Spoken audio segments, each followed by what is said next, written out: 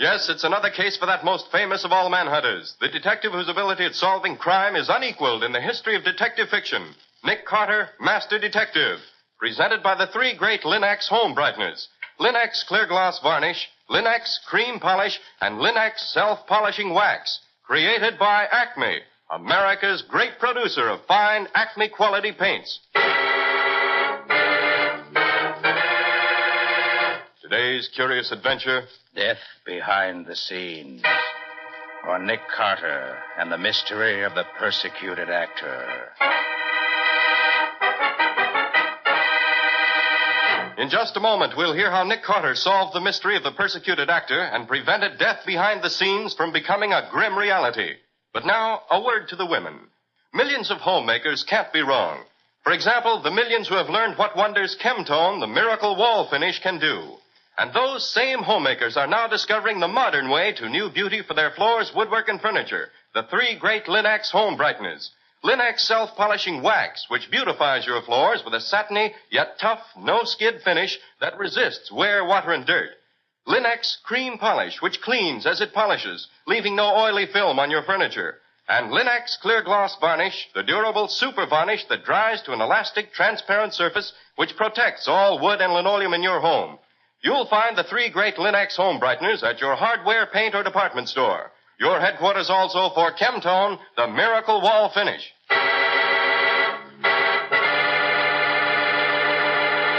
And now for today's mysterious adventure with Nick Carter.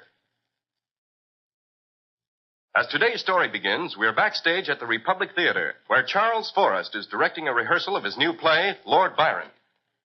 But it will not be possible for us to live our lives as we want to.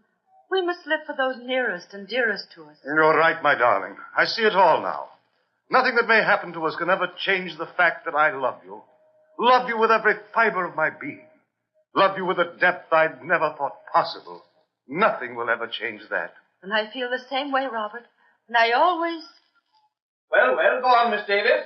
She can't go on, Mr. Forrest. That Weimar's cue to enter. And as usual, he isn't here. Paul, that's your cue. I don't see why we always have to wait until Paul Weimar condescends to honor us with his presence. We spend more time waiting for him to pick up his cues than we do rehearsing. Take it easy, Dick. You don't have to go griping about Weimar all the time. Paul, on stage, please. We're waiting for you. Coming, Mr. Forrest. Just a moment. Coming, Mr. Forrest. Why can't he stay here the way the rest of us do? You forget, Dick.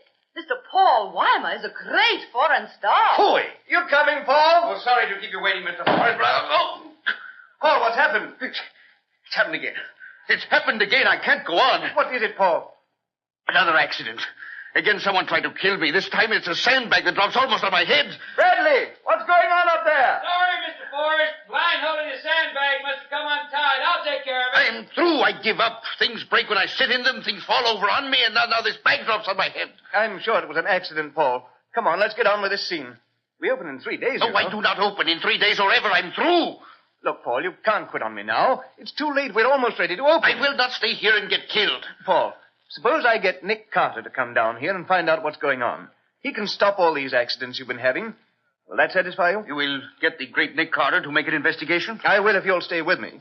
He'll see that nothing more happens to you. Yes, Mr. Weimar. Mr. Carter will protect you. Oh, shut up, Dick. This is serious. Will you get to work if I get Carter down here, Paul? Very well. I will try it once more. But if there are any more of these accidents that nearly kill me, I shall go home and stay there, Carter or no Carter. All right. Betty, take over the rehearsal. I'm going to get Nick Carter right now.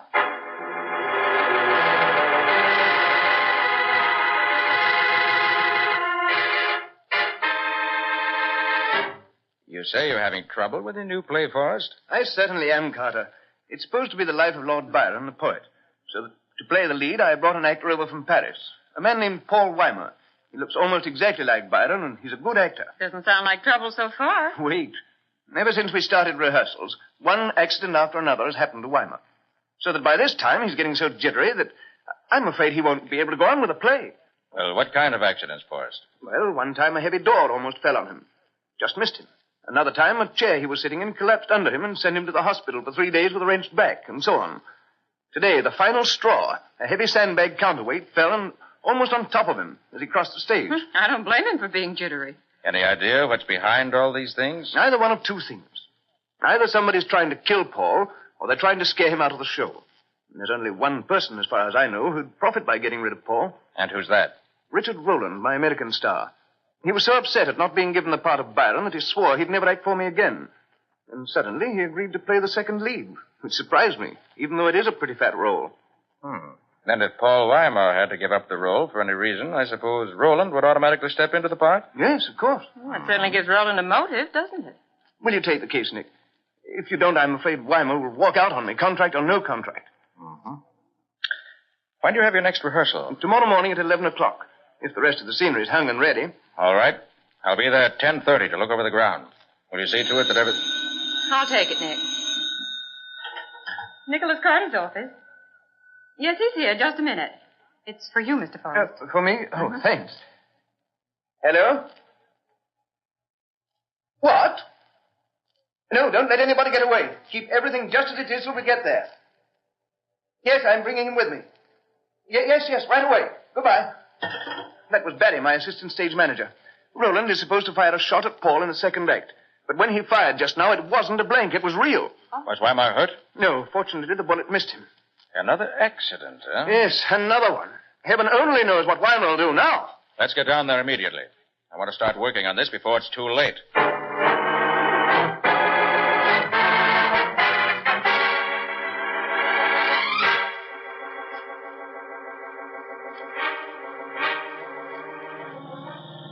Who wrote this play you're doing, Mr. Forrest? One of the best-known writers, Bert Lavant. Oh. A very rich man, a successful playwright. Writes for his own amusement. Didn't I read somewhere that he doesn't smoke or drink and that he never married? That's right. He's a peculiar duck. What? No weaknesses? No. There's a reason for that, Carter. He had a younger brother who went to Paris for training in art. He met a wild crew there, got to drinking and carrying on, and ended up in an insane asylum, where he died a year or two later. Lavant has never touched liquor or tobacco from that day to this. Well, I've enjoyed life for many years without smoking or drinking. Oh, this is Ada? Yes, and there's Fred, my doorman, waiting for us. Fred, this is Mr. Carter. He's in charge now. Hello. Hello, Fred. Has anybody left here since the shooting? No, Mr. Carter. Nobody been out or in. Through this way, Mr. Carter.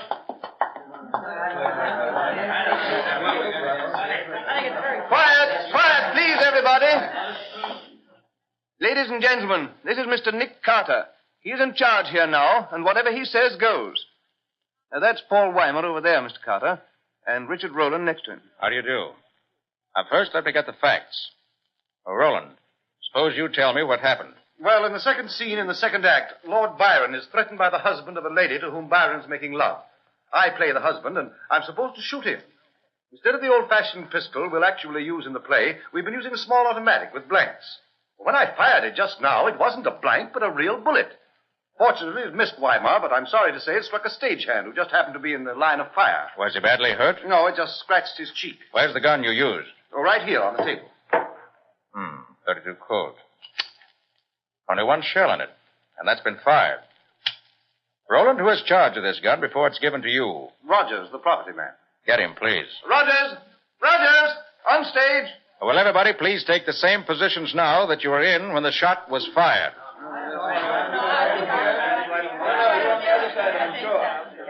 This is about the way we were, Mr. Carter. Good. Is everybody here now? Where's Barry? Right here. I was off stage making a phone call when Roland fired, so I'm staying out of sight now. Okay, stay there for now. Where's the property man? Rogers, where are you? Here I am, Rogers, where were you when the gun was fired? in my property room. What can you tell us about this? Nothing. I loaded the gun, same as usual, with the blank. Anybody see you do it? Sure, Bradley, the stagehand, was with me. Then I left the gun on the table and went out to talk to Fred, the doorman. And while you were gone, someone took out the blank and put in a real bullet. Could be. I wouldn't know. Anybody see anyone near the property room while Rogers was not there? Oh, come on, speak up. Did you see anyone near the gun after it was loaded? Now listen, if you know something, speak up. This isn't acting, it's murder. Mr. Carter. Did you see anyone near the property room after the gun was loaded? Well, yes, I did. My girlfriend and I were having a smoke behind one of the wings, and we saw...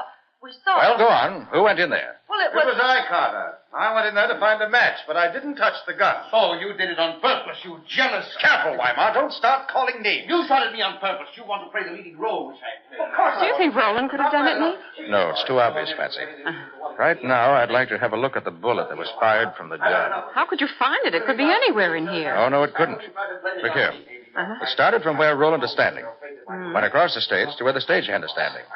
Must have gone through those two flats behind him and into the wall. Come on. Okay.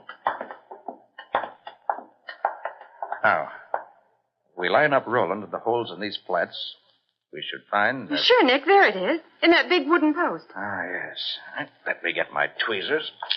I'll have that bullet out of there before you can see. There. That was easy, wasn't it? Patsy, look here. This bullet is a 38. The stage gun is a 32. You mean that bullet didn't come from Roland's gun? No, Patsy. Whoever fired this bullet stood off stage and used the sound of Roland's gun to cover his own shot. But that would be murder. Yes, Patsy. Cold-blooded, deliberate murder. How much longer do you want these people, Mr. Carter? Oh, they can go. I'm through with them for now. That's all for today, everyone. Tomorrow morning at 11 sharp. Mr. Carter, do you think I'll be safe now? Yes, you're safe enough for now, Weimar. And I suggest you go to your hotel. I'll see you there later. I shall do it. Thank you very much, Mr. Carter. Before you go, Carter, I'd like to have you meet our author. All right, Forrest. Was he the one in the stage box on the other side? Yes, come on over. You'll like him. Mr. Levin, Yes? I'd like you to meet Mr. Nick Carter. Mr. Carter, Mr. Levin. How do you do? Glad to know you. Have you learned anything, Mr. Carter? Yes. The gun Roland used was not the gun that fired the bullet. That I know definitely. What? That means the shooting wasn't an accident? It means if the one who did the shooting had been a better marksman, Weimar would be dead right now. What's your next step, Mr. Carter? I think I'll go back to the office for a while and do a little thinking. Then I'll drop in on Paul Weimar and see what his side of the story is. Shall we have dinner first? An excellent idea, Carter. I'll pick up my coat and hat and be right with you. I left my things in the box I was sitting in. I'll get them and join you in just a minute. I'll see you outside, Nick. I want to powder my nose. All right, Patsy. Just have a look around while I wait.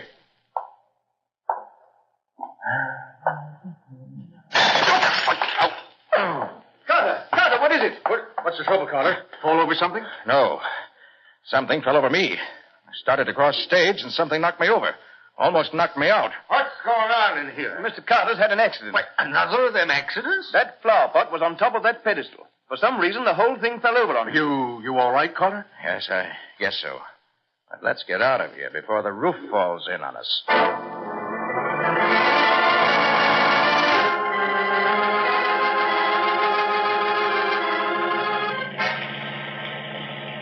So you see, Patsy, it has to be that way. You say every member of the cast was on stage when the shot was fired. Yes, and they're all in plain sight of each other. That leaves only 4 persons, as far as we know, who were backstage and who could have fired the offstage gun. Rogers, the property man, Fred, the doorman, Barry, the stage manager, and the stagehand, Bradley. And Fred says Rogers was talking to him near the entrance, which gives both of them an alibi. Apparently. And Barry says he was telephoning, and we found that a call was made from that phone at that time, which seems to let him out. And Bradley was shot by the bullet, so he couldn't have fired it. No. Which accounts for all 4 of them. Which means there's something somewhere we don't know yet. That's one reason I want to talk to Weimar. He may be able to throw some light on the subject. Oh, here you are, driver. Come on, Betsy. All right.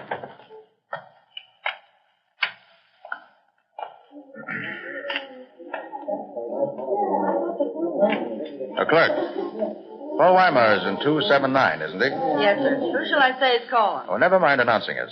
We're expected. Well, what's the name, please? You must be announced. The name is Nick Carter, and don't announce it. But it's a rule to announce all guests. We can walk, Patsy. It's only the 2nd floor. Why didn't you want to be announced, Nick? Just second nature. They don't know I'm coming to see them. They can't get ready to receive me. I like the element of surprise when I go calling officially. Room 279. That must be right here in the first... No, you can't.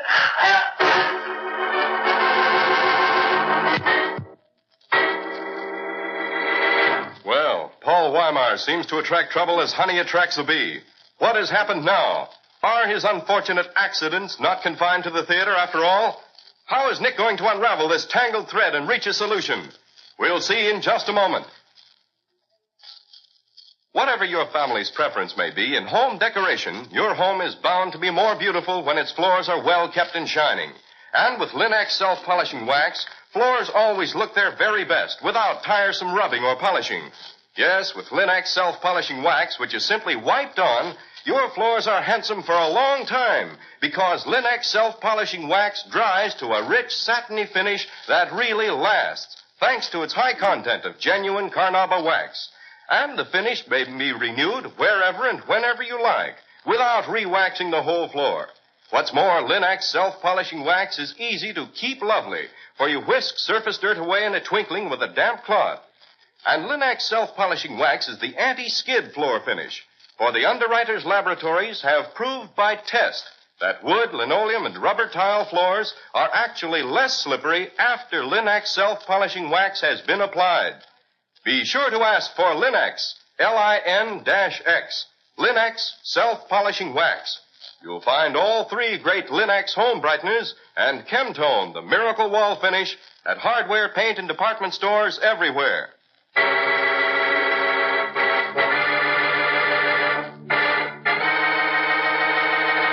And now back to our story. We left Nick and Patsy racing toward Paul Weimar's hotel room, from which are coming cries for help. Oh, Nick, we've got to get in there. He's in trouble. I know. Let's see if I can open this door. Oh, hurry, Nick, hurry. You told me I wouldn't be safe here. What's happened? A man broke in through the window, tried to strangle me. Where's he now? He heard you at the door. He ran into the bedroom window out by the fire escape. In here? Oh, there's no one in here now. Oh, fine thing. Even in my hotel, I'm not safe. You ever seen him before? Can you describe him? No, it was all too sudden. How long is this going on? I can stand it no more. Every day it is something. You say you never saw the man who... Oh, what's that? That's only the telephone, Mr. Weimar. I won't answer it. I won't. It might be trouble. You better answer, Patsy. Take the message. Certainly, Nick. Hello, Mr. Weimar's room. Is Mr. Weimer there? Yes, but he can't answer the phone just now. May I take a message? Yes. Tell him Mr. Forrest called and wants Mr. Weimer to meet him in Mr. Weimer's dressing room at the theater at 8:30 tonight. Tonight? Are you sure of that? Yes, he was very specific. Said something about some revisions in the play that had to be made tonight to be ready for rehearsal tomorrow. All right, I'll tell him. Thank you. Oh, was it bad news? Quick. Oh, not at all, Mr. Weimar. That was the clerk downstairs. Oh. She said Mr. Forrest wants to see you in your dressing room tonight at 8:30. Something to do with revisions in the play. And it must be tonight. Oh, that is a relief. I must prepare myself to leave. You will excuse me. That's quite all right, Mr. Weimar. Patsy and I must be running along anyway. See you tomorrow at rehearsal. Good night. Good night, and thank you. Good night. Oh, splendid. I couldn't have arranged it better myself. Nick, are you feeling all right? Oh, never better, Patsy, never better. But why all the unconcealed joy? I'd expected this case would come to a head faster now that I was in it, but I hadn't hoped it would come quite so fast. The end is now in sight, Patsy. You go back to the office and wait for me. Where are you going? To the theater. And I must get there before Weimar does, if his life is to be safeguarded.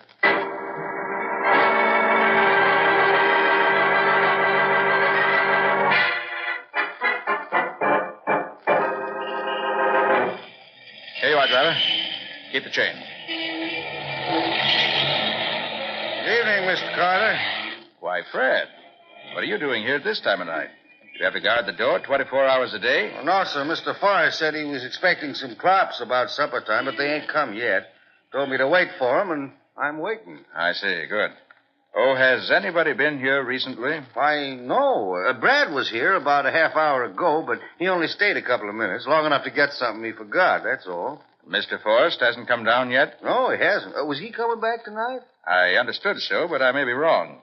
Oh, is it okay to go in? I want to have a look at something. Oh, sure thing. You want some lights? No, thanks. I have my flash. Okay, watch yourself, though.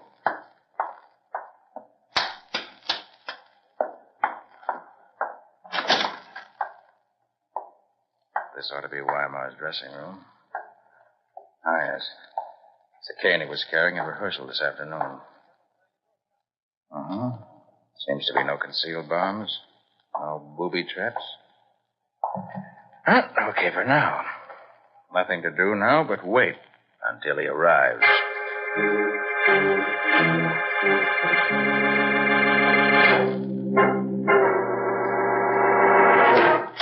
Oh, Mr. Carter, what are you doing here? I'm here protecting your life, Mr. Weimar, whether you know it or not. But Mr. Forrest was... Mr. Forrest knows nothing about this. The call you got came from the would-be murderer. He wanted to get you down here so he could finish his job tonight. Finish his job? How? What do you mean? That's what I want you to tell me. Oh, before you touch anything or sit down, look around this dressing room. What do you see that doesn't look natural in here? Not look natural? What do you mean? Oh, anything out of place. Something here that shouldn't be here. Something missing. Oh, I see. Now, yes. Someone has been smoking my cigarettes. I left nearly a fresh pack here, I remember. Now, look, there are only 2 cigarettes left. Yes. I might have expected that. Will you have one? No, neither will you. Unless you want to die fast. I don't understand. Wait. Yes. These cigarettes have been treated with a deadly drug. One so rare that he could only get enough for 2 cigarettes. That's why the rest of the pack is missing, so you'd be sure to be killed almost at once. That, Mr. Weimer, was why you received the message to beat Mr. Forrest in your dressing room. You'd smoke at least 1 cigarette while you waited. And that one would be your finish. But who wants to do this to me, and why? I know the answer now, but I'd rather not say until I can produce the killer himself. As soon as I can, You interfering meddler! You'll never live! Sorry, I had to shoot out the lights, but I didn't want him to hit you. Mr. Carter, are you there? What is it that has happened? Stay here, Weimer. You're safe for the moment. I want to stop that man who just ran off. Your life's in danger as long as he's loose. Where are you going, Mr. Carter? Sit tight. I'll be right back. Fred! Yes, Mr. Carter, did I hear some shooting? You did. Who was it just ran out here? Nobody. But he went out some way. I heard him slam the door. He must have gone out that little back door out behind the dressing room. You mean this isn't the only way out of this theater backstage? Oh, no, there's that other little door, but that's supposed to be kept locked all the time. That leads out to the other street. Oh, I see. Oh, well, where's your telephone? Right there in the office, Mr. Carter. Good. Let me make one phone call, and I'll show you a would-be killer.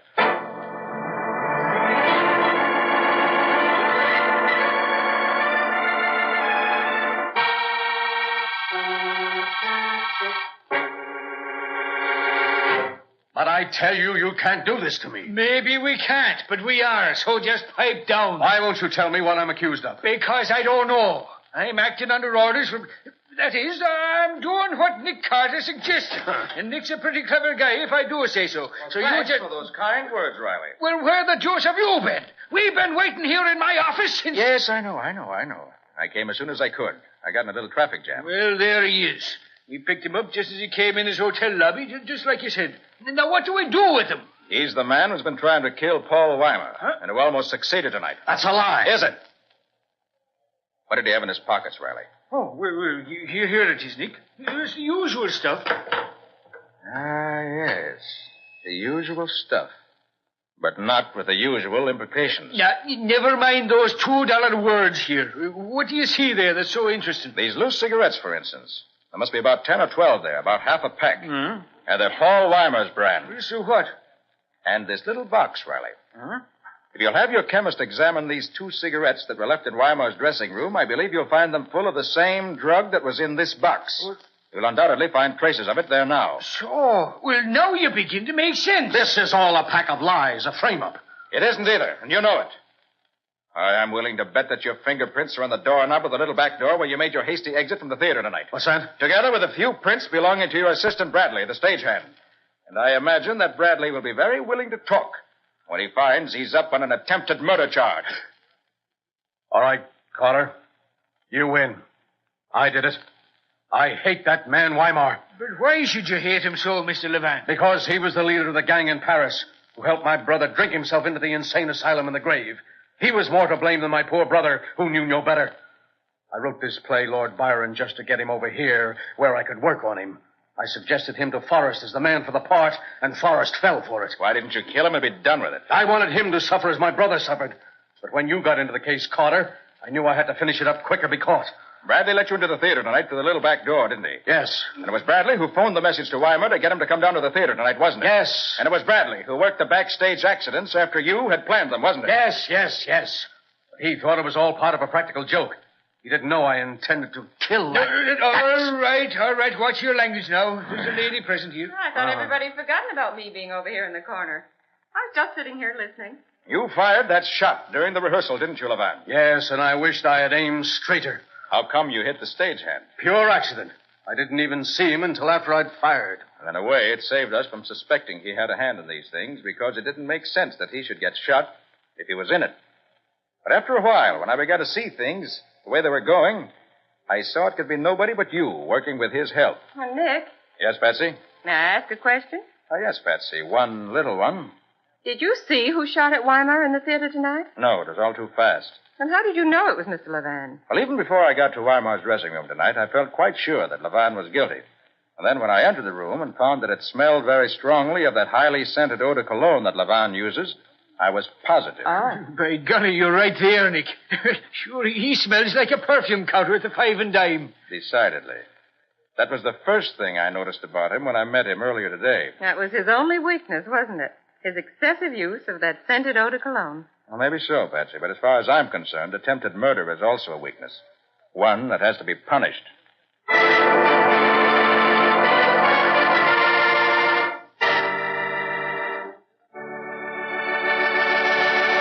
In just a moment, Nick and Patsy will bring you a preview of next week's exciting case. You want to take it a little easier? Then listen. Everybody's days are busy. We've all filled our daily schedules full to overflowing, doing our own home front jobs and helping with the all-out effort toward victory in every way we know how. So we appreciate more than ever before what it means to relax and how much easier it is to relax when a home is pleasant and inviting. American homemakers are learning how much easier it is to keep a home that way with the 3 great Linex home brighteners. For example, they're learning that Linex cream polish restores the original handsomeness of fine furniture in one quick, easy application. Banishes messy finger marks, helps conceal scratches, does away with cloudy old polish and dust. You see, Linex cream polish for fine furniture actually cleans as it polishes, saving one whole step in the cleaning day routine of busy homemakers, cutting their work in half. Let your fine furniture regain its loveliness with Linex cream polish. Remember always to ask your dealer for Linex cream polish, which cleans as it polishes. It's the streamlined way to furniture care. You'll find all 3 great Linex home brighteners at your nearest hardware, paint, or department store.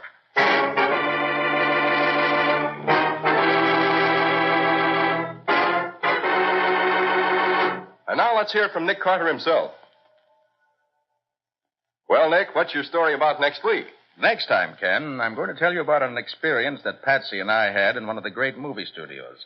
Started out very simply when the studio lost a reference book containing information about all kinds of poisons. You could look in that book and find out just what poisons to use for anything you wanted. It was much too dangerous a book to be at large. The unfortunate part of it was that I was called in too late to save the man whose body we found a few minutes later. Oh, but we did save the old man, Nick. If it hadn't been for you, he'd certainly have been killed. That's true enough, Patsy. What do you call the story, Nick? I call it Death at the Studio. Or the mystery of the murder book. That's all for now. So long. So long, everybody. And so long to both of you until next week. We'll look forward to seeing you then, same as usual.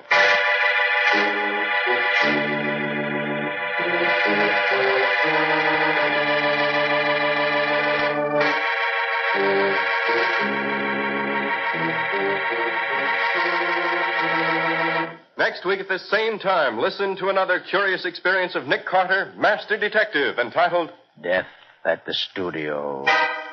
Or Nick Carter and the Mystery of the Murder Book.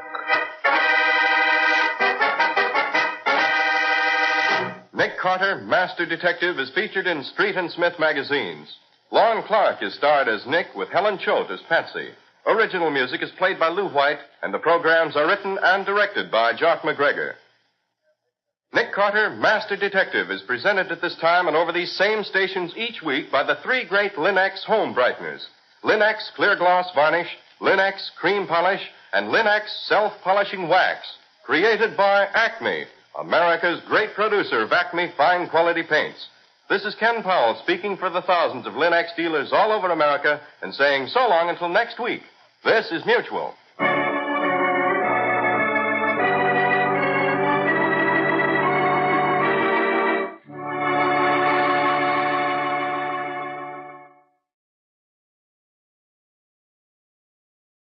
Ladies and gentlemen, the American Broadcasting Company brings to its entire network one of radio's most unusual programs.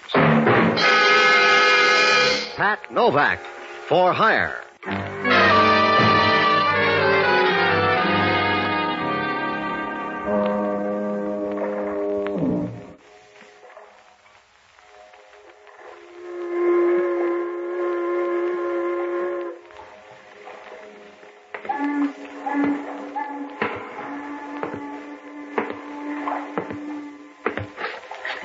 Sure.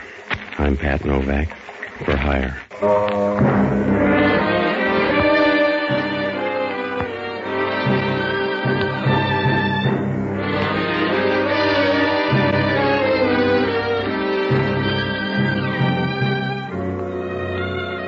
That's what the sign out in front of my office says. Pat Novak for hire. You gotta put it in block letters because down on the waterfront in San Francisco, there's a price tag on everything. You gotta do that or marry a rich widow. I don't like to work that hard, so I rent boats and do anything else that's cash and carry. Oh, it's all right if you don't mind trouble, because that's one thing you can't duck. It's like trying to dance the minuet in skis. And the best trouble always looks good from the outside. You're all smiles and feel like a kid opening a hand grenade under the Christmas tree. I found that out Tuesday night. It was around 7 o'clock. I was getting ready to close the office when this little guy showed up. He was about the size of a golf bag with arms. And if he had a cigar box, he could see over a pool table. He walked up to the desk and started talking in a voice that made you think he was trying to put Lily Pons out of work. Hello, you Novak? You're doing all right so far. What's on your mind? I'm Jackie Gregg. You heard of me, huh? You're the shy type, I know. I'm Jackie Gregg, the jockey. You heard of me, huh? All right, now I heard of you. Put the show on the road. I'm looking for a horse.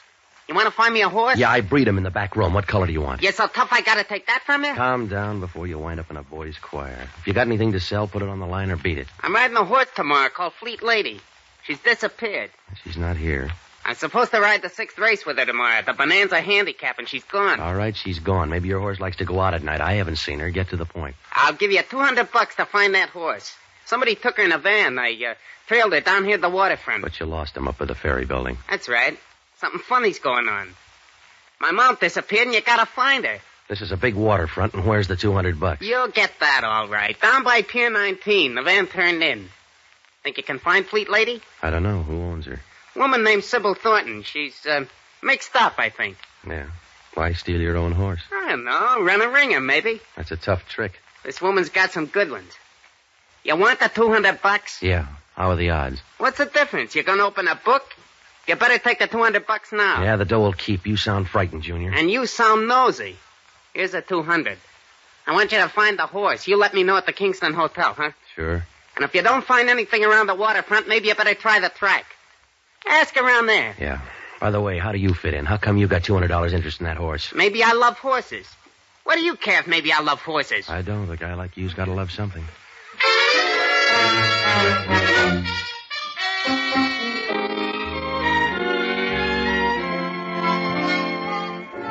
Oh, yeah, it was a sweet proposition. A jockey in search of a horse. There's something phony about the whole thing. I had the $200, but I didn't feel good. It was like a guy stealing a murder gun to help out in a scrap metal drive. Well, after the little guy left, I closed the office and started to hit the docks, but it didn't work out. You know, you can buy good whiskey these days, so you feel funny walking up to some guy on the pier and asking, "Have you seen a racehorse around here, mister?" By 9, I was sure the horse wasn't around, so I borrowed a car and drove out to the track. I found out where Sybil Thornton's horses were quartered and headed down that way. It was pretty dark, so when I bumped into her, all I got was a vague outline. She had a good-looking vague outline. Oh, I'm very sorry. Yeah, I'm full of regrets, too. Shall we try it again? But you're a little mixed up in your animals. They keep horses here. You don't seem to mind. No, you lean nicely, but you'd probably feel safer with a platform. Yeah. Well, we try this again when I've had 3 good meals. That's a horse. Yes, I know. In fact, I own her. I see. That'd make you Sybil Thornton. Yes, what would it make you? A guy named Pat Novak looking for your horse. I was hired in the waterfront to find her. My, they grow big on the waterfront. You must get a lot of sun.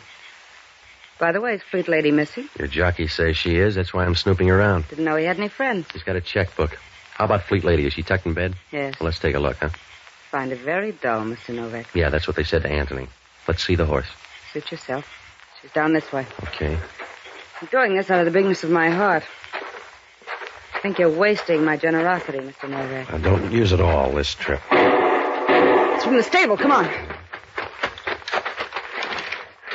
Down about here. Fleet Lady's stall. Here. There's a flashlight on the wall. All right. Oh, poor thing. Do horses die broke, too? Who is it? Fleet Lady? Yes, are you satisfied? No, I'm going to ring up headquarters. You crazy. Then I'm going to call Jackie Gregg and tell him his hunch paid off. I wouldn't do that, Mr. Novak. Stop kidding me, sweetheart. She didn't get killed in a fight with another horse. Gregg figured somebody was tilting the machine. That's why Fleet Lady's dead. That's why I'm going to call headquarters. Suit yourself, but remember what happened to Fleet Lady. You getting tough, Angel. No. You just wouldn't look good with a saddle, Mr. Novak.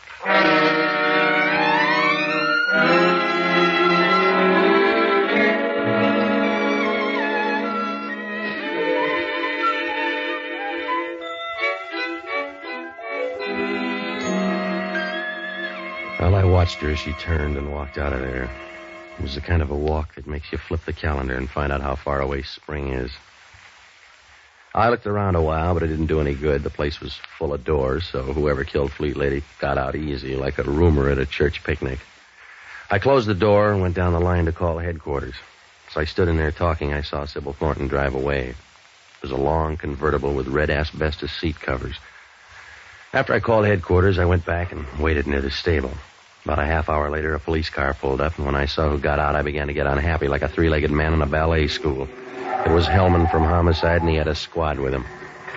All right, I'll talk to him. Hello, Novak. Where's your trainer? Your boys get paid to laugh at you, Hellman. I don't. Yeah, where's the horse? What are you doing on the case? I came for the ride. You mind, Novak? No, I just wondered if they wised up downtown. Huh? Because you could find a dead horse, Hellman. If they staked it out in the middle of Market Street, you'd find it before long. I'll try this time. Where is it? Stall 18 over there. Keep an eye on him, boys. I'll be back in a minute. In here, Novak? Yeah, the one with the teeth like yours. You better shut up, Novak. Don't get jumpy. You haven't seen the horse. Just shut up, huh? It wasn't going to be much of a conversation anyway. What color horse was that, Novak? What do you mean? Take a look at it. Yeah, I did. I just took a look. It's a smart horse, Novak. What? That's right. That dead horse in there is wearing a double-breasted suit.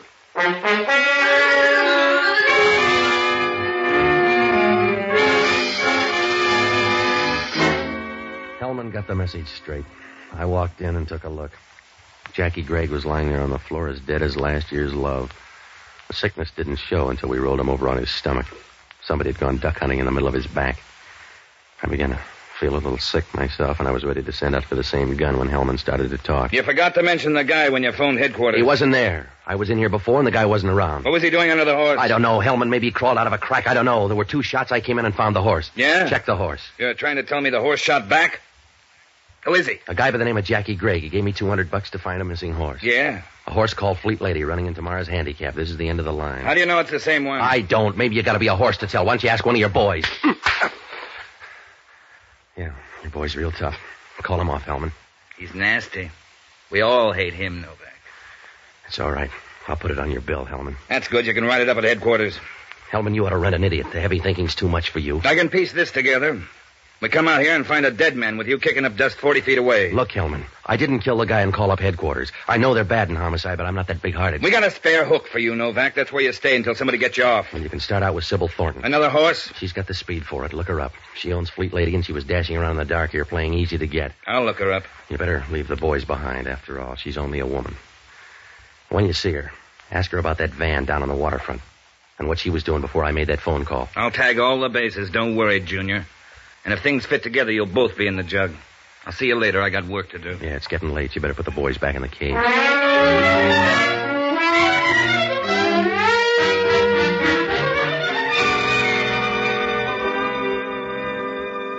I began to worry after Hellman left. There was no murder gun, and he didn't have too much to go on, but there was no one else wanted my job. Oh, I knew the girl was going to have an alibi, and I was the last guy that Jackie Gregg had seen. I had about as much chance as a fat girl at a Princeton prom. Hellman didn't like me, and he was a smart cop with a disposition like a ton of rhubarb. Well, I had to start right from scratch. I felt like Adam the first morning he woke up. So I looked up a guy named Jocko Madigan, an ex-doctor and a boozer who would give you a lift if you show him where the stirrups are. Oh, he's a good guy, but he thinks all food makes a gurgle. I hit all the bars and finally found him up at Maggie Nielsen's apartment. She's a good-looking voice that lives up on the hill, and Jocko was working his way into her liquor supply. Hello, Patsy. You're just in time to join me for my first drink of the evening, or one of my first, at least. Yeah, I see. Maggie's not here, but I found her whiskey. It was in plain sight, locked in the closet under some newspapers. All right, Jocko, when are you going to sober up? Oh, I'd planned to do it briefly on April 1st, when the rest of the world plays the fool also. Look, I'm in trouble, Jocko. You got to help me. Good. I've a special bottle I use to forget your troubles. Now, look, stop caressing that jug and listen to me. I'm in a jam. Patsy, there's nothing in nature so sad as a half-empty bottle. It's like a broken vow or an unfulfilled promise in the skies. A falling star, almost. All right, Jocko. A falling star, and you shrug it off, never realizing that a whole world is ended at that moment. Yeah. 100 million dreams, maybe, and you watch it fall and make an asinine wish. That's all the good it does a star to fall. It gives some kid a chance to wish for a bicycle. You all finished now, Jocko? Yes. What kind of trouble? Anything I could aggravate? I'm mixed up out at the track. A guy by the name of Jackie Gregg is dead, and I don't look good. Oh, Hellman? Yeah. The guy's a jockey, and he hired me to find a horse named Fleet Lady. Did you? The horse and the jockey ran a dead heat, but there's something funny about the whole deal. Did you talk to the jockey? No, not enough. Oh, Patsy, you've got to break yourself of the habit of waiting until people are dead before you think of a question. Jocko, I want you to hit all the horse rooms. Find out what you can about the 6th race tomorrow. It's the Bonanza Handicap. Now, hurry up, will you? Well, if it's the 6th race, why can't we wait a while? Start now. Get everything you can and call me. I'll leave a message at your place. Where are you going? I don't know. Maybe up to see the girl. Oh, Patsy, you're going to be waving at the hangman's wife when they spring the trap door. I gotta see her. She owns Fleet Lady. Well, why don't I see her? She's got a stake somewhere, and I got a lot of questions. What could you do up there? Ah, yes. If it weren't an academic question, I'd argue the point. Oh, it looked like a bum deal right from the start.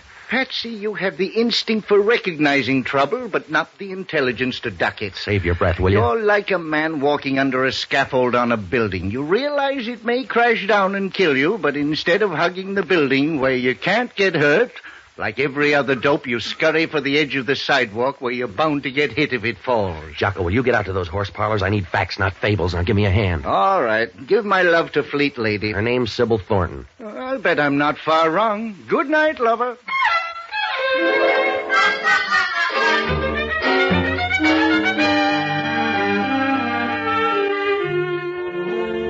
After I left Jocko, I went to the Chronicle morgue and looked up the NBC program director, Paul Stengel.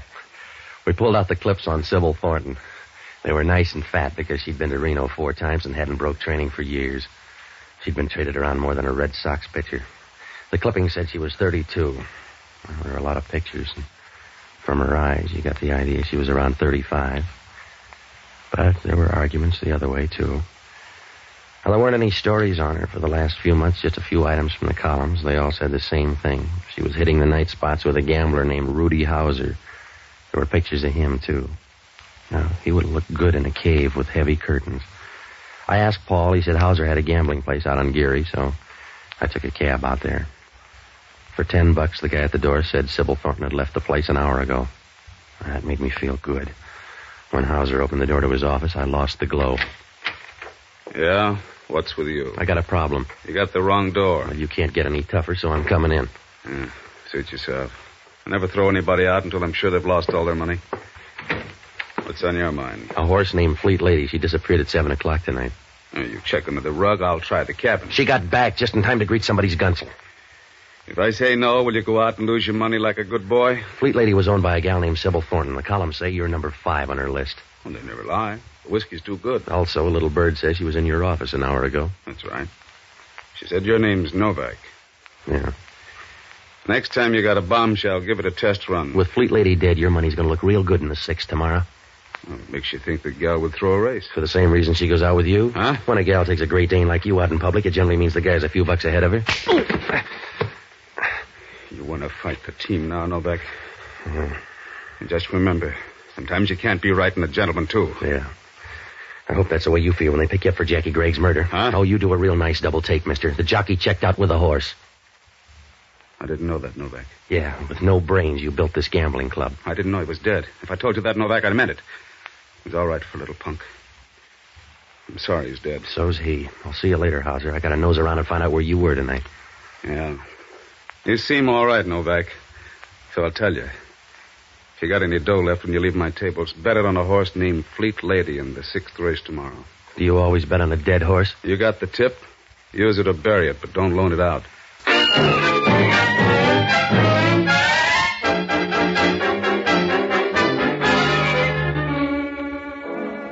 Oh, the case was a regular grab bag when I walked out of Hauser's office. I began to tick off the things that didn't add up. First on the list was that van down on the waterfront. If it was Fleet Lady, who got shot in the stable? If it was the ringer, that meant Fleet Lady would run tomorrow. Oh, I couldn't figure out why Hauser was so sure she'd win. An idea kept racing around in the back of my mind like an ant in a cookie factory. Jackie Gregg lied about that van down on the waterfront, but why? Not to bail me out of the poorhouse with $200. Well, I got part of the answer when I stopped with the pay telephone and called Hellman. Yeah, Hellman talking. This is Novak. I got some news. You'll have to put it on the back page. What do you got? Your friend Jackie Gray had some love life. Well, there's a chance for you, Hellman. Who's the girl, Sybil Thornton? Yeah, we found her picture in his wallet, the gooey kind. I bet you stole it for long train rides. What time did he die? The right fit for you, between 9 and 10 o'clock. 2 shots from a .32 caliber pistol. How about the horse? 45 caliber. 2 people. It's getting involved. Maybe, maybe not. You got 2 hands, Novak. Look up a guy named Rudy Hauser. He's got a joint out on Geary Street. I got enough friends. You look him up. I did. He's still talking about Fleet Lady and tomorrow's race. All right, maybe he's sentimental. Look, Novak, I'll pick out my own work. I don't need free help from you. Jackie Gregg paid $200 and look what he got. That suits yourself, but Rudy Hauser and that gal are close friends. Yeah? Like 2-part harmony in a telephone booth. Get off the dime, Hellman. Hauser's got that gal in his hip pocket. She owns Fleet Lady, and he's betting her to win. You're trying hard, Novak. It's got to be a slow field to lose to a dead horse. Wake up, Hellman. You couldn't smell a rat in a basement full of cheese. I did all right in your apartment. Huh? That .32 caliber pistol, we found it in your place. See you later.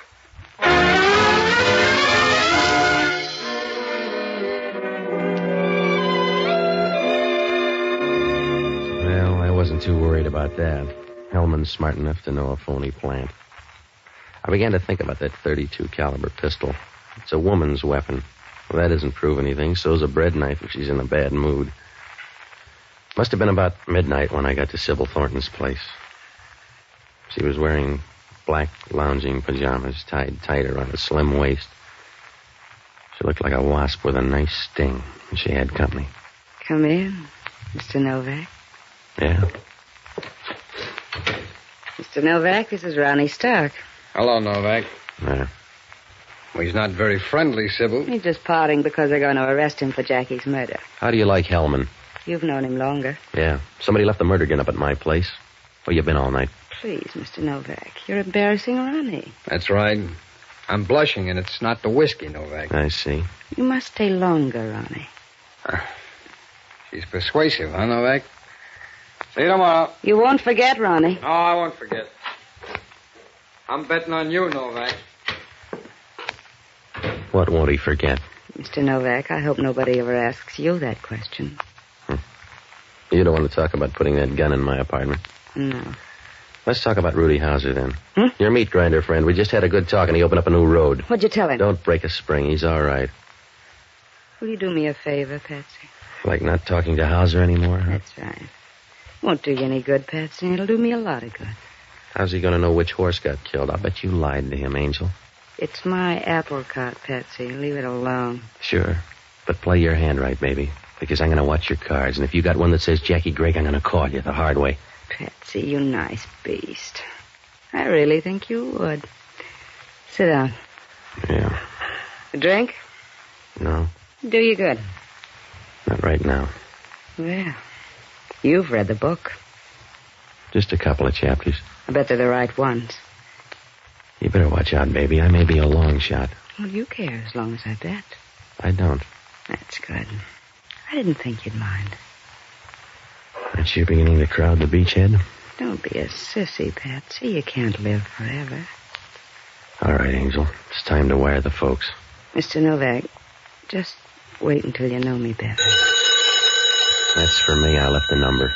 It's your fault, then. Yeah. Hello, Patsy. What'd you find out, Jocko? Not much.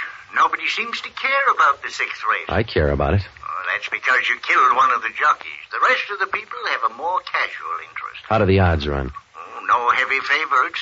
Vinair and Sleepy Time Gal figure to be the best, at around 5 to 1. What about Fleet Lady? Down the line somewhere. I talked to one fellow. He says she's a dog and couldn't beat a paralytic goose over 100 yards. Yeah, what else? Well, that's all. What do you mean, that's all? Start digging, Jocko. We're not getting any place. Not even at your end? Huh? I counted on you to do better than that. Good night, lover.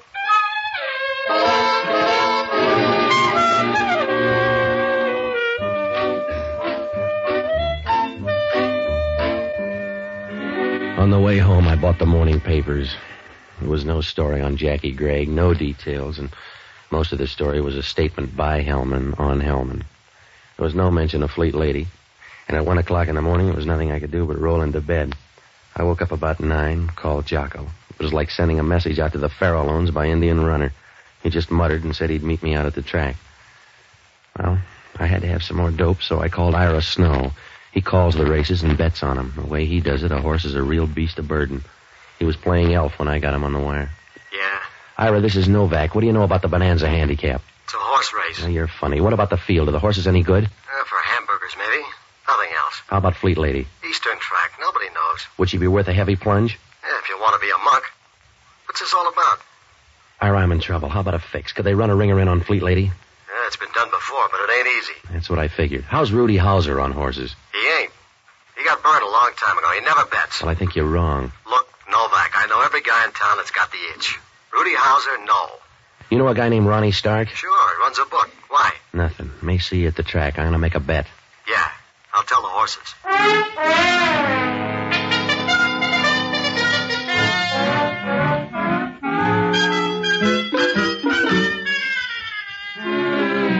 Well, that left me in a hole. If Ira was right, Rudy Hauser on Fleet Lady didn't make a bit of sense. I got out to the track about 2:30. Jocko was there, and Hellman was wandering around up in the grandstand where they couldn't push him into a starting gate. Sybil Thornton waved from her box as I walked by to get a better shot at the starting line for the 6th. They were almost at the post when Jocko came back from the betting window. Well, Patsy, I bet $2 on a horse called Scotch Victory. It seemed like a good omen. Yeah. I saw your friend Rudy Hauser at the window. Huh? He was pouring money down on the favorites to win. Well, that's why the odds have gone down on Vin Air and Sleepy Time Gal. Look at that board, will you? Yeah, Fleet Lady's gone all the way up to 12-1. Yeah, from 8-1, all the way up. Maybe the word got around she's dead. No, that's the funny part. She's down there. See, number 3 on the rail. Yeah. Not a peep out of anybody. Weather is going to the front by 1 length. Sleepy Time Gal by a head. Fleet Lady between horses is running third by 1 length. On the outside, it's Vin Air and Old Soldier. Going into the clubhouse turn, it's Hot Weather by 2 lengths. Sleepy Time Gal by a half length. Fleet Lady is moving up on the outside. It's Vin Air fourth by 1 length. And Old Soldier. Down the back stretch, it's Hot Weather by 2 lengths. Fleet Lady moving up on the outside is now second by 1 length. She's running well for a ghost. Yeah. Rudy Hauser'd better hurry up or he won't see much. What?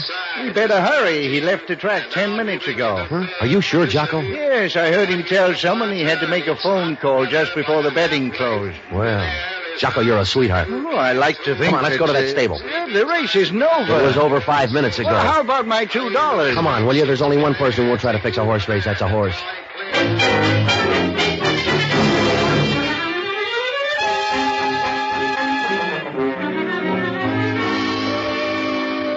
Well, I knew there was going to be trouble fast. The horses were just coming under the wire when I waved to Hellman and started for the stable. When we got there, Sybil Thornton was clearing out like a fire sale. I'm in a hurry, Patsy, darling. Let me by. No, you made a bad play, Angel. Stick around. Let me by, Patsy. You heard him, lady. Stick around. Thanks, copper. I'll take charge. That's a big gun, Hauser. I got a big beef. You let me drop $100,000, Sybil. It's your idea, Rudy. Not this way. You let me drop $100,000 because you ran Fleet Lady. The program said Fleet Lady, and that's who ran. I brought those odds into line at the window. My other Eddie looked bad on Fleet Lady. You didn't stay to watch her trail the field. All right, I didn't stay. You lost your $100,000. You killed the ringer.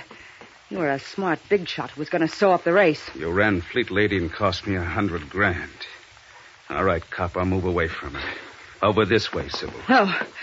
Don't let him do it, Patsy. I want to see how tough you are. Come on, Sybil. Let's you and me move against the stall. Watch out, Hauser. You're backing into the horse. Grab the horse, Novak. He's going to trample him. You grab him. It's your idea.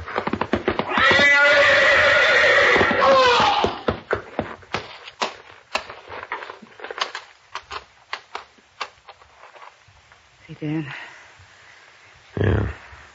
You should have learned the first time you can't beat the horses. That's a bum joke, Novak. I guess it is. Now that we're all here, who do we book for Jackie Gregg's murder? I'll answer that, friend. Who's this guy? It's one you missed, Hellman. Hello, Stark. Hiya, Novak. Well, what are you waiting for, Sybil? Tell the man you killed Jackie Gregg. Had enough trouble today, Ronnie. Now, you got more coming. Well, you figured it out yet, Novak? Hauser dumped his 80 grand on you. That's right. It's a lot of spending money. Wait a minute. Ronnie, I don't like this. Well, you get your half, baby. I'm going to write out an IOU. When they book you for murder and the vote's in, you can't use it. You wouldn't do a thing like that, Ronnie. A dead girl can't spend 40 grand. She killed your guy, Copper, and tried to palm it off on Novak. I was there, so I'll testify. Ronnie, you're a no good guy. Ah, don't be silly. I love justice. A book her for murder, Copper. I want to tear up that IOU.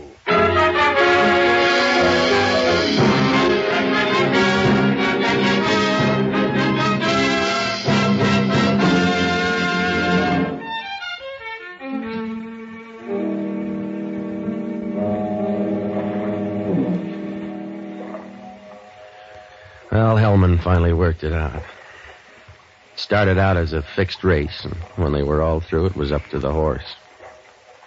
Rudy Hauser put the squeeze on Sybil for some dough. She offered to run a fast ringer in place of Fleet Lady, so Hauser could pick up a bag full. Rudy just wanted to make sure, so he sent one of his boys around to knock off Fleet Lady. Only the guy killed the ringer instead. Well, that was a break for Sybil. She made a deal with a bookie named Ronnie Stark to take all of Hauser's bets and guarantee him that Fleet Lady couldn't win because she wasn't that good a horse. It panned out that way. She let Hauser think Fleet Lady was dead. He spent the 20 grand at the window pushing up the odds on Fleet Lady and dumped another 80 on her to win. The moving van? Well, that was a phony story Gregg used to get me to scare Sybil. He wanted in on the deal. He went back to the stable that night, got in a beef, and she killed him. She had him out in her car.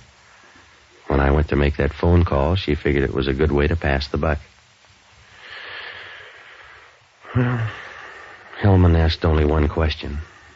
Why would a nice, tame horse go crazy and trample a guy to death? Jocko had the answer. The horse that killed Hauser was a filly.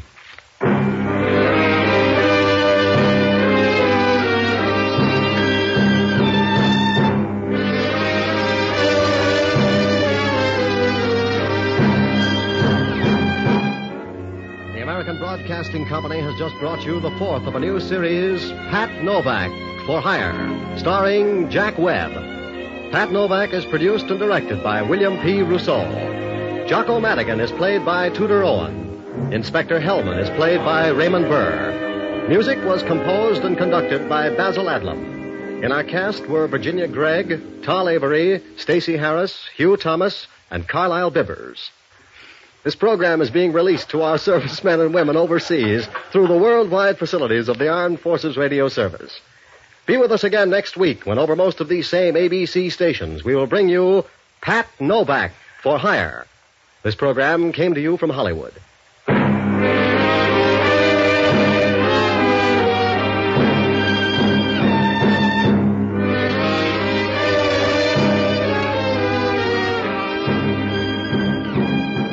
Now, a listening reminder.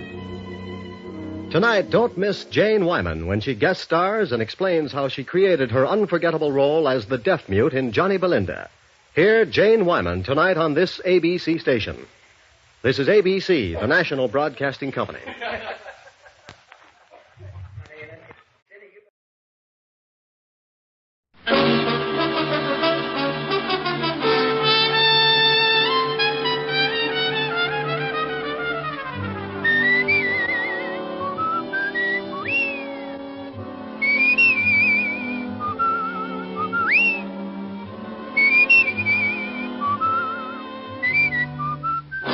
National Broadcasting Company presents Dick Powell as Richard Diamond, private detective.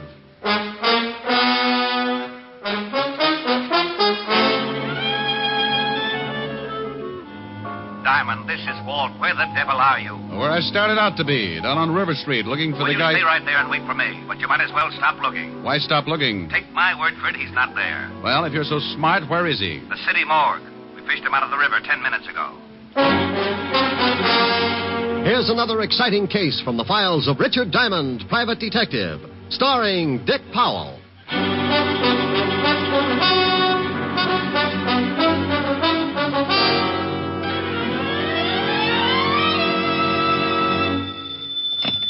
Diamond Detective Agency, first over the bars. That's nice. Oh, hello, Helen, baby. Busy? No, why? I'm lonesome. Can't you come over? Honey, I'd love to, but you can never tell when... Mr. Diamond. Oh, see what I mean? Or customer? Well, let's see. What can I do for you? I want to hire you. Helen, the man wants to hire me. Oh, good. I'll call you back. Bye. Bye. Now, Mr. Wellington, Mr. Diamond. Caspar Wellington. Oh, well, pull up a couch and tell me the details, Mr. Wellington. I need a bodyguard, Mr. Diamond. Why? Oh, it's not for myself.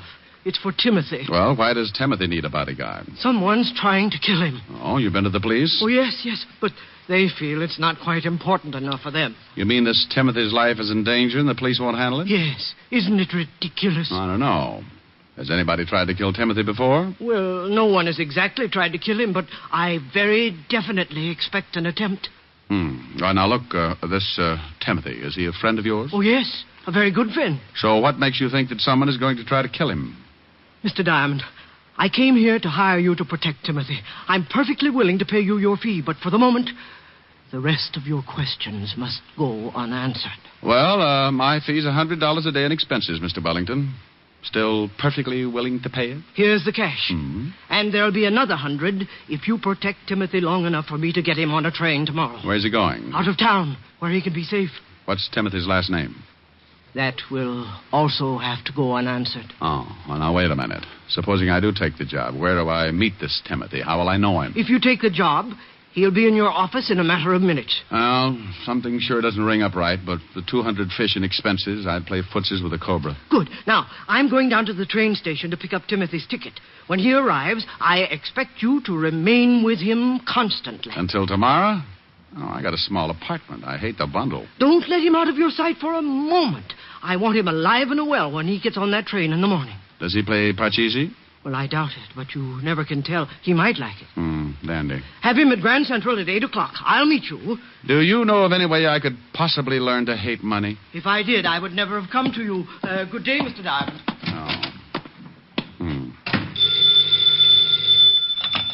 Atlantic Bone and Fertilizer. Oh, that's a pip. Just wondering how a new business would work out. Now what's wrong? I have a very unhealthy feeling that I've just let myself in for something I won't like. Oh, the client? Well, kind of. I've got a guard, a friend of his. What's the matter with that? Oh, I'm not going all through that again. The client just came on like Secret Service. I got the name of the guy he wants guarded, and I know that someone's going to try and kill him. And that's it. Rick, you be careful. Honey, the client shoved $200 in my rural hot hand. Oh, good. What do you want me to do? I'm trying for capitalist this year. Didn't your client go to the police first? Sure. He went to the police, but then... Hey, you.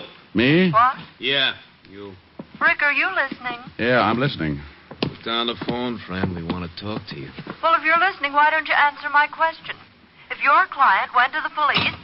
That's better. Well, now, I'm a sport, especially when someone's got a gun pointed at me. Oh, the gun ain't going to hurt you, chum, if you answer a couple of questions. Where's Caspar Wellington? Who? You're going to be difficult? Look, you got a gun on me. Who wants to be difficult? You don't know Caspar Wellington, friend? Never heard of him. Well, you seen him come into the building. No, so you figured he came to see me. It's such a small building, only about 100 offices. Oh, that's pretty funny. Glad you liked it. No, but we didn't. You're the only private detective in the building. We figured maybe Caspar wanted to hire you. What would he want to hire me for? What did this guy do? How do you like that, George? Now he's a nosy comic. Durante gets away with it. Friend, I have just decided your humor bores me. Yeah, it's pretty bad, ain't it, Tony? Suppose we push his face around, huh? Maybe he don't feel like no more Joe. Oh, now, wait a minute. I don't know anything about this Casper or whatever his name is. What good's it going to do to work me over? Well, now, you see, Tony and me got real nasty dispositions. We've been crossed, and then you make with the jokes. We don't like being the only ones unhappy, so we think maybe you ought to join us. Now, look. Now, hold it a second, Judge. What for? He's a setup. Oh, wait. We mess him up, the law comes. We gotta find Casper. We ain't got no time to play patty cake with the cops. I just want to cross the mouth. Forget it. Look, friend, you sure Casper Wellington didn't come in here? I couldn't be more positive. Okay. Put down the rod, George. That don't look so unhappy. Maybe the shamus is lying. If we catch him telling a fib, just think of the fun you can have later on, huh? Come on. We'll leave him? Yeah. So long, friend. And for your sake, I hope you've been leveling. Yeah. See you around. Yeah, bye. This is Fool's Fancy Shop Show, Papa. Now, you listen to me, Richard Diamond. The next time you hang up on me, I'll never speak to you again. And you'd better have a pretty good excuse for doing it this time. You know I take a lot of things from you, Rick, but never once have you hung up on me. Helen, please. And I think it was rude and inconsiderate. Helen. And I want to know right now, this minute, just what kind of a poor, lame brain excuse you're going to come up with. Helen! Well? Now, look, baby, I don't know what's going on. This is like doing business in a roundhouse.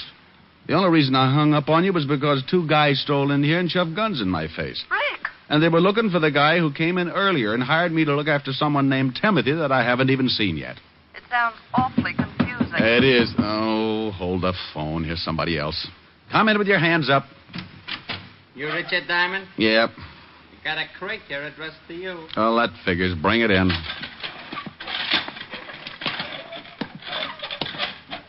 Helen. Yes? You sent me maybe a present? No. You want me to? Yeah, but someone's beaten you to it. Where do you want it? Good grief. Put it down right there. What's the matter? The present. The biggest crate you ever saw. A crate? What's in it? How do I know? Well, open it. Okay, Mr. Diamond, stand right here. Yeah. There you are. I hope you still be very happy. Helen. Yes? Hold the phone. I'm going to open this thing. All right.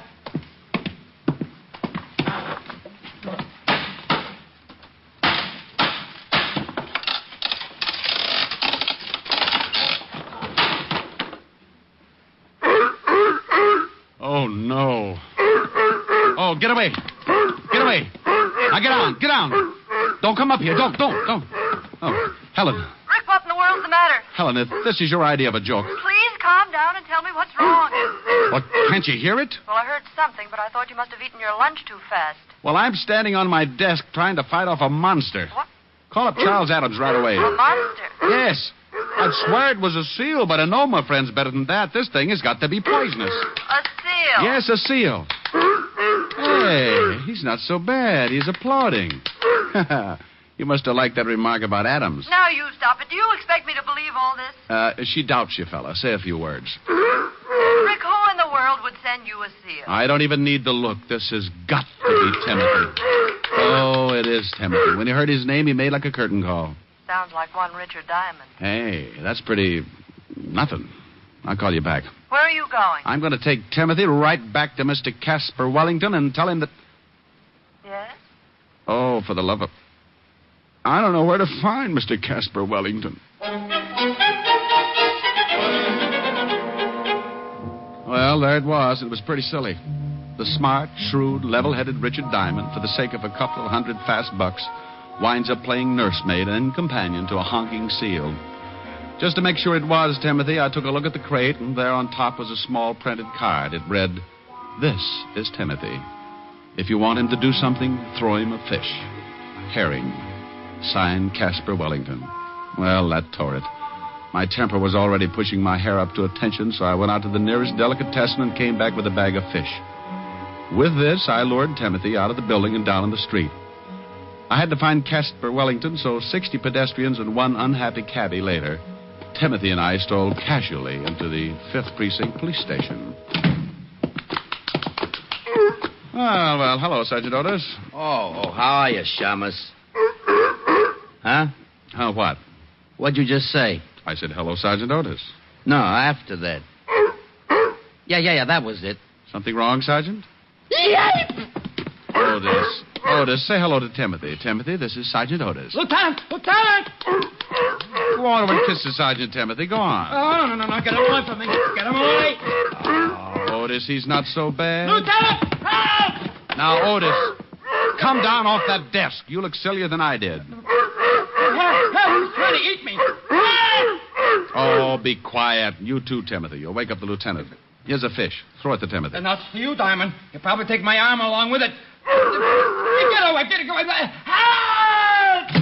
What the devil is going on out here? Otis, what are you doing up there? Hello, Walt. What are you doing to my sergeant? And you shut up, Otis. That wasn't me. What do you mean it wasn't you? Of course it was you. Walt, meet Timothy. How do you... I'd hate to think what would happen if someone wandered in here with a walrus. Come on, Timothy. Let's go see the brave old head of homicide. Yeah. Get him out of here. Oh, relax, Otis. Timothy's as scared as you are. Oh, yeah? What makes you say that? He's probably thinking there's more like you. That would be a horrible shock to anyone, even a SEAL. Oh. Come on, Timothy. You get that thing out of here right now, Diamond. Everybody's standing on something. You'd think it was a steam bath. Up till now, I've had 2 reported homicides and a couple of fat robberies. And if you think you're going to wander in here with that thing and confuse the whole department, you're mistaken. Now get it out of here. Oh, Walt, it's only a seal. Have a fish. I'm not hungry. No, Walt. It's for Timothy. Feed it to him. He'll love you. Yeah? Do you think so? Sure, Walt. Go ahead. Try it. Okay. Here, Timothy. Hey, he's applauding. Sure, he's a nice little fella. Now, climb down and help me. Give me another fish. Oh, won't come down without it, huh? Okay, Walt, speak. Oh, don't be ridiculous. I want to feed it to Timothy. He likes me. See? Oh, lovely. Why don't you two get engaged? Oh.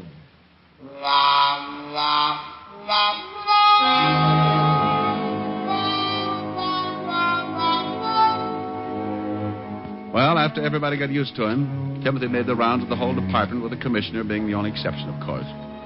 I told Walt the story about Caspar Wellington and the 2 gonifs who had come into my office looking for him. So Walt put Otis to work checking on the whereabouts of my missing client.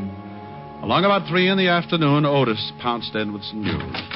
Hey, Diamond. You find something? Oh, hi, Timothy. Yeah. Say, I checked with the Humane Society, and they report some guy who lives down by the docks. His name's Wellington, all right. He's been turned in a couple of times because he raises seals, and they make a lot of noise. Oh, and Lieutenant, we just got a report on another homicide. Well, thanks, Sporty. You tell the lieutenant all about it, Otis. I'm going after Caspar Wellington. What's the address? Here it is. 918 River Street. Come on, Tim. Goodbye, Timothy. Otis. Oh, yeah. What was I saying? Homicide, remember? Just a little old homicide.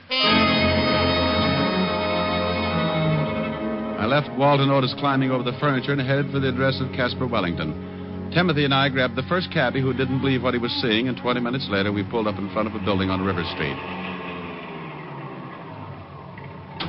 Thanks, cabbie. Yeah, sure. Thank the man, Timothy. Mister. Yeah? I didn't ask you nothing when you got in the cab because I just didn't believe it. Is that the seal you got with you? You're expecting maybe a raccoon? Do you always take him around with you like that? Sure, we're brothers. Stop by the house sometime for dinner when Mom isn't taking a swim. She's not a very good driver, is he, Timothy? You know it. Come on, you're going home.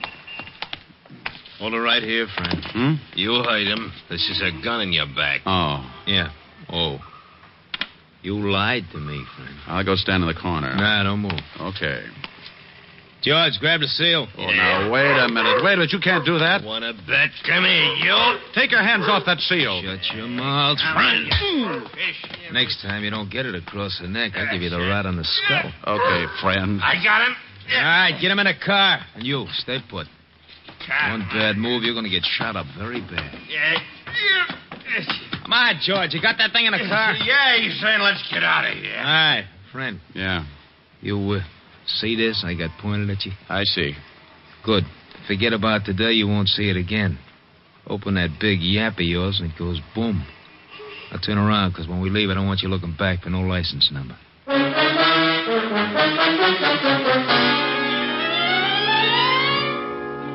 Well, I stood there while they drove off with poor little Timothy.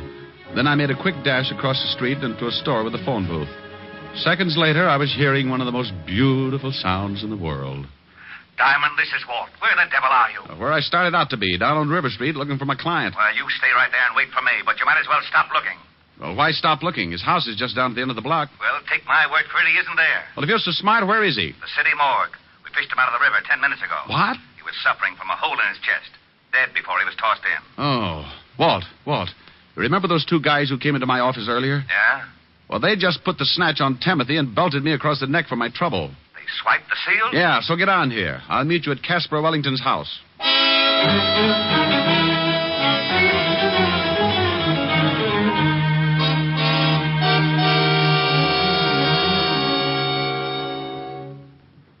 Anybody in the house, Rick? No. Well, no answer. Well, let's case the place. I've got a skeleton key. Walt. It's open, see? Now, if you'll notice as I walk in, at no time do my feet leave my legs. Very funny. Whew. Yeah, smells like somebody's been cooking up a fish stew. Crummy joint. Ooh, get a load of that kitchen. What a mess. Oh, weren't cooking fish, Walt, just cleaning it. There's still a mess of them left in the sink. Well, Caspar raised seals. Where are the rest of them? Walt. Yeah? Come here. What is it? Get a look at this backyard. Holy cow. Bunch of dead seals. Who in the world would do anything like that? Maybe your two friends. Hey, what's this? What's what? This bag on the floor, leather bag. What's in it? Nothing. Wait a minute. There's some kind of dust at the bottom. Well, save it. We'll have it analyzed when we get down to the station. We've got to check up on those two guys who kidnapped Timothy. This is the craziest case. I got a hunch. Sure, it's crazy, but if I'm right, it's also pretty smart. Let's go to the station.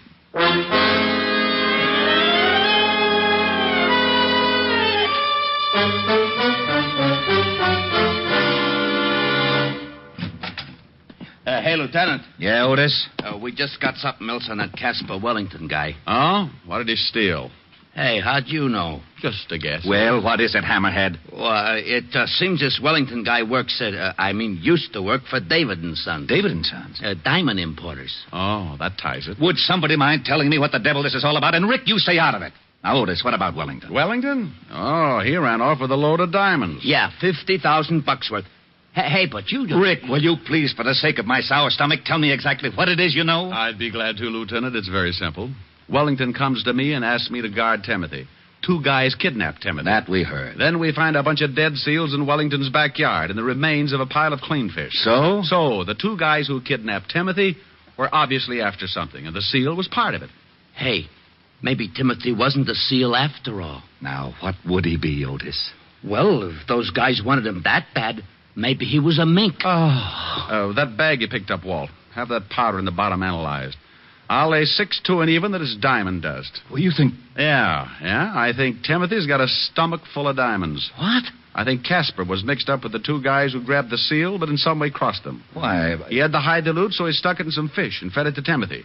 Then he left Timothy with me for protection until he could get him shipped out on a train. And in the meantime, the two guys who found Caspar killed him and went back to his house to find the loot. Mm-hmm. They figured out the fish like you did and killed the seals in the backyard trying to find the stuff. You, my friend, went a herring. Otis, have the powder in the bottom of this bag analyzed. Put out a 108 on Timothy. Yes, sir. Diamond, here'll give you the description of the guys who grabbed him. We'll never find him that way.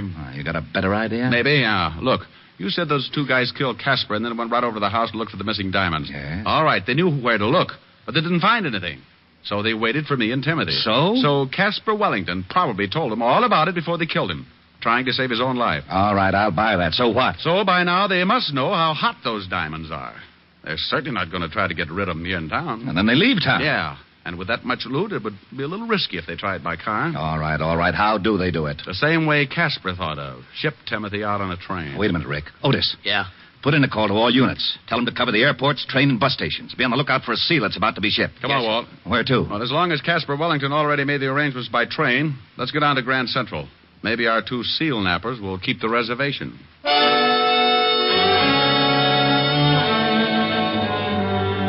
Well, Walt and I piled in the squad car again, and 20 minutes later we were standing in the middle of Grand Central Station with a bag of fish and a weather eye out for the missing seal and his two abductors.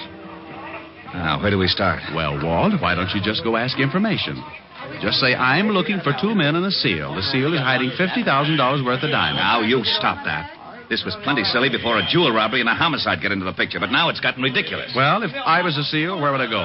They have to crate him. The shipping department. And so, with their trusty bag of fish, the two brave detectives walked nonchalant. Shut up and let's go. Oh, no. Come on, let's go get something to eat. Well, smile, Walt. This kind of case doesn't happen but once every 10,000 years. Think of your report to the commissioner. If you don't stop kidding with me, so help me Hey, out. Walt. Oh, now what? Look, those two guys. Where? Going down the ramp.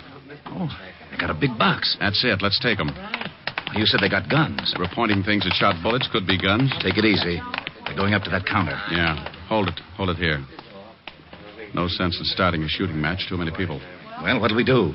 Maybe the seal's not in the box. And if I pick them up without the loot, we may never find it. I got an idea. Go ahead, genius. Timothy likes fish, doesn't he? Yeah. Well, take this bag. They know me, so you walk down there and move in close to the box. Timothy's bound to get a whiff, and if I know Timothy, he'll raise a few flippers. You want me to... You want to get those diamonds, don't you? Oh, give me the bag. Don't snap. People will just think you ran out of cologne. Now get going. Yeah. Pardon me, but I'd like to find out about sending something. Oh, yeah? Well, what's the idea, Buster? We was here first. Shut up, stupid. You boys must be really sending something big. You're too nosy. I told you to shut up. Yeah, some furs. Oh, live ones?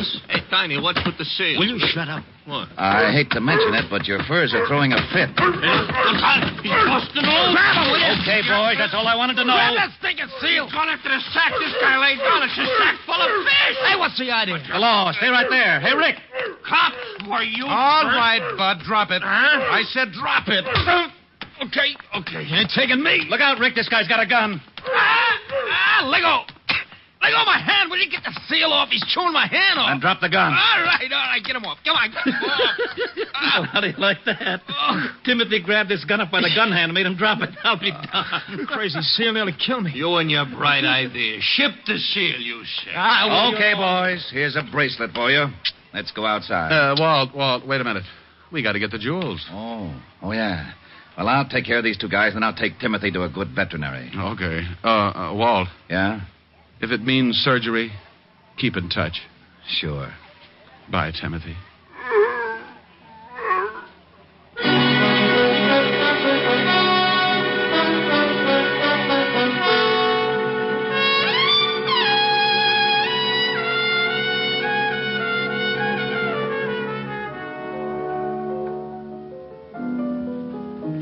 Rick. Huh?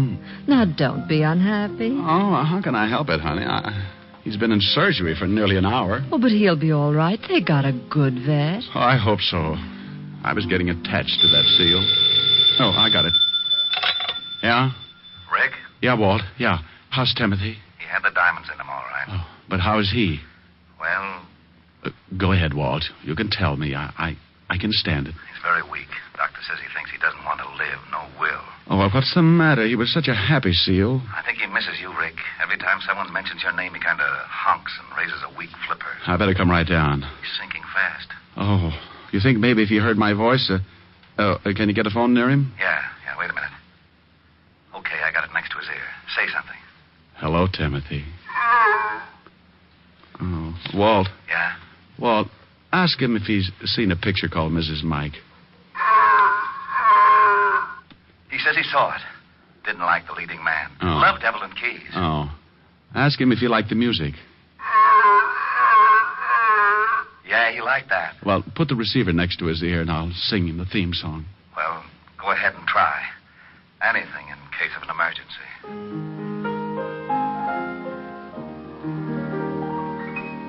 If her name is Kathy, she's mine alone. When I walk with Kathy, proud am I. She's the girl I'll marry, and cross the threshold I'll carry.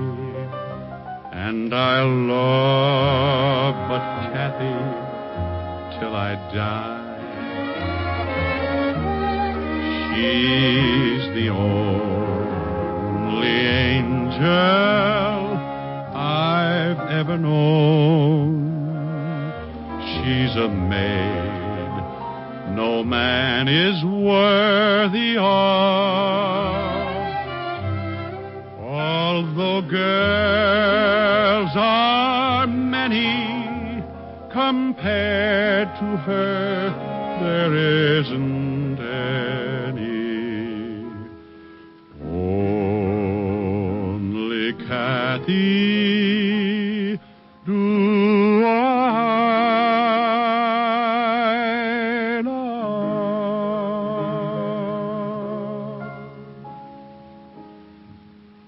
Well, Walt? I did it. He's better? Listen.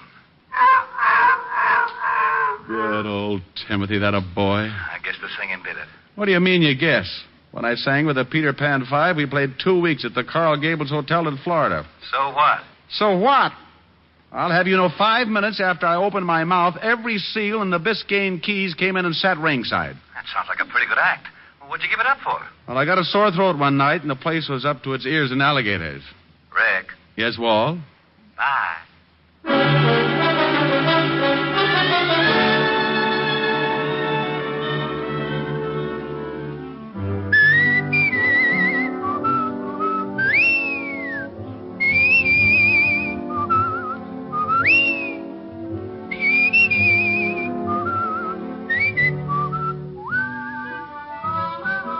You have just heard Richard Diamond, Private Detective, starring Dick Powell.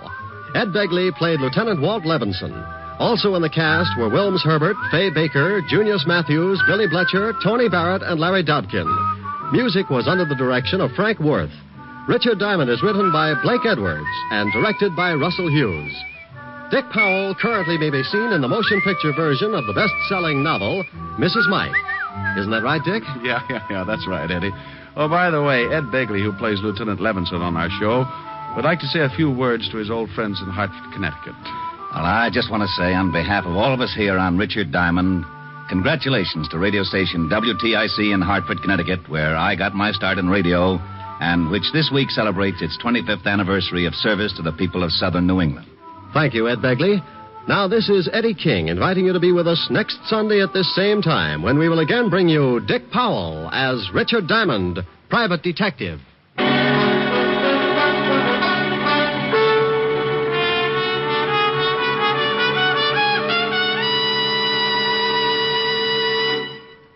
Governing a country is a pretty hard-headed business, and we don't usually think of our government as a dealer in dreams. But in one respect it is, because it's a dealer in savings bonds. Your particular dream for the future can come true through the judicious purchase of United States savings bonds today. As for buying United States savings bonds, the process is simplicity itself. If you're employed by others, use the payroll savings plan where you work. Your employer will set aside a specific sum from each paycheck for the purchase of bonds. If you're self-employed, use the bond-a-month plan where you bank.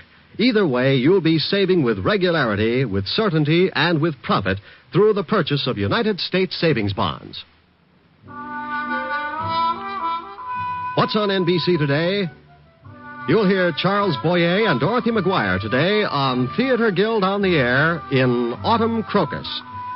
And there's the Phil Harris Alice Faye Show to add to your Sunday listening pleasure. Be sure to hear Charles Boyer and Dorothy McGuire on Theater Guild on the Air and the Phil Harris Alice Faye Show today on NBC.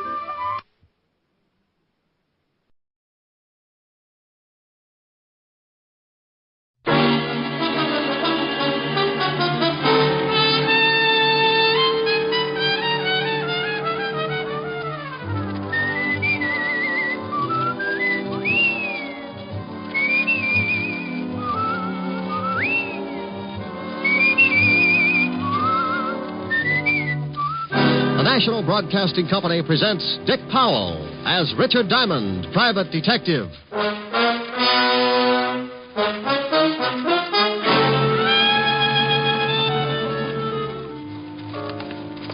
Walk this way, Diamond. If I do, well, I tell my friends. Hey, this is the morgue. Yeah, wise guy. You should feel right at home here, Otis. Oh. Hello, Rick. Hiya, Walt. What goes here? I want you to take a look at someone. You know who this is, Rick? Oh, the poor little devil. He was murdered, huh? Yeah, shot. Right in the back. here's another exciting half hour with Richard Diamond, Private Detective, starring Dick Powell.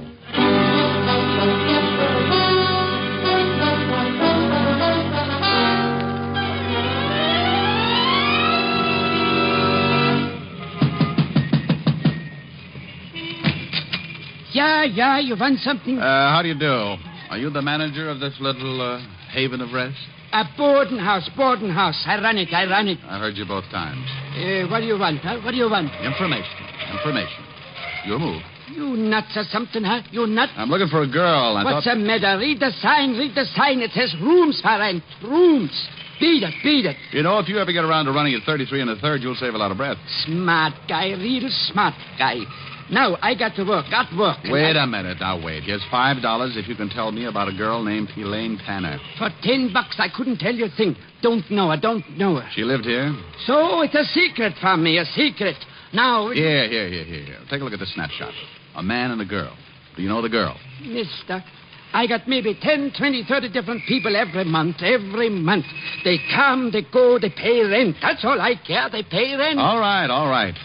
Did this girl ever pay rent here? Maybe I remember her face. I never remember no names. Is anybody living in her room now? Why you want to know? Huh?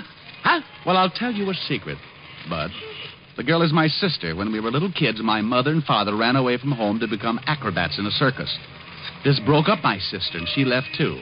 Now, Mama and Papa are back, and I want the whole stinking family together again so we can take the light out of the window. Sure. For $10, maybe I'll show you her room. All right, you're in business. Now, here's your 10. Thanks. The fingers are mine. This way, down this way. How long does she live here? Oh, not so long, maybe 2 weeks. Then what? Then comes an old guy one day. Yeah, an old guy, and... And what? She goes away with him. And you know what else? Yes, I know what else. The old guy was the same guy in the snapshot I showed you a minute ago. He was with a girl. Sure. Okay, look around. She ain't any of them drawers, she ain't. Or that cupboard, she ain't. She ain't no place. Now, tell me, did she leave anything here at all? Just junk. Newspapers, magazines, newspapers. So she was a bookworm. Well, okay, I guess that's it. Let's go. Let's get out of here fast. Who are they shooting at? Who's in that house next door where the shots came from? People. Thanks. They're shooting at you. Know anybody who wants to get rid of you? Nobody. Oh, mister, please go now. Look. Here's $20 more if you do me a favor. I do you one favor and get shot at.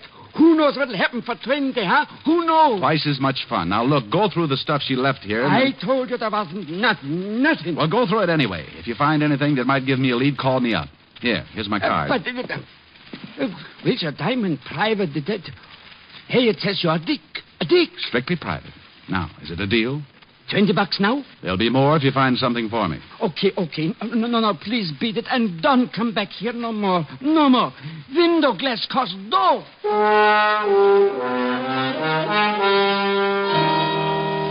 I knew it wouldn't do me any good to look at the house where the shots came from, because whoever played me for a clay pigeon would get out fast. Now, only one person knew I was likely to visit that boarding house, the man who sent me there. And his name was Morris Clinton. Vocation? Multimillionaire. Avocation, or hobby? Wolf. And an old one at that. But why should he take a shot at me? Thinking like that, figured out to a heart-to-heart talk with Clinton, so I went to see him. But if he knew anything, he played it straight. Shoot at you? But that's ridiculous. Well, I agree, Clinton, but look at my side of it. This morning, you sent your chauffeur to my office to bring me here. Then you hired me to find a girl for you, a girl named ELAINE Tanner. And she wasn't there. Right. She wasn't there. Just an empty room in a boarding house. That's all the information I could give you about her. I'll even buy that. I've worked on less information before, but here's my point, Mr. Clinton. I was shot at. I'm used to it, but I don't like it. I told you, I know nothing about that. Believe me, Mr. Diamond, I know nothing about it. I do believe you. We'll just say someone doesn't like my poking around that boarding house. Have you got any idea who that might be? No, I haven't. I swear it. Okay. I'll wrap it up right now. As I said, I've been shot at before, but you've been so pleasant, Mr. Clinton. From here, the price goes up. You don't want to go on with the case? Not at these prices. All right, forget it then. I gave you $100 this morning. Keep it. And forget you ever saw me. Oh, you're so sweet. It'll be a pleasure. Diamond, just a moment. Yeah? What has happened is between you and me? Oh, yes, but yes. Oh, I will have to report those shots. What? Sure. The police don't like to have people taking pot shots at each other. It makes for confusion in a big city. Wait, Diamond, wait. Something else, Mr. Clinton? I have my own reasons for not wanting anyone else involved in this. I'm sure you and I can come to an agreement. Oh, well, it's just possible, Maury, that you and I may not see wallet to wallet. What would you say if I offered you $1,000 bonus to keep on the case? Offer or suggestion? I'll make it a deal. Put it on paper. A check. Can I trust you?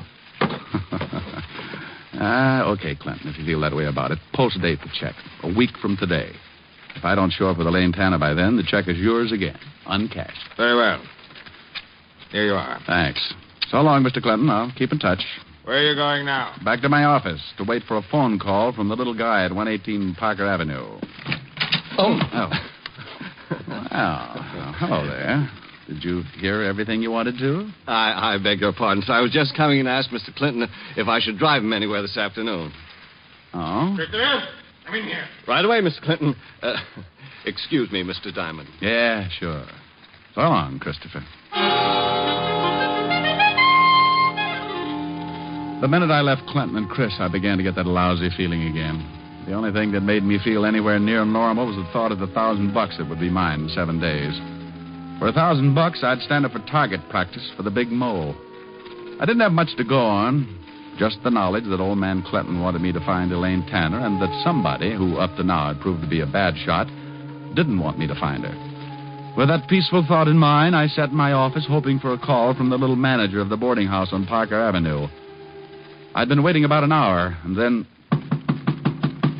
save your knuckles and use a fire axe. Come on in. Hello, Mr. Diamond.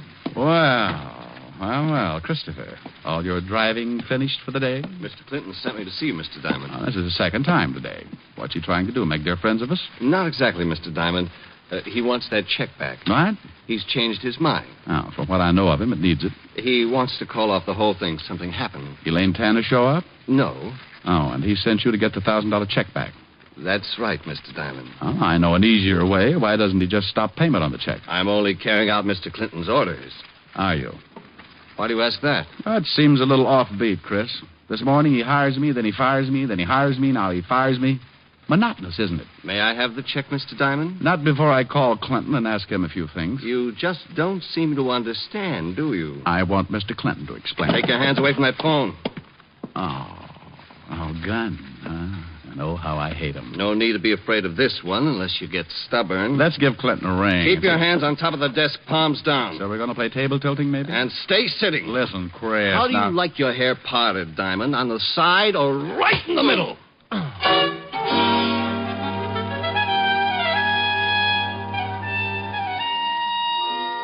When I opened my big blue eyes, my office was dark, and the neon light on the hotel across the street flashed the news that it was dark outside, too. I'd been out cold for a long time. When the room stopped spinning, I reached out, grabbed a piece of it, pulled myself up, went to the water cooler, splashed myself alive. I started toward the light switch when... This time I was going to be ready. I got behind the door and waited.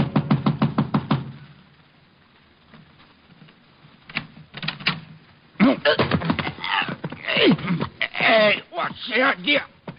Hey, let go! Oh, for the love of Mike Otis. Sergeant Otis. Well, who you expect, Gorgeous George, maybe? Go my neck. Oh, I'm sorry, Otis. I guess I just can't resist you. You crazy shamus. Hey, it's dark in here. It was a lot darker a couple of minutes ago. Hit the light, will you? Yeah.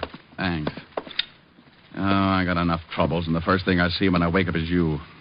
Holy mackerel. What you been doing with your head, Diamond? I got mixed up in a handball game. Oh? Yeah, some friends needed a ball. It's hard work, but you get used to it. Oh, got worked over, huh? Well, them bum jokes you pull catch up with you sometimes. Yeah, Hey, wait a minute.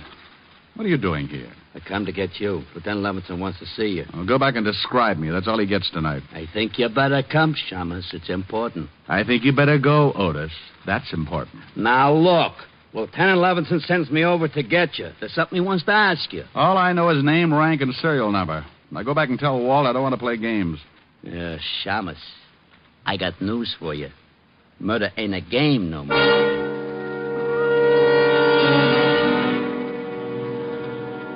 That's all Otis would tell me, but I didn't like the way he kept looking at me all the way to see Levinson.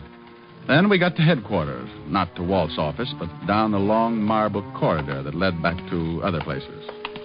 He wants me to bring you back here, Diamond. Where to? The morgue. The morgue? Yeah, you heard of it. I heard of it. What's this all about? You'll see. In here, Chalmers. Lieutenant. Back here, Otis. Come on, Diamond. Hello, Rick. Night. Well, how's the other head look? I'll let you know when it speaks to me. Yeah. Meantime, I want you to take a look at someone. In here? Yeah, in here. You know who this is, Rick? Oh, the poor little devil. The poor devil. What do you know about him? Well, he was manager of a boarding house, cheap walk-up on Parker Avenue. That we know. What else? He was murdered, huh? Shot right in the back. Rick, unless I knew you were tied in, I wouldn't have you here. You want to talk about it? Somewhere else, Walt. Sure. Come on. Before I answer any more questions, Walt, how'd you tie me in? He had one of your business cards in his hand. He was shot while he was standing at the phone in the hallway of that boarding house. Did he call you, Rick? I didn't get a call from him. Got any idea why he wanted you? Maybe, maybe not. All depends. On what? Walt, listen. I will in my office. Wait outside, Otis, and I'm busy. Get it? Sure, I get it. Wait a second, Rick. Now, here's a gun, 38 police special. Take a good look at it. I've seen it before. It's mine. How did you get it? The ballistics report says this gun killed the little guy back there. Did you check it for fingerprints? Yeah, and they were all yours. Will you have Otis come visit me and bake a cake with a file in it? Oh, cut it out, Rick. I know you didn't kill him, but I've got to tell the commissioner something. He's funny that way. I was in my office when the guy was shot. I was out cold. You got any proof? For you or the commissioner? For the commissioner, you egghead. Listen on the way. To where? Have Otis bring the car around front. We're going to make a call on a guy named Morris Clinton and his errand boy, Christopher. On the way out, I told Walt the whole thing, how Christopher caught me off base, put me out, and then must have taken my gun to kill the little manager. But neither of us could come up with an answer to why. Why murder to keep me from finding ELAINE Tanner? What was the connection between Clinton, his chauffeur, and the girl? I thought maybe Clinton would give her the answers when he learned there was a murder tapping at his door. So you want to see Christopher, Lieutenant Levinson? If you don't mind, Mr. Clinton. Oh, no, not at all. I'll call him. Real loud, Mr. Clinton. Of course. Christopher? Christopher? You're sure he's here, Mr. Clinton? Yes, I am, of course, Lieutenant. Call again. Christopher? Christopher? I don't think he'll hear you. Why not? I'm not deaf, Mr. Diamond. Rick, is that Christopher? Yeah, this is Chris, all right. And I owe him a haircut. Now, lay off, Rick. I'll handle this. Christopher. Yes, sir? Where were you about 2 this afternoon? Why, right here, working on the car. Correction. Working on me. I beg your pardon. Oh, come on. Let's have it straight. Mr. Clinton, what about this? Christopher is right, Lieutenant. Yes, he's right. Oh, you're scared stiff, Clinton, and you're lying. I'm not. I wanted to go into town to keep an appointment. And the fuel pump on the car was stopped up. I had to take it apart. Oh, sure. And while you fixed it, Clinton stood right over you. As a matter of fact, he did watch. And it took all afternoon to fix it. No, but when it was finished, it was too late for Mr. Clinton's appointment. He decided not to go. How about that, Mr. Clinton? Oh, yes, Lieutenant. Christopher hasn't been out of my sight all afternoon. That's good enough for me. All right, Diamond, let's go. What? Are you crazy? No, that's why I'm putting the cuffs on you. I thought there was something fishy about your story. Gun taken away from you. People coming to see you, hiring you, firing. Walt, your stomach has gone to your head. Never mind my stomach. Otis. Yeah, Lieutenant. Put the cuffs on this Chalmers. Cuffs? On him? Close your mouth, Otis. Put the cuffs on. Walt, what in the world? Diamond, I've been waiting for a chance like this to comb you out of my hair for good. Otis, the cuffs. Yes, sir, Lieutenant. All right, Chalmers, roll them out. Mr. Clinton, thank you very much. Goodbye. Come on, Diamond. Lieutenant. Otis, I told you to close your mouth. Oh, I gotta breathe. Oh, shut up and come on. Walt. Outside, Diamond. Get going. You big bubblehead. What's the idea of making like a cop with me? I kind of liked it. How'd I do? What? Good performance, eh? Good performance. Oh, you big ham. You great big ham. Well, Lieutenant, are we going to put the shamus in the jug? Shut up, Otis. Take the cuffs off him. What? Here, Otis, start working. Oh, you're right, Rick. Clinton was scared stiff, and for some reason he backed Christopher's alibi. Walt, I've got an idea. You better have. If I don't have something to tell the commissioner, I'll have to give up my ideas about a pension. I'm going back to that boarding house. Why? Well, the manager was going to call me. It's just possible he got a hold of a lead on ELAINE Tanner, but Christopher killed him before he had a chance to tell me. Well, that makes sense. Have you got a man there? Yeah, a halfie. Oh, good. I'll see you later. Rick. All right. Please. For the sake of my stomach, don't slip up. You're my only suspect without an alibi. Thanks, Walt. See you later. Yeah. Oh, Walt. What? Bottoms up on the bicarbonate.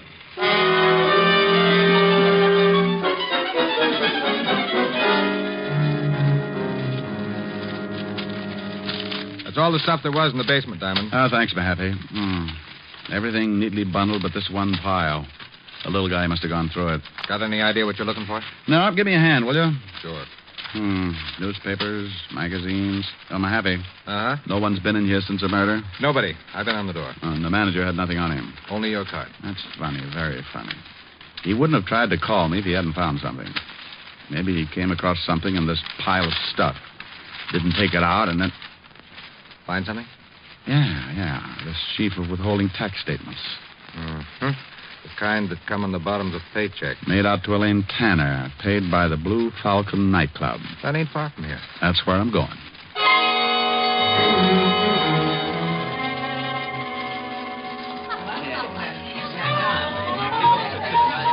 Yeah, sure. Now I remember a kid that named Tanner. Yeah, used to work here in the line. Thanks, bartender. Where's she now? Well, Mr. Me, I know from nothing about her, but she was good friends with one of the dolls in the line, gal named Gladys. Where can I find this Gladys? Dressing room, straight back, turn left. And knock on the door, huh? What for? They dress that way for the show anyway. I'll keep both eyes closed. Sure, straight back like I said, then first turn left.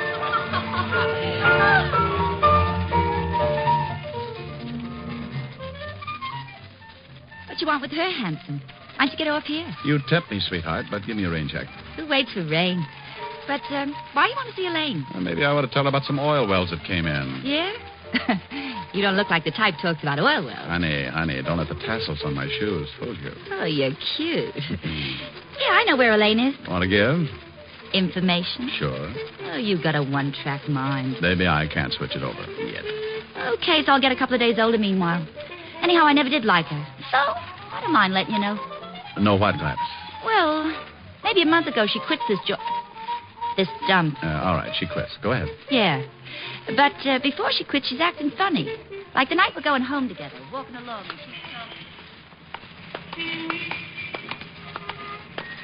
And this is the last time I take this walk. So, gonna fly to him from work? I'm quitting. Well, if you like to eat grass, go ahead. I won't eat grass. Ever had a real mink coat, Gladys? I could have, but his lawyer settled out of court. I'll have one. I'll do all right. You thinking about that guy Clinton who comes in the club? Uh-huh. Honey, there's wolves and there's wolves. Want to pick one with teeth. He likes me. Sure. Every time he sees you, he's got to push his eyes back in his head. Chris is working for him. His chauffeur. So this is news, so what? Money. Lots of it. Shakedown? Oh, now look, honey, they can give you trouble for that. Not a shakedown. This is safe and sure. Chris figured it. He figured it, and I... And what? Nothing. Just forget it. Come on, let's get some coffee.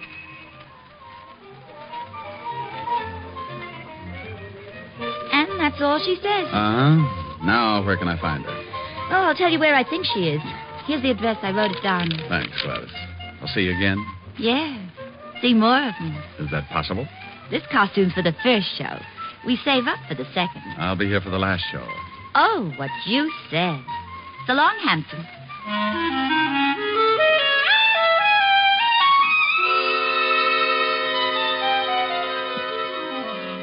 A little while after Gladys gave me the address, I was buzzing at an apartment door. I kept my fingers crossed and then uncrossed them when the door opened. Yes? Hello there, ELAINE. Who are you? Oh, the name's Hangtooth. Elmer Hangtooth. Who? Oh, I better come in. Hey, what's the idea? Can't hear a thing you say, honey. My hearing aid just shorted out. Now listen, wise guy. Oh, ELAINE. Chris sent me. Chris? Yeah. He said to tell you everything's okay. The heat's off. How about that private eye? Diamond? Richard Diamond? Yeah, that's the one. Honey, you'll never be any closer to him than you are right now. I was afraid he'd quit. Hey, when's Chris coming? Soon, I hope. Oh. I've never seen you before. Have I? Well, you're young and life's full of surprises. Uh-huh. I like surprises. Right. Chris work you in on the deal? Yeah. I did him a favor. Took care of Diamond. Like doing it, too. Oh, by the way, what goes with you and Clinton? Honey, we had a common interest. Oh. Books, dearie. Books. He had one I wanted. When I finished with him, I could have walked out with the furniture. Yeah, I guess you could, baby. I guess you could. Think so? Why not? What did you say your name was? Well, the name's Appelknocker, Harold Appelknocker. What? That's not what you said before. Oh, so you have been listening. The real name is Diamond, Richard Diamond. I see a kidder, huh? Well, if that makes you laugh, this ought to bring back Mahjong. Here, take a look at my license. My membership card, the Hopalong Cassidy Club, my Flash Gordon beanie. You dirty shamus, you stinking cop. Easy, baby. Let go of me. Easy. Let go, you dirty. Let go of me. Let her go, Diamond. Chris. Jackpot, Chris and Elaine all at once. Diamond, get your hands off her. Get them off. No, that's better. Now, Elaine, before I fill him full of holes, tell me what he's doing here. He said you sent him, Chris. Sure, he would. Elaine, you ready to get out of here? Yeah. Okay, hand me a cushion from the sofa. Want to take a nap, Chris? I'll laugh at your funeral, Shamus. Hold a cushion over the gun. Nobody hears the shot. Better not, Chris. Elaine, start out. I'll be right behind you. Yeah, all right, Chris. Got the book? Yeah. What book? Shut up. Get going, Elaine. Chris, let's talk this over. Funny, you just finished talking, Diamond. Chris! Elaine, what's the matter? Give me my book. Give it to me. Clinton, Doug, get out of the way. Diamond, you... Chris. Well, I owed him that partner's hair. Chris. It's all right, Elaine. Just creased. I wouldn't think of depriving the hot seat of such a good customer. My book. Where's my book? I want it. Give me my book. Sure, Mr. Clinton. But I'm afraid you'll have to explain to the police first. A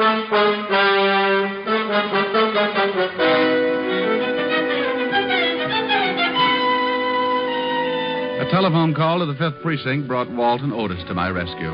Otis used the siren. Loved it. I told Walt the book old man Clinton kept screaming about had me a little confused, that I wouldn't be able to relax until he found out just where it fitted in the case. He promised to find out the answers as soon as he took Chris, Elaine, and Clinton back to the 5th Precinct. I told him to call me at Helen's. Rick, what about that check for $1,000?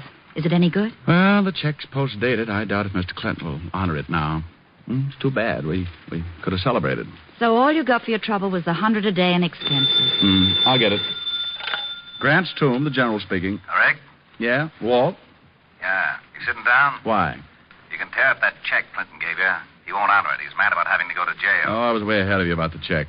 Why did Clinton go to jail? What did he do? You know that book he was yelling about? What about it? Well, it's an original Sir Francis Bacon manuscript. How would you know? I hate to admit it, but Otis told me what it was. You know, Otis is excuse me, Lieutenant. It's bibliophile. Shut up, Hammerhead. Okay, so I work for nothing. Rick. Yeah? The book was worth $30,000. It was stolen 18 years ago from the Fine Arts Library in Washington. Old man Clinton bought it from a fence. That's why he couldn't go to the police. Oh, so Chris and Elaine hijacked it, huh? Probably had a sale for it. Yeah, Rick. There's a $1,500 reward for that book. So what? It's yours. Hey, wait a minute, Walt. Helen, put your ear next to the receiver. Oh, all right. Walt, say that again. Say what again? What you just said. Did I say anything? Well, sure you did. Are you sure? Oh, now cut it out, Walt. Say it again about the reward. Oh, that. There's a $1,500 reward for the book. Thanks, Walt. Bye. Bye. Well, baby. Well, we're going to celebrate after all. $1,500. Oh, Rick, that calls for a real celebration. Sure. Well, don't go away, darling. I'll be right back. I won't be long. Oh, Rick, there's a new song on the piano. Why don't you try it? Okay, I set my pajamas and put on my prayers. Well, that's pretty silly, but... My baby kissed me goodnight, and I am glad to relate that by the time I got home, I was feeling great. I climbed up the door and opened the stairs. I said my pajamas and put on my prayers. I turned off the bed, crawled into the light, and all because you kissed me good night. Next morning I awoke and scrambled my shoes. I shined up an egg, then I toasted the news. I buttered my tie and took another bite, and all because you kissed me goodnight. By evening I felt normal, so we went out again.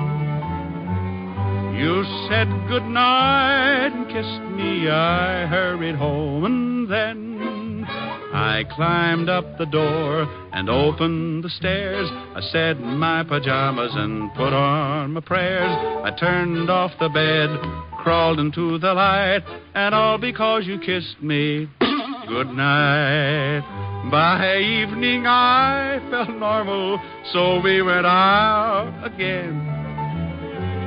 You said goodnight and kissed me. I hurried home, and then I lifted the preacher, called up the phone, spoke to the dog, and threw your ma a bone. 'Twas midnight, and yet the sun was shining bright, and all because you kissed me good night.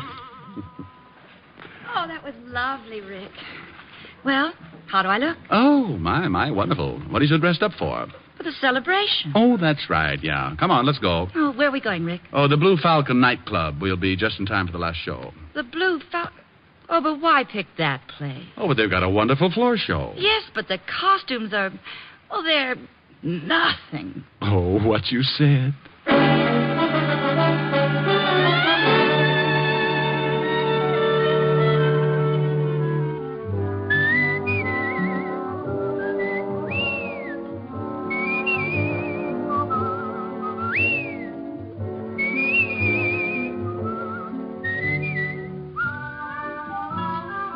You have just heard Richard Diamond, Private Detective, starring Dick Powell. Ed Begley played Lieutenant Walt Levinson. Also in the cast were Wilms Herbert, Francis Robinson, Ted Osborne, Gene Bates, and Paul Dubov. Music was under the direction of Frank Worth. Today's show was written and directed by Russell Hughes.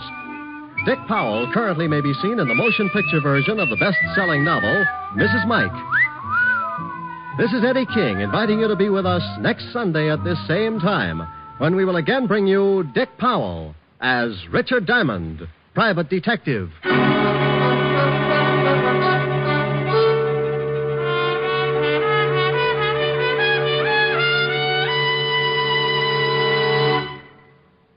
What's on NBC today?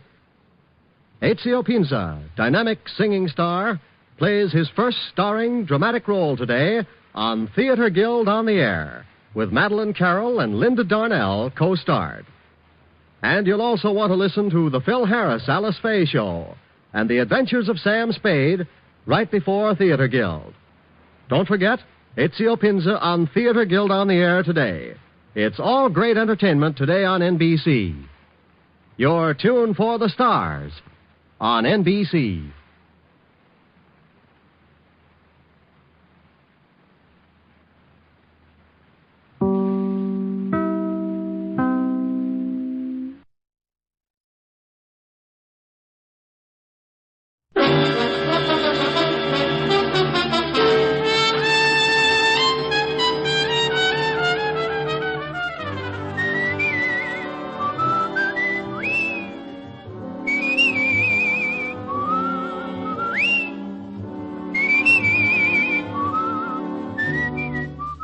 The National Broadcasting Company presents Dick Powell as Richard Diamond, Private Detective.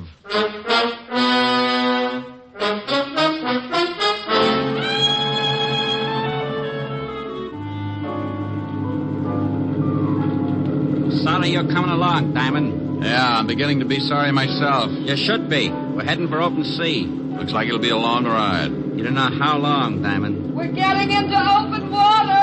You're about to go swimming, deep sea style. How far is it to the shore? About 5 miles now. I can make it. With a hole in you? And here's another exciting half hour with Richard Diamond, Private Detective, starring Dick Powell.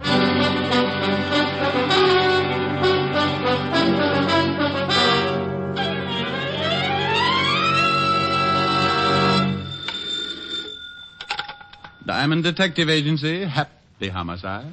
You know, that's pretty bad, that is. Oh, my goodness. Walt? Yeah. Well, what can I do for the shining light of the 5th Precinct? You can get right down here. I want you to do me a favor. I'm not going to help Sergeant Otis cross the street again. Tell him to get a governess. This has nothing to do with my brainy sergeant. Now, will you come down? Well, all right. Business is slower than a drunk turtle, so I'll be there in 10 minutes. Thanks. Forget it. You know what I always say, Walt. No, what do you always say? Bye.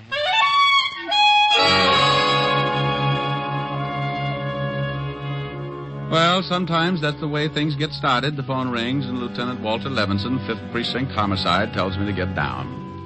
One word from him, and I do as he pleases. So I buttoned my collar, pushed my tie back up into strangling position, and 10 minutes later walked into the squad room of the 5th Precinct, where, as always, the king of the jungle was on hand to greet me. Well, good morning, Shamus. Sergeant Otis. Oh, my goodness, you look terrible. Oh, what's wrong? Well, it's pretty obvious. You've been sleeping in the wrong position. What are you talking about? Oh, Otis, stop trying to be a sport. Get rid of the bats in your house. They're used to hanging upside down. Oh, for Pete's sake. The lieutenant in? He's expecting you. Go on in. Thank you, Sergeant. Hello, Walt. How are you, Rick? You been needling Otis again? Oh, a little. Now, you got to stop that. When you come in, he begins to sulk. I got to work with him all day. Be happy, Walt. Be happy. Think of the 16 hours you're not with him.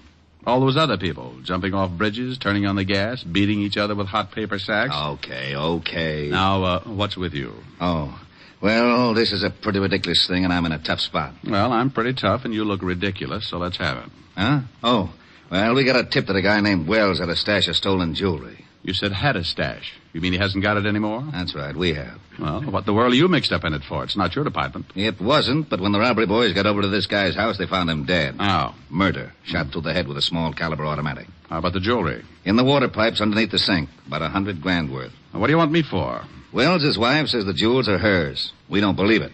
What did you do about it? We put out traces on the jewelry. Went through all the regular channels to find the owner. Nobody identifies it. And if we don't get a claim soon, I've got to give them to her. You mean you got to turn them over when you think they're stolen? We know they're stolen. They got to be. These people don't have the fare for a fast meal at the automat, but we can't prove it. What about the guy who gave you the tip on the jewels? Said his name was Mario Cimino. Disappeared. You got any lead on who knocked off Wells? We're holding his wife, but we haven't really got a thing. No weapon, no motive, no nothing. So you want me to see what I can do? Yeah, whole department's in the spot. Can you imagine what the press is going to say when I turn these jewels over to the wife? Yeah, could be rough. But what in the world can I do that your whole department can't? We've got to solve this thing fast. Or turn the jewels back. Right. Got a murder to solve. We got a jewel theft to solve. Oh, that's nothing. It's really nothing. Should be a cinch. No, not for a cop. He wouldn't be able to put on the right kind of pressure. What do you mean by pressure? Well... Mrs. Wells? Yeah. Go ahead. Cimino's missing. We need him to tell us how he knew the jewels were stolen. If he's a stoolie, guys like that know you'll give them an even shake. Maybe he'll come out when he hears you're looking for him. Okay. Now, what about the wife, this Mrs. Wells? I was holding her till you got here. She's being questioned. You want to see her? One thing, Walt, before I do. Am I going to like this job? Knowing your taste, I say yes. When the boys brought her in, they walked her through the robbery detail. Everybody went right out and bought yo-yos.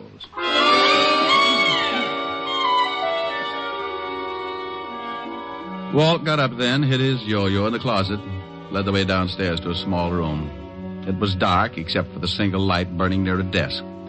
In the circle of light sat a young girl, late 20s, blonde and, well, you know.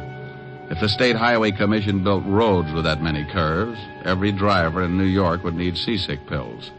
She was being questioned by one of the detectives. What time? I've told you at least a dozen times. I got home 10 minutes before you got there, and I called you. Your husband had been dead over an hour. I can't help that. I came home, and I found him, and I called you. Yeah, you called us. But I'm asking you about the jewels. Oh, how many times do I have to tell you? He found them. He found them. Why this routine, Walt? You think she had something to do with it?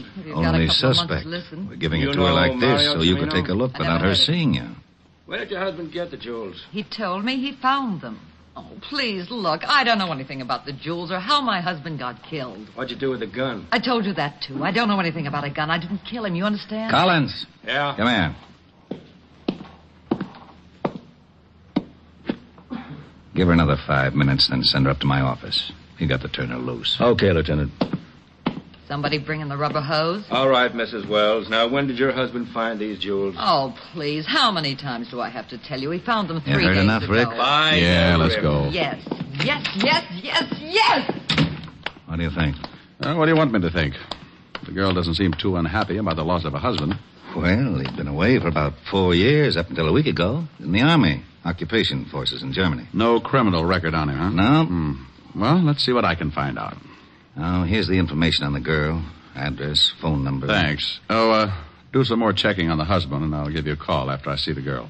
How are you going to get in to talk to her? Walt, did I ever ask you how you got promoted to head of homicide? No. You want to tell me? Well, it's simple.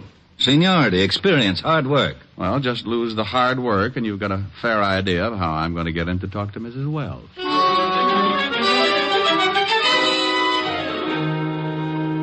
Well, I had to solve a murder, a $100,000 jewel theft, and get the dear old police force out of hot water. All I knew was that a man named Wells had been shot, and another guy named Mario Cimino had called the law and told them about a hatful of jewels that didn't seem to have been stolen from anybody. To clean up a mess like that would take a lot of doing. So I went about it in Diamond's most routine fashion, as unorthodox as possible. I grabbed a cab, slipped the driver a $5 to romp over to Greenwich Village a little faster than usual, and before I could say, "Look out for that streetcar," I was standing in front of a door with a small tag over the bell that read, "Vladimir Sokolovsky, artist." Vladimir was an old friend of mine who hears all, sees all, and tells all for a small price. Who is it? Come on, Vladdy, open up. Go away. It's Diamond, Vladimir. I trust no one. You might be working for my landlord. Oh, I'm alone. Scout's honor? Cross my heart and hope to swallow my Emmys. Товарищ, здравствуйте. I haven't got much time, Vladimir. Huh? I want you to do me a favor. Oh, for you a portrait costs only $50. No, no pictures, Vladimir. Tell me, you ever heard of a guy named Mario Cimino? Oh, but of course... No. Paid your rent? Same answer. I have a small $10 bill here. Tavares, you would attempt a lowly bribe. Well, what do you know? Here's another 10. I would ask you to stay for lunch, but Greenbaum won't even let me look in his delicatessen window anymore. You understand. 25? I only do it because Stalin and I do not agree. Mario Cimino. Peasant. What does he do? Keeps busy. An occasional stick-up bookmaking. Owes me $11.80. Marianne and the 8 at Hialeah by 8 lanes. Such a filly. Vladimir. Mario Cimino? Oh, yes, the lowlife.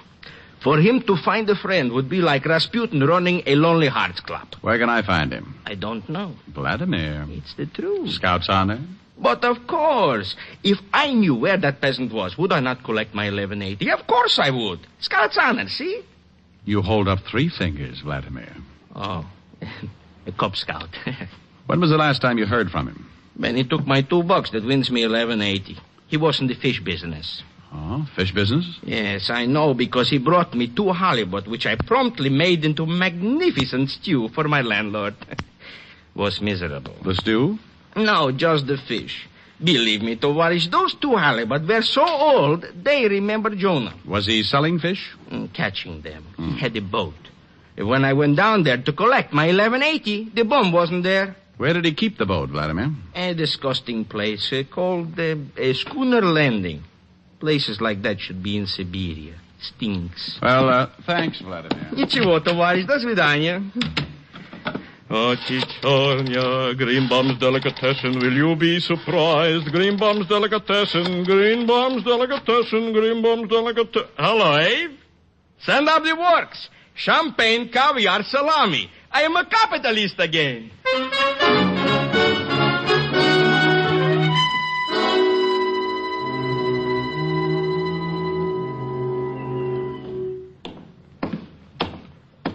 Hello there. Hey, I said hello. Hello. You run this landing? Yep. Know a man named Cimino? Mario Cimino? Yep. Yep. Seen him lately? Nope. When was the last time you saw him? You a cop? Nope. It's too bad. Why do you say that? Owes me a week's rent on my boat. Skipped out? Yep. Understand he was fishing down here, is that right? Yep. How long ago did he rent the boat? 2 weeks ago. How long ago did he skip out? About a week. Anything unusual about the things he did? Well, he sure weren't no fisherman. Why do you say that? Didn't know the first thing about it.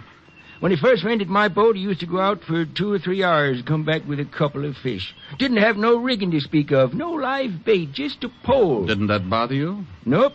Wasn't none of my business. Had a license. You mean a regular fishing license or a commercial? Yep. Commercial? Yep. Did he do anything unusual the last day he was down here? Well, I don't know. He went out about 4 o'clock in the afternoon and was back here by 6:30. Only thing unusual about that, it's a funny time to go fishing. What day was that? We could go tomorrow, Tuesday. Thanks, Pop. Hey, sure you ain't a cop? Yep. G-man? Nope.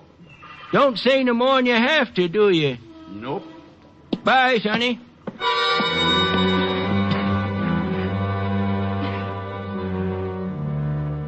Well, I left the old boy sitting on the dock trying to figure it out and headed for the city hall. Mario Cimino was closer now. I knew a little about him. His whereabouts up until a week ago and the fact that he'd taken out a commercial fishing license. The license I wanted because it would have a picture of Cimino on it. The picture I could turn over to Walt and then we could get out a description on him. I arrived at the city hall, went in, found the department that issues the licenses. They checked with Walt at the station, and 10 minutes later I was heading for Mrs. Wells' apartment with a fishing license and a pretty good photograph of Mario Cimino.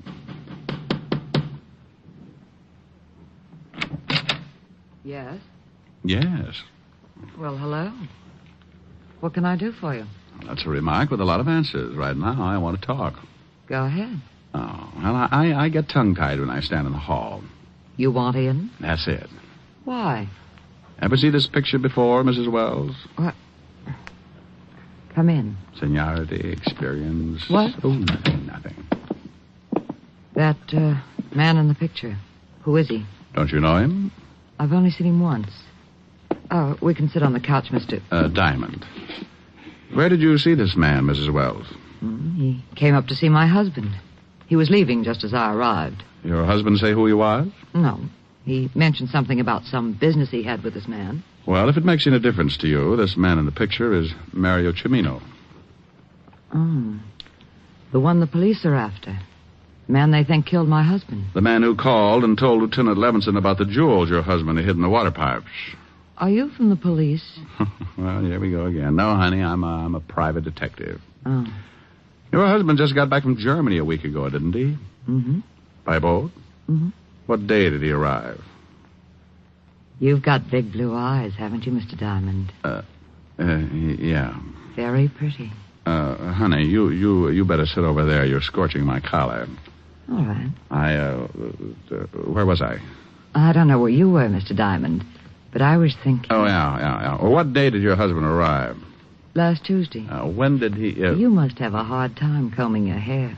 Awfully curly, isn't it? I'll stop back when I got more time. We'll straighten it out. Please do. Well, Mrs. Wells. Yes? The time your husband's boat got in? In the afternoon, around 5. Oh, well, thanks, Mrs. Wells. Leaving? Going home and have another talk with Father. Please stop back. If he misses anything, I'll be glad to fill in. Maybe I'll send Dad instead.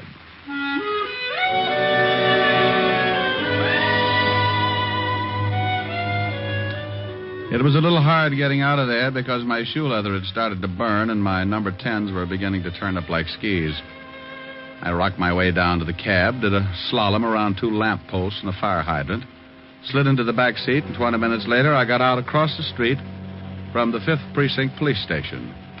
I was just stepping off the curb when... Hold it right here, Diamond. What? Don't move. Don't turn around. Oh, well, I hope that's a pipe you got in your pocket. If it is, it's the first one you'll ever see with a trigger on it. Keep smiling and walk back over to that alley. Oh, okay. Have to poke a hole in me. Better to have it poked than blown. Hey, your dialogue's pretty bad. It's fine enough. Now, your name is Diamond, isn't it? Well, I'll tell you what I'll do.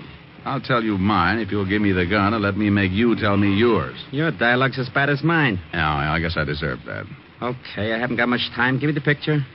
Oh, I can't do that. You better or I shoot you. What will Mom say? What's your mother got to do with it? She took it. It's the only one of me on a bear rug, facing north. The picture of Mario Cimino. I'll give you 3. 1. Okay. Thanks. Now stay put. Count 10 before you turn around. Believe me, Diamond, I mean it. I'll kill you if you move before 10. You're being pretty silly, Mario. They'll pick you up sure. I don't think so. Oh, by the way, Vladimir says to thank you for the 1180. Tell him it was nothing. Start counting. 1, 2, butt my shoe. 3, 4, close the door. 5.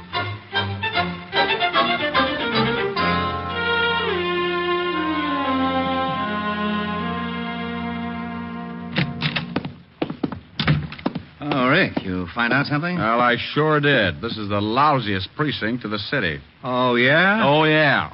Now, 2 minutes ago, I got stuck up right at your front door. What? Yeah.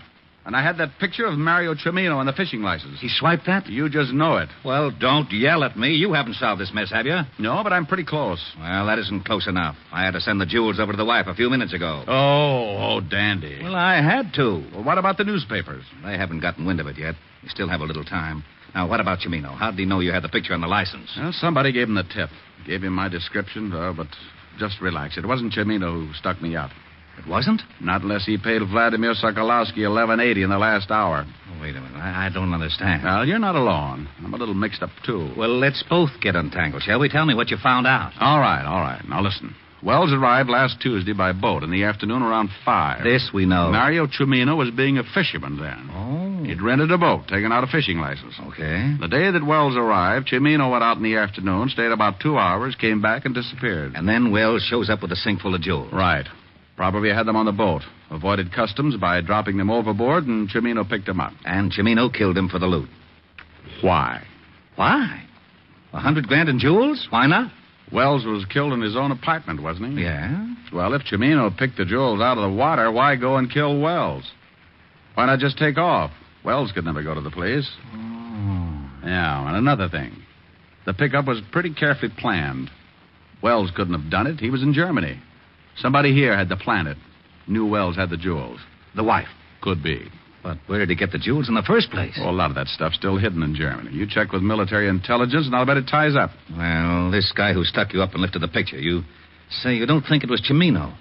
Maybe there's a third party. Could be, but I doubt it. I got a hunch, Walt. Take me down to the morgue. I want to take a look at Wells. Okay, let's go. You owe me $25. 25? For what? Oh, small bribe. Oh, well, here. What's this? It's as good as money. Tickets. Policeman's benefit. Oh, gee, Walt. You know something? What? You're a real sport.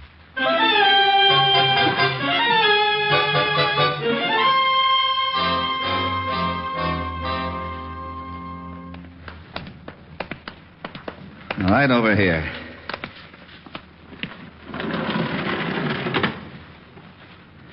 Well? Bullet didn't help his face. No. Why don't you get the Army records on Wells? Why? The wife identified him? Good for her, but she missed one slight detail. Yeah? Yeah. This isn't Wells. What? That's right, Walt. This is Mario Cimino. How do you know? From the picture on the fishing license. This is the same guy. Good grief. And you had to go and give the jewels back to Mrs. Wells. But... if you still want to save those jewels along with your hide, you better grab orders and get over there. But... I'll see you when you get there. Now step on it. But...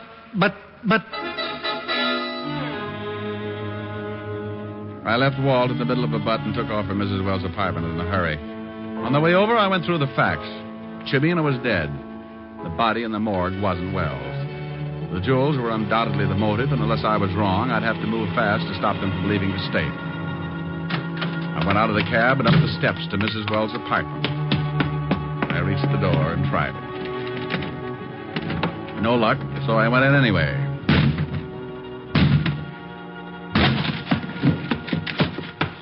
The front room was empty. I went through the other rooms. Nothing. Clothes gone. Drawers empty. They'd taken off with $100,000 in jewels, but where to? They had to be smart enough to know they'd never get out of town by the usual means of transportation. So what would be better than to pay up the back rent on Cimino's boat and go fishing? I left Walt a note where I was headed and took off for Schooner Landing.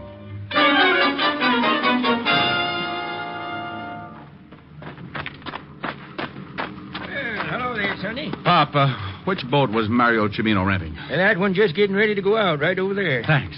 Go get him, Sonny. I knew there was something fishy when they paid up on Cimino's factory. Oh! Well, good afternoon. I represent the sleep-type mortuary. What is it? We've got a passenger. Good afternoon, Bob. Diamond. Everybody seems so surprised. I'm sorry you're coming along. We're headed for open sea, Diamond. Well, I might as well take off my shirt and get a tan. Take the wheel, Lois. Leave your shirt on, Diamond. You can take it off when you go for a swim. Oh? And don't get any ideas. I don't want to shoot you until we clear the breakwater, but I will if I have to. You're Wells, aren't you? That's right. How did you figure it? Oh, partly guesswork. The fishing license tipped you Cimino was dead, not me, huh? That's right.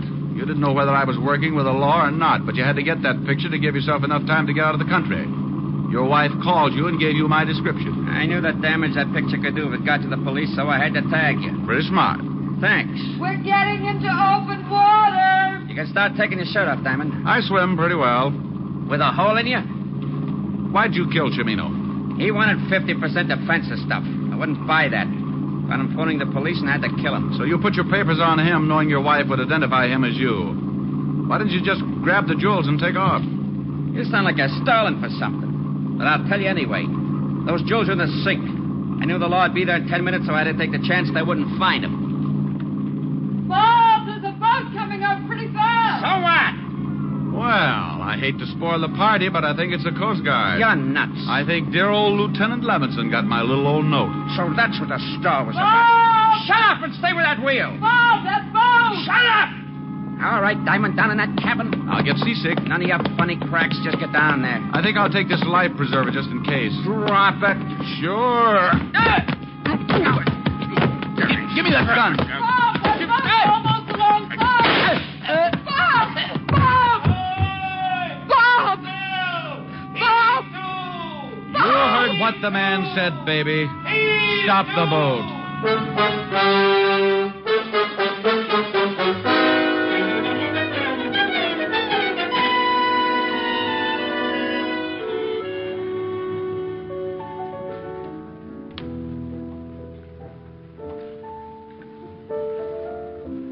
Rick, Yes, Helen? phone for you. Walt. Oh, thanks, dear. Hello? Rick, I just got a report from Army Intelligence. Jewels were stolen from a collection that the Germans had evidently hidden during the war. What about Mrs. Wells? She admits the whole thing. She saw her husband on a furlough a year ago, and he told her to expect word when he was ready to move. She contacted Mario Cimino for the fence. She'll probably get life. Well, that's too bad. She was the type who really could have had a good time with life. What are you doing? Looking at my beautiful girlfriend, Helen? Oh, thanks. I say hello. The lieutenant says hello, honey. Hello, Walt. Why don't you two get married? Why don't you mind your own business? Rick was just going to sing me a song, Walt. Oh, yeah? Well, leave the phone up, Helen. I'll get Otis. Otis? Yeah, Lieutenant. Come here. I want you to hear something. Go ahead, Rick. All right. Oh, Otis, listening all? Yeah, I'm listening. Well, get your nose out of my ear. Oh, sorry, Lieutenant. What song would you like to hear, Otis? You going to sing something for me? Sure, just for you. What's your favorite? Well, now, let's see. Hey, do you know... Otis. Otis, that's the song. Sure. You know, Washington at Valley Forge, coldest heck and up Oak George. Otis. Yep. Yeah. How about get out of the wheat thresher, Mother? You're going against the grain. Oh, I don't know. It's an old spiritual. Look, I got a better idea. You just listen, huh? Okay, but I still like... Otis, you're fighting me. Well, okay. There's a place I'd like to be, and it's back in Tennessee, where your friendly neighbors smile and say hello. It's a pleasure and a treat to meander down the street. That's why I want the whole wide world to know. I love those dear hearts and gentle people who live in my hometown, because those dear hearts and gentle people will never, ever let you down. They read the good book from Friday till Monday. That's how the weekend goes. I've got a dream house I'll build there one day with picket fence and rambling rose. I feel so welcome each time that I return, that my happy heart keeps laughing like a clown. I love the dear hearts and gentle people who live and love in my hometown.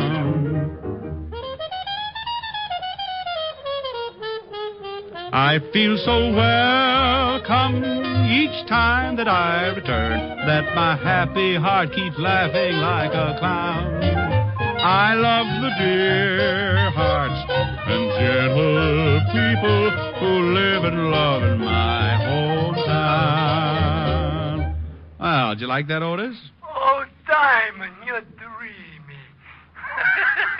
Rick, Otis just swooned. Hi, Walt. Come here, Helen. Hmm? Aren't they silly? Yes, Rick.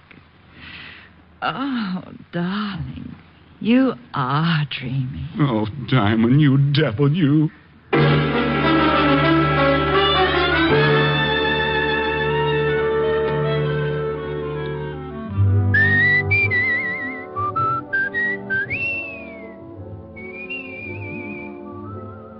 You have just heard Richard Diamond, Private Detective, starring Dick Powell.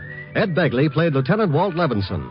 Also in the cast were Wilms Herbert, Francis Robinson, Jack Crucian, Yvonne Patey, and Charles Seal. Music was under the direction of Frank Worth. Tonight's show was written by Blake Edwards and directed by Russell Hughes. Dick Powell currently may be seen in the motion picture version of the best-selling novel, Mrs. Mike. Two other shows for Sunday on NBC that you'll want to hear tonight are the American Album of Familiar Music and Take It or Leave It. Together, they make up 1 hour of the very best in listening pleasure for you. Baritone Thomas L. Thomas brings you the songs you love best during the 30 minutes of restful reminiscence on the American Album. And immediately following this delightful musical show, Eddie Cantor comes romping into your radio with the $64 question on Take It or Leave It. There's a solid 30 minutes of question marks and laughs when it's time for Cantor, Sunday on NBC. Make it a point to hear both the American Album of Familiar Music and Eddie Cantor's Take It or Leave It tonight and every Sunday over most of these same NBC stations. There are 2 more of NBC's great lineup of Sunday shows. This is Eddie King inviting you to be with us next Sunday at this same time when we will again bring you Dick Powell as Richard Diamond, Private Detective.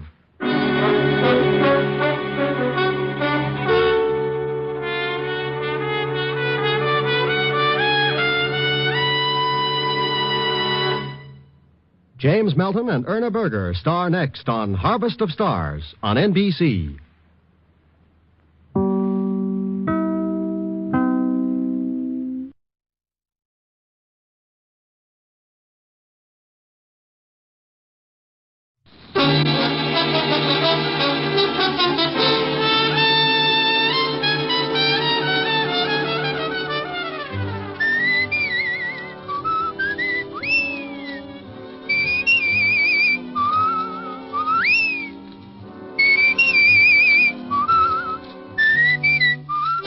National Broadcasting Company presents Dick Powell as Richard Diamond, Private Detective.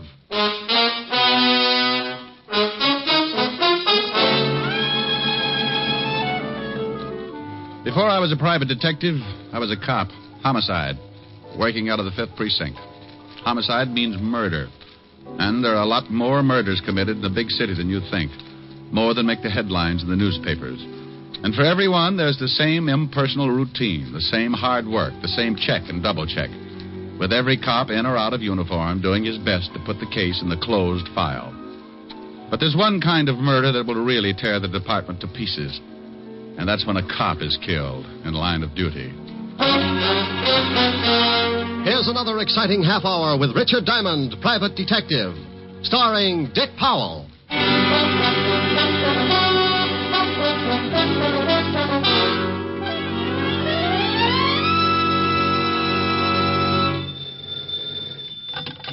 Diamond Detective Agency. If your husband's dead and you pull the trigger, Diamond will help, but the fee is bigger. Hello? Oh, Rick, what can I say? Hello. Hello. Oh, no, that's nice. Now try hello, Rick.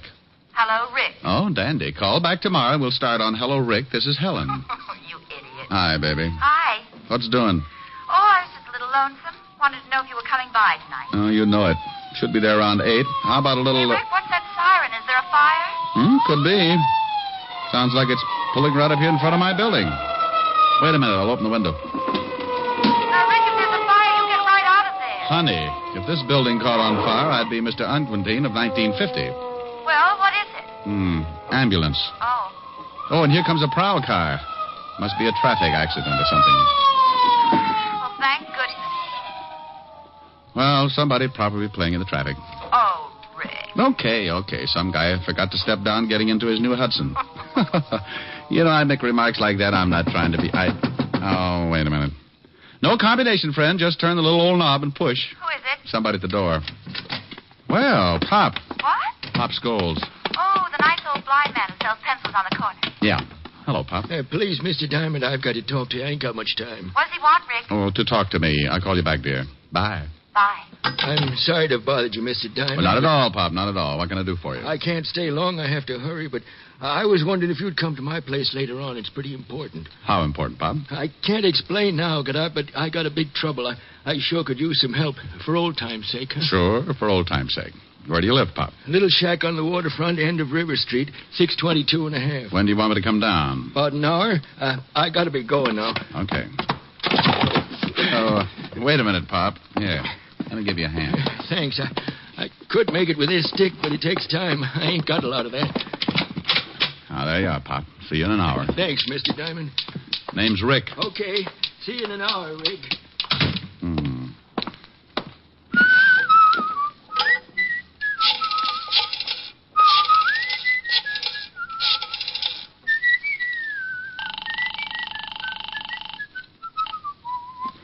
Asher's residence. Oh, hello, Francis. Mr. Diamond. Oh, yes, sir. I'll call Miss Asher right away. Thank you. Rick. What? Oh, Walt. Mind if I sit down? No. What are you doing down here? Hello, Rick. Hold the phone, honey. Came down on a homicide. Homicide? Oh, that squad car right in front of the... Right in front of your building, yes. Shooting. Well, what are you doing up here? I done all I could down there. Rick. Just a minute, baby. Thought you might want to hear about it. Bill Walton. What? Friend of yours, wasn't he? Yeah, darn good one. Hello, Rick. Somebody put 3 slugs in him. Rick, I can hear somebody talking. What's going on? Oh, I'll call you back, baby. What? Helen? Yeah. You know, I worked with Bill on a robbery for 3 years. Got any idea who did it? He left the robbery detail 2 years ago. Been with the narcotics division. Haven't checked with them yet, but he might have been working on something. Might give us a lead. You want to go down to the station with me? Yeah, I'd like to. Okay. I've got some witnesses to the shooting. They'll be down there for statements. Bill's got a wife and 3 kids. Yeah. Well, aren't you going to lock the office? For what? Even the termites gag on the furniture. Let's go. Well, that's the way a quiet day could work itself into a lot of trouble. And like always, if trouble's around, yours truly's bound to get a chunk of it. Walt and I went downstairs, climbed into the prowl car, and 10 minutes later we were walking into the squad room of the 5th Precinct Police Station. The first thing I saw was the zoo's best argument for not taking in boarders. Lieutenant, I got statements from all the witnesses. You want to talk to them? No, he thought he'd read their palms, Sergeant. Oh, Lieutenant, what did you have to bring the shamus along for? Just relax, Otis. And Rick, you lay off here. Well, I wouldn't needle him if he'd just stop that terrible habit. What habit? Living. Oh. Come on, Rick. Oh, look at that, Walt. 4 heads and they all need haircuts. Come on, Rick, come on. This is a swell time to make jokes. Can you think of a better time? Okay. Otis. Yeah, Lieutenant. Send in the first one. Then check with narcotics and see what Bill Walton was working on. Right. Boy, I hate things like this. What about his family? Oh, I know all of them. I guess I'll have to go over and tell them. First one, Lieutenant, Arthur Phillips. Go on in. Come in, Mr. Phillips. Oh. Have a chair. Yes, okay. Look, I don't know much about this thing. I was Diamond, Mr. Phillips. How are you? How do you do? As I was saying, You saw the killing, Mr. Phillips? Yes, I saw it. It all happened so fast that I don't think I can really be... What were you doing when you saw the killing, Mr. Phillips? Walking. But I didn't see... Walking where, Mr. Phillips? Up the street to my office. Oh, look, I gave your sergeant my statement. You'll find it all What's in your order. business, Mr. Phillips? Insurance. Liberty Insurance Company, 41st and Broadway. You saw Officer Walton killed? I saw a man. His name, I didn't know he was killed. You heard the shots? Well, yes, but it was all so fast. Just what did you see? Well, like I said, I was walking down the street. To work? Yes, Liberty Insurance We've Company. got that. Oh, yes. You were walking? Yes, and I heard this noise. The shots? Yes, but I didn't know it at the time. It was just a loud noise, but it made me jump, and I looked. You just jumped, Mr. Yes, Phillips? yes. Well, then I saw this guy grab his stomach and fall flat on his face, and then I saw the guy with the gun. What did the guy with the gun look like, Mr. Phillips? Well, it all happened so fast. Sergeant Otis showed you our rogues gallery. Did you see anybody who looked like him? No. I didn't see anybody who looked like him. I didn't get a good look at his face. How tall was he? Tall. Like 6 feet? Yes, or close. What was he wearing, Mr. Phillips? Brown suit and hat, brown hat. Stocky? Well built? Yes. Anything else, Mr. Phillips? No, Thank you, that's Mr. all. Phillips. We may want to talk to you again. Don't leave town on a business trip or anything. Oh, I can go? Good day, Mr. Phillips. Thank you again. Oh, anytime. Oh, if you ever need any insurance, Lieutenant. Liberty Insurance Company. I'll remember. Yeah, well, so long. Cigarette? Thanks. We still work pretty well together, Rick. Why don't you come back on the force? Lieutenant. There's your answer, Walt. What is it, Hammerhead? Well, I went over and talked to Fisher. He told me Bill Walton was working on a narcotics case, but he had no leads. Stuff's been flooding the city. Bill must have picked up a lead and got shot for it. Well, that's all, Otis. Fisher doesn't know anything else. Walton just started on the job. You got some more witnesses? Yeah, a lady, Mrs. Margaret Walker. Okay, you can come in. Thank you. Come in, Mrs. Walker. Take a chair. Thank you. Anything else? No.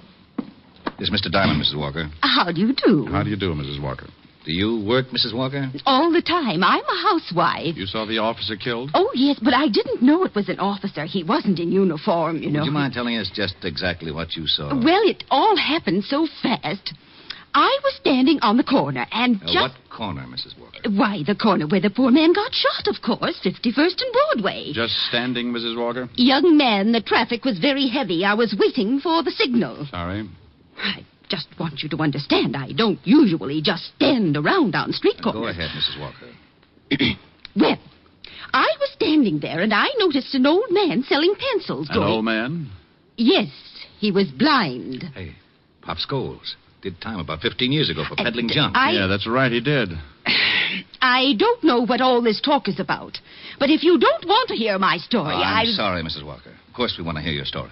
Please go ahead. Look, Walt, I just remembered something. I was supposed to see a client in an hour, and the hour's just about up. What? I'm sorry, Walt, but this is business. Now, you wait a minute. I'll talk to you later. Well, I never... Now, that's only because you don't have any friends named Diamond. All right, Mrs. Walker. Go on with your story. I went out of that station like Noor in the stretch. The minute the little old lady had mentioned a blind beggar, I remembered Pop Scholes in my office, and I grew the biggest hunch of my career. Something had really been bothering Pop, and a cop killing could have been it. I grabbed a cab, and 20 minutes later, I was standing in front of an old weather-beaten shack at the end of River Street.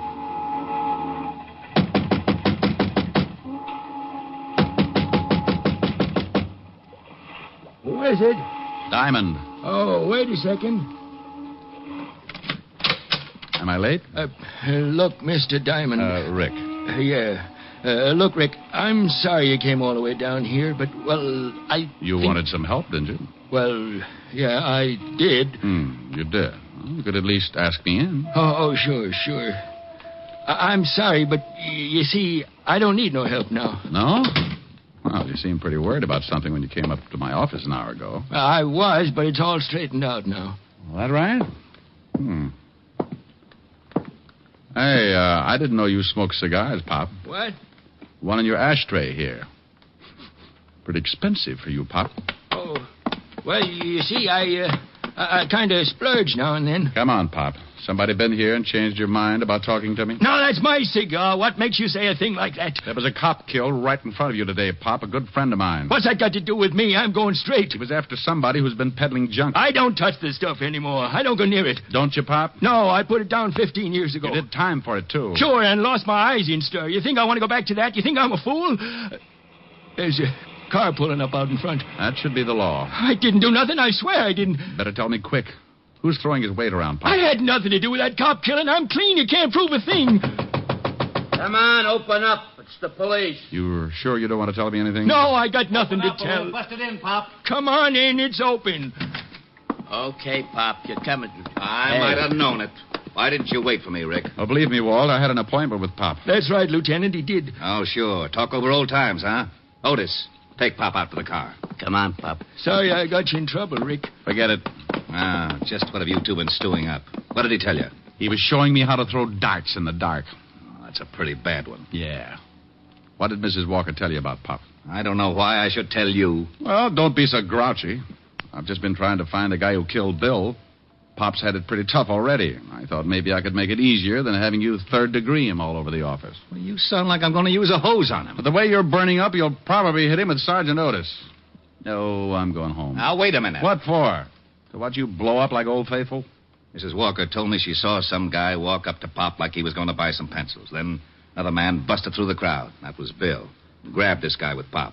The guy pulled a gun and shot Bill, and then he beat it. Did Mrs. Walker give you a description of the killer? Sure. Short, dark, just the opposite of the one the insurance man gave us. The only thing that fits, they both said the killer wore a hat. Oh, dandy. Where are you going? Now, back to my office. Pop knows something, Walt. Don't work on him too hard. Okay. Now, been over to Bill's family yet? Right after I get through with Pop. I'm sorry I got sore. So we all get sore. So what? I'll give you a call. I got back in my cab and headed for the office. On the way over, I kept trying to reason it out. Somehow Pop was mixed up in this thing, and he was scared stiff of something or somebody. I paid the cabbie off in front of the building and took the elevator up to my floor.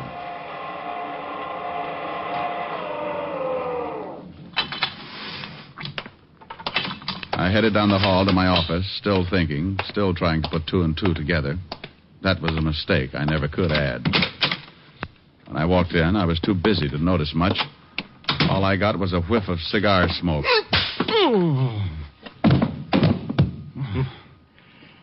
You fall easy, Shamus. Now let's see how you bruise.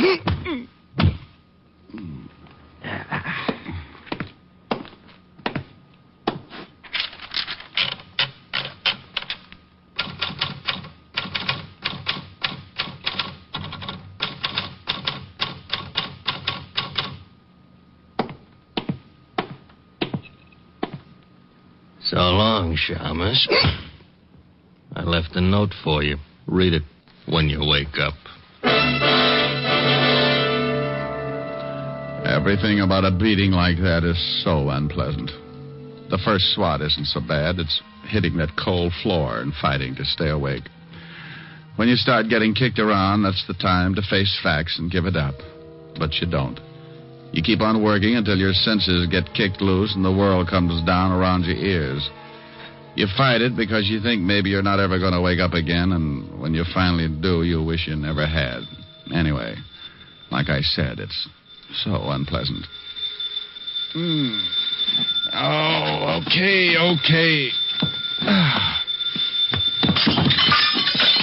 Oh, well, that lamp was pretty silly anyway. All right. Don't jump, but you're talking to a ghost. Rick? At the sound of the groan... What's the matter with you? Well, that's a pretty good question. I don't know how to answer it without a head. What happened? Somebody worked me over. Oh, and how they worked me over. You want me to send an ambulance? No, just a shovel. What's this? What's what? There's something in the typewriter here. A note. Well, I'll put my eyes in straight. Now, Rick, if you're hurt badly... Oh, I'm not hurt that bad, Walt. Well, what about this note? Says, lay off the cop killing. That's all. Oh, and, yeah, look at this. Find something else? A souvenir. Butt of a cigar in my ashtray. There was one just like it in Pop's place. Well, hang on to it. All right, sure. What about Pop? Won't tell us a thing. Well, I'm getting sick and tired of this. Now, I got an idea. Wait 10 minutes and then take Pop back to his house. Look, Rick, if somebody knows you're working on this thing, they must have found out when you went to see Pop. Probably spotted you going in. They certainly must know that we picked up Pop, and if they think he told us anything, they'll sure try to get him. I know it. Now, you drive Pop home, pretend to leave, but don't. And what'll you be doing? I'll be inside when he walks through the door. Okay, but I hope you know what you're doing. So do I. 10 minutes, Walt.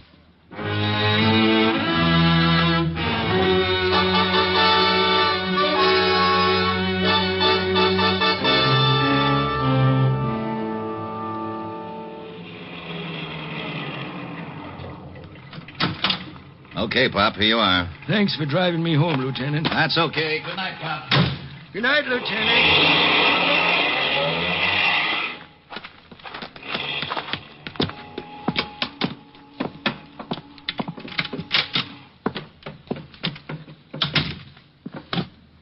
Who's in here? Who is it? Chick! I know you're here. I can smell your cigar smoke. Chick, please, I didn't tell the law a thing. Chick, say something. Honest, I didn't crack. Look, if you want to get rid of me, okay, but not the girl. Please, I swear I didn't say anything to anybody. I'm an old guy. Go ahead, knock me off, but don't do anything to the girl. Please, Chick. I'll peddle your stuff for the rest of my life if you leave the girl alone. Chick! Relax, Pop. What? You're not... No, Pop. Diamond. Didn't like to do it this way, Pop. But that cigar... The guy who saw you earlier came up to see me. Left me a cigar, too, along with a few bruises. Well, you just about know everything. Who's the girl you're protecting, Pop? I can't tell you that. Who's Chick? I can't tell you anything. Look, Pop, a cop's been killed. A great guy with a wife and kids. Now tell me, who's Chick? I ain't going to say anything. If the girl is the reason you won't talk, Pop, I'll find her. And if it's the last thing I ever do, I'll make you both sweat. Well, I'm on my way. Wait a minute, Rick. All right. Go on. Okay. If you give me your word, you won't say nothing about what I'm going to tell you. I give you my word about nothing yet, Pop. Now tell me, and if I think it should be kept quiet, that's the way it'll be. I got a daughter, Rick. What? That's right. Right after I went to stir, my wife had a baby. My wife died, and the kid went to live with relatives. Rich relatives. She's getting a good home and good schools. She doesn't know about you? Panhandling, no. She don't know about me, and she ain't going to. Go on. Only one guy knew about her. My ex-partner, Chick Russo. He got away when they picked me up, and after 15 years, he comes back operating again. The guy with the cigar, huh? Yeah. How did you figure? The stuff was in the pencils. He delivered it to me, and I'd pass it. Why would you pass it? Chick had me over a barrel. He told me if I didn't play along with him, he'd tell my daughter who her father was. I'd do anything to keep from ruining her life. Now, what about Bill Walton? Well, he was going to grab Chick, but Chick shot him. That's why I came to see you. I didn't want no part of a cop killing, but I couldn't say anything then because I had the stuff on me and I wanted to dump it. I didn't want to go back to stir. Then Chick came to see you here, huh? Threatened you. Told you to keep your mouth shut? Yes. Told me in plain words that if I cracked, he'd kill my little girl and me. That's why I froze on you. You going to say anything? About your daughter? No, Pop. Oh, thanks, Rick. Now I don't care what happens. Well, I do. This guy's still loose, and he's done a killing. I want him. I don't know where you can find him. He never said... Well, maybe I can find him. Take off your clothes, Pop. Take off my clothes? Yep, you're going to get yourself a new suit. I'm going out and see Lieutenant Levinson. I'll be right back. You sure you know what you're doing? No, but why spoil a good surprise? Rick. Where are you, Walt? Over here by the pier. What's that with you? That's Otis. Well, tell him to hide his tail. Some guy from Oklahoma's liable to shoot him. Oh, that's very funny. Shut up, Otis. Okay. Seen anything, Walt? Very quiet. Now, look, here's the idea. I'm going down to 51st and Broadway and stand with Pop's clothes and dark glasses on. You're what? From what Pop told me, Chick Russo will certainly try and get him. Chick Russo? Are you crazy? He's been out of circulation for 15 years. Well, I got a big flash for you. He's back. But at 51st and Broadway, I can't give you any protection. Russo could step out of the crowd, and that's the end of it. Well, I'm counting on one thing. That he thinks I'm Pop. He knows Pop's blind, so he'll get in close to do it. Maybe even with a knife. You're crazy. Walt, not in front of Otis. Oh, that's all right, Diamond. Now, I'm going down and change clothes. And then you, Walt, drive me to the corner, let me off. Then beat it.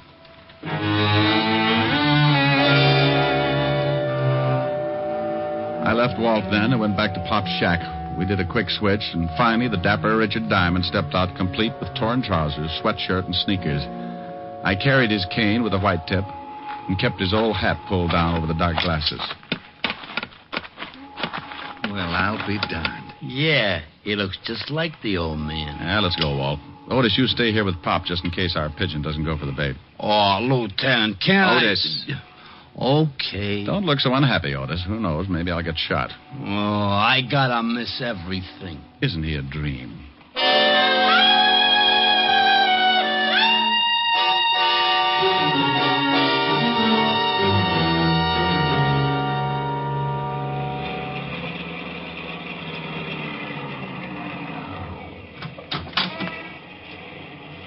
Okay, here you are, Rick. Thanks, Walt. Say good night, Pop, real loud. Okay. Good night, Pop. Sorry if we caused you any trouble. Oh, that's all right, Lieutenant. Thanks for the lift.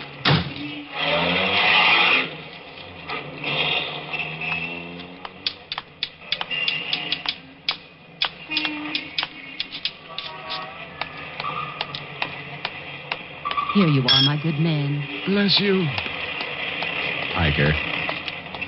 Well, I stood there for 2 hours, getting a few dimes and selling a couple of pencils, but nothing happened.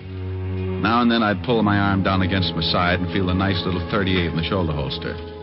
I kept moving from one foot to another to keep my legs from going to sleep. I was getting a first-hand example of the tough role poor old Pop had to hold. By 10:30, I was ready to give it up. Then I spotted the cigar. Bless you. For what, Pop? Cops driving you to work now, huh? That's enough. I'll take your arm and you start walking. I'll lead you. Chick, is that you? Shut up. Walk.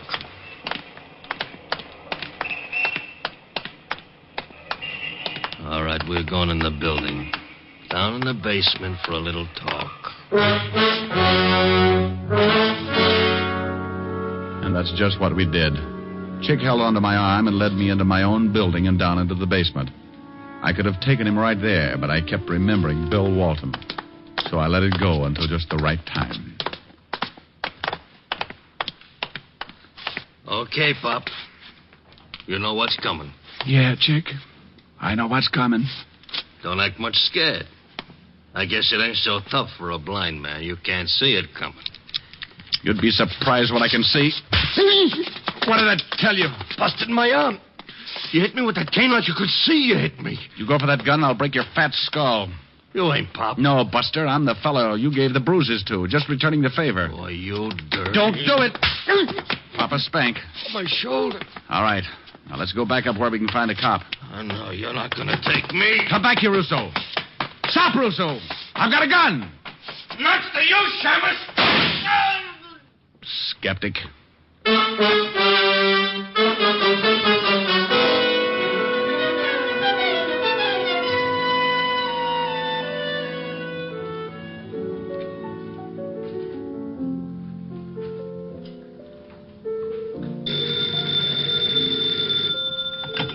Yes?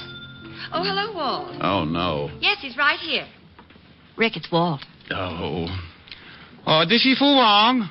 Mr. Diamond very dead. Now, you stop that. I just had a long talk with Pop. Oh, is that right? Yeah, he said absolutely nothing. I still don't know where he figures in this thing. Would you mind telling me? Well, anything Pop did was under duress. If it was illegal, I want to know about it. Yeah, and if it was illegal, Pop would stand a good chance going back to prison. He might. You better let the law decide that. You haven't got any proof? How could I? Everybody's dead, except you and Pop. Pop won't say anything? Not yet, he won't. Walt. Yeah? Die. Now, you wait. What in the world was that all about? Oh, that Walt. When he dies, he'll have the penal code written on his headstone. But he's a good cop. And there he is again. I can't stand to let a phone ring. Oh, he'll get tired. Rick, I'll go crazy. I'll drown it out. Well, do something. I've got a lovely bunch of coke. It stopped. Oh, good. Well, don't you stop. That was pretty. Well, all right. Oh, I've got a lovely bunch of cutie nuts. There they are standing in a row. Big ones, small ones, some as big as your head. Give 'em a twist, a flick of the wrist, that's what the showman said. Oh, I've got a lovely bunch of coconuts. Every ball you throw will make me rich. There stands me wife, the idol of me life. Sing and roll a bowl, a ball, a penny a pitch. Sing and roll a bowl, a ball, a penny a pitch. Sing and roll a bowl, a ball, a penny a pitch. Roll a bowl, a ball, Roll a bowl of ball, sing and roll a bowl of ball, a penny a pitch. Aye, there you are, my lad. Step right up here. I got a lovely bunch of coconuts.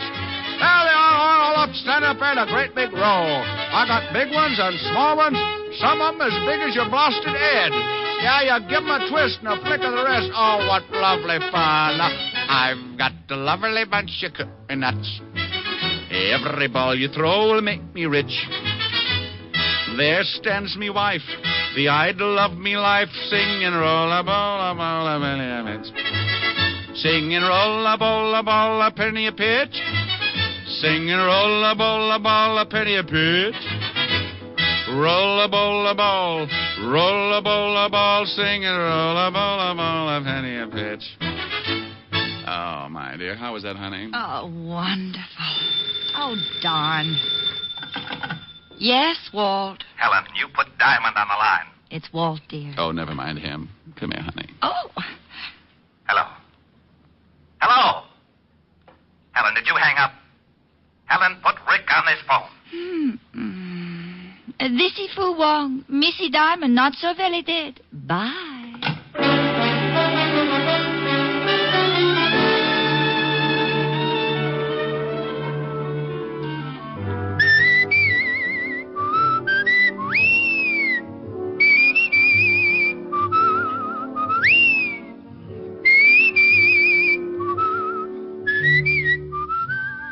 You have just heard Richard Diamond, Private Detective, starring Dick Powell. Ed Begley played Lieutenant Walt Levinson. Also in the cast were Wilms Herbert, Francis Robinson, Larry Dobkin, Ann Morrison, and Charles Seal. Music was under the direction of Frank Worth. Tonight's show was written by Blake Edwards and directed by Russell Hughes. Dick Powell currently may be seen in the motion picture version of the best-selling novel, Mrs. Mike. This is Eddie King inviting you to be with us next Sunday at this same time when we will again bring you Dick Powell as Richard Diamond, Private Detective.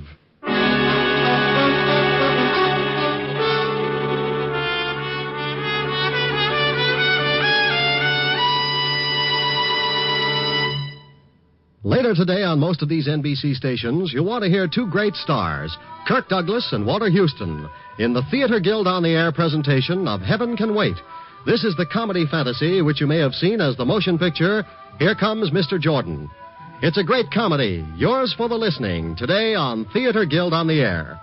And for another fine mystery program today on NBC, listen later to the adventures of Sam Spade, as Sam slams his way through another of his amusing and mystifying capers. Hear the lovely duet from Madame Butterfly on Harvest of Stars, next on NBC.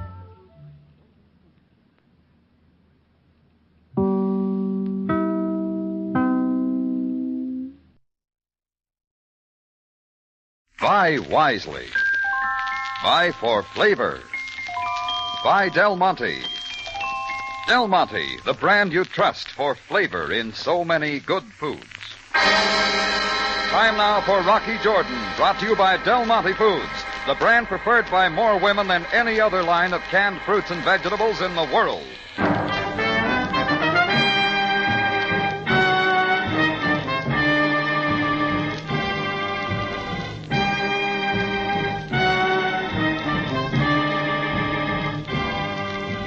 Not far from the Mosque Sultan Hassan in Cairo stands the Cafe Tambourine, run by Rocky Jordan. The Cafe Tambourine, crowded with forgotten men, alive with the babble of many languages. For this is Cairo, where modern adventure and intrigue unfold against the backdrop of antiquity. Del Monte presents Rocky Jordan and this week's story, The DeMarco Affair.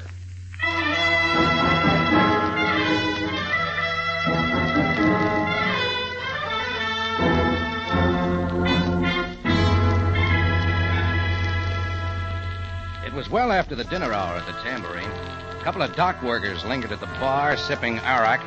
I was at the side table with the evening paper when the phone opened up in my office. As I went back, I made a note to close up early if business didn't pick up. It was a good night for some rest. Anyhow, that's what I thought. Hello, Tambourine. Monsieur Jordan? Yeah, speaking. This is Henri DeMarco. Oh, what can I do for you, Mr. DeMarco? It is about the photographic postcards of the tambourine which you ordered from me. They are now ready. Oh, well, thanks for calling. You will come and get them now? Oh, no special rush, Mr. DeMarco. I still got a few on hand. Monsieur Jourdan? Yeah?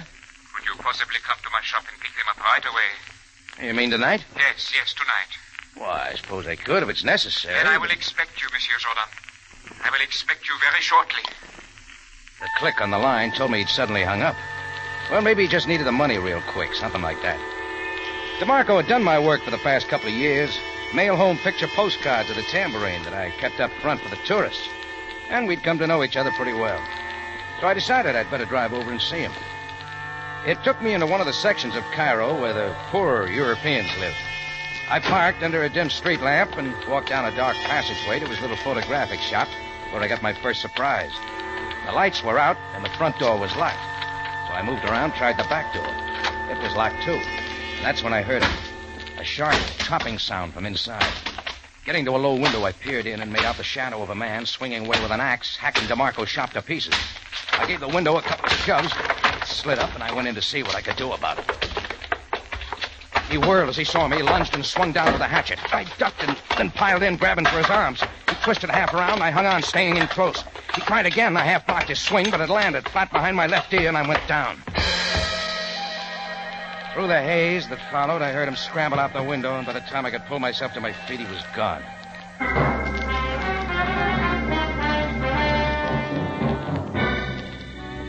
I lost no time cutting on a light and getting to the phone at the front of the shop and calling Captain Sam Sabaya, Cairo police. In another 15 minutes, he was there, and I was briefing him on all that had happened. In other words, Jordan, it is the usual story. Well, that's the way it happened, Sam. You receive a phone call, you come, and as always, you are in the center of a violent brawl about which you can explain nothing. Always it is the same. All right, then maybe you can explain where DeMarco is right now. You're supposed to wait for me here. Yes, you have told me. Now, the man whom you encountered here, please describe him. I can't. It was pitch dark. Oh, yes, of course. Look, do you want me to report these things or not? Jordan, Jordan, let us have no more of this. I regret my show of impatience. It is only that I have had other matters on my mind. Don't blame me for that. Indeed, I do not. I will explain only that a recent and important duty has been to watch certain members of a criminal ring here in Cairo. Now, in spite of all my efforts, they have disappeared one by one. Perhaps even from Egypt. Your superiors aren't going to like that, huh? As you say, I have been under extreme pressure. But let us get on with this. Yeah. That guy didn't miss much. As you say, a most thorough job. Cameras, lighting equipment, projectors, all destroyed. Strange indeed. What's in there, Sam? It is a photographic darkroom. The intruder did not touch it. Maybe he just never got around to it. Perhaps. It will be necessary now to examine the shop thoroughly. What about DeMarco? After phoning his home, I will put out a call for him through missing persons. Oh, yeah. You, through with me? If you like. Would you like a guard to protect you back to your tambourine?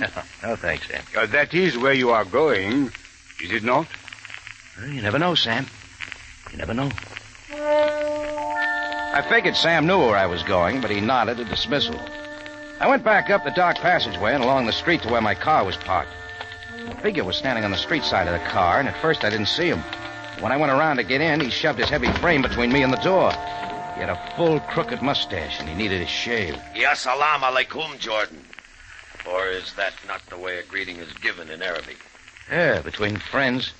Then we are friends, Jordan. Step aside. You're blocking my way. How is that a way to talk to a friend? Aside, I said. You are too hasty, Jordan. Figured there'd be a gun. Goes with your face.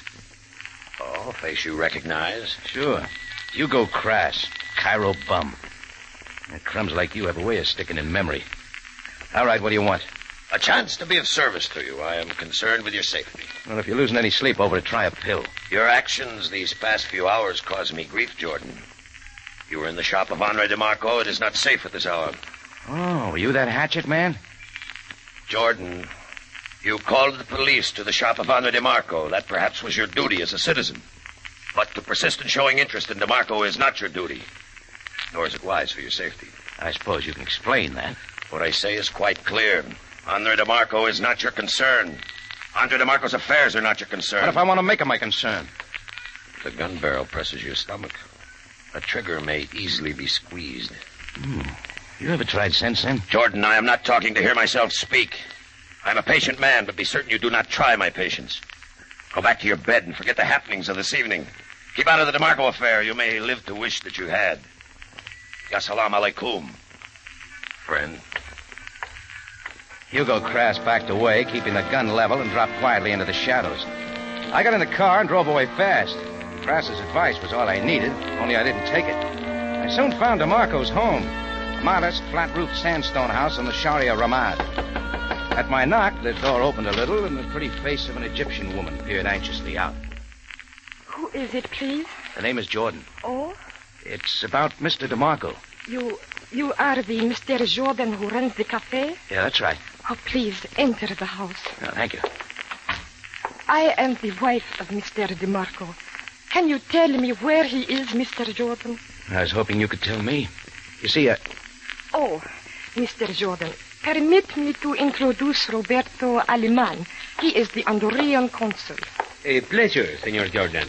Honduran consul, Mr. Aleman? Yes, so few people know of my country. It is the small country between France and Spain. You may find it on any map of Europe. Yes, of course. Senor Jordan, did you not know that DeMarco is Honduran? French extraction, but nevertheless Honduran. No, I didn't know. Look, Please, feel free to speak before Mr. Aleman. He and my husband are close friends. Friends? As are all Hondurans in Cairo. You see, there are so few of us. That is why we have become closely knit. Mr. Aleman came tonight in answer to my call. I have been so worried about my husband. And when the captain of the police called a moment ago... Well, then you know what happened at your husband's shop. Only that it was smashed. And now my husband is not to be found. You say you were at the shop, senor? Yeah, that's right. He called me about an hour ago, asking me to come over and pick up some photographic work he'd done for me. At such a late hour? Yeah, I wondered about that, too.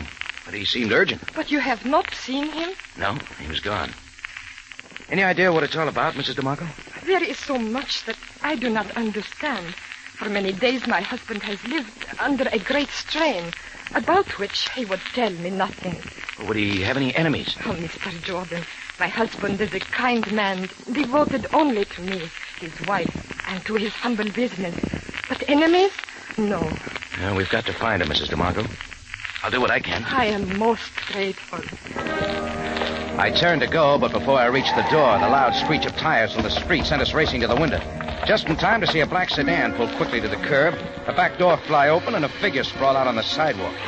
In another second, the car was gone. And even from where we stood, we could see what it had left behind. It was the missing photographer, Henri DeMarco. Del Monte Foods is presenting tonight's adventure with Rocky Jordan.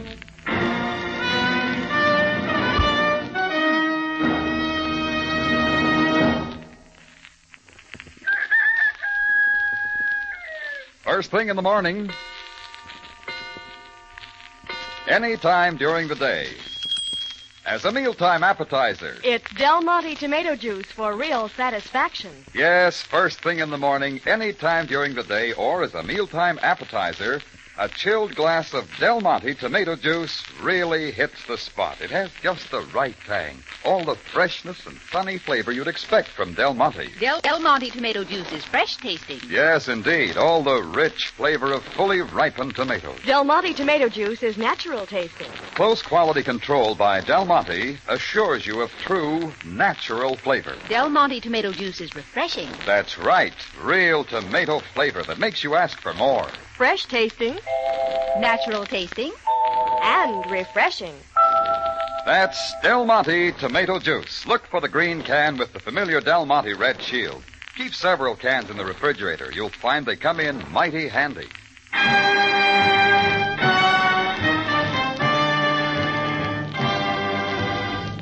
And now we take you back to Cairo and tonight's Rocky Jordan story, The DeMarco Affair.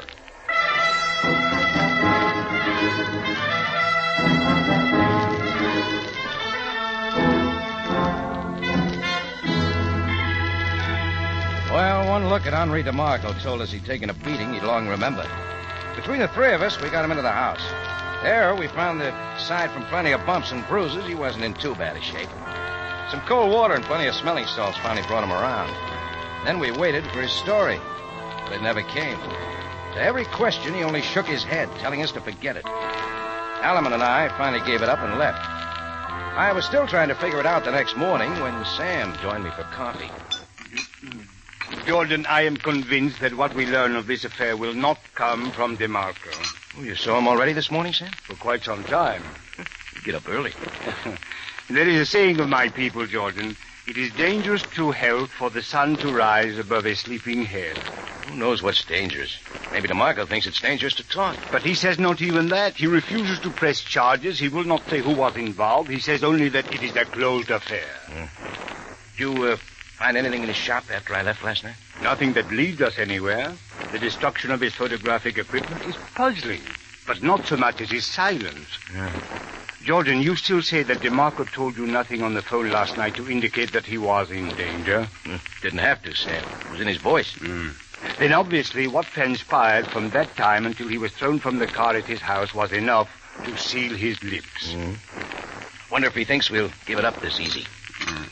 Well, there is little we can do until DeMarco sees fit to cooperate. Well, there's still Hugo Crass. Yes, I shall not forget this man who threatened you, Jordan, this Hugo Crass. I will have my men apprehend him as soon as possible.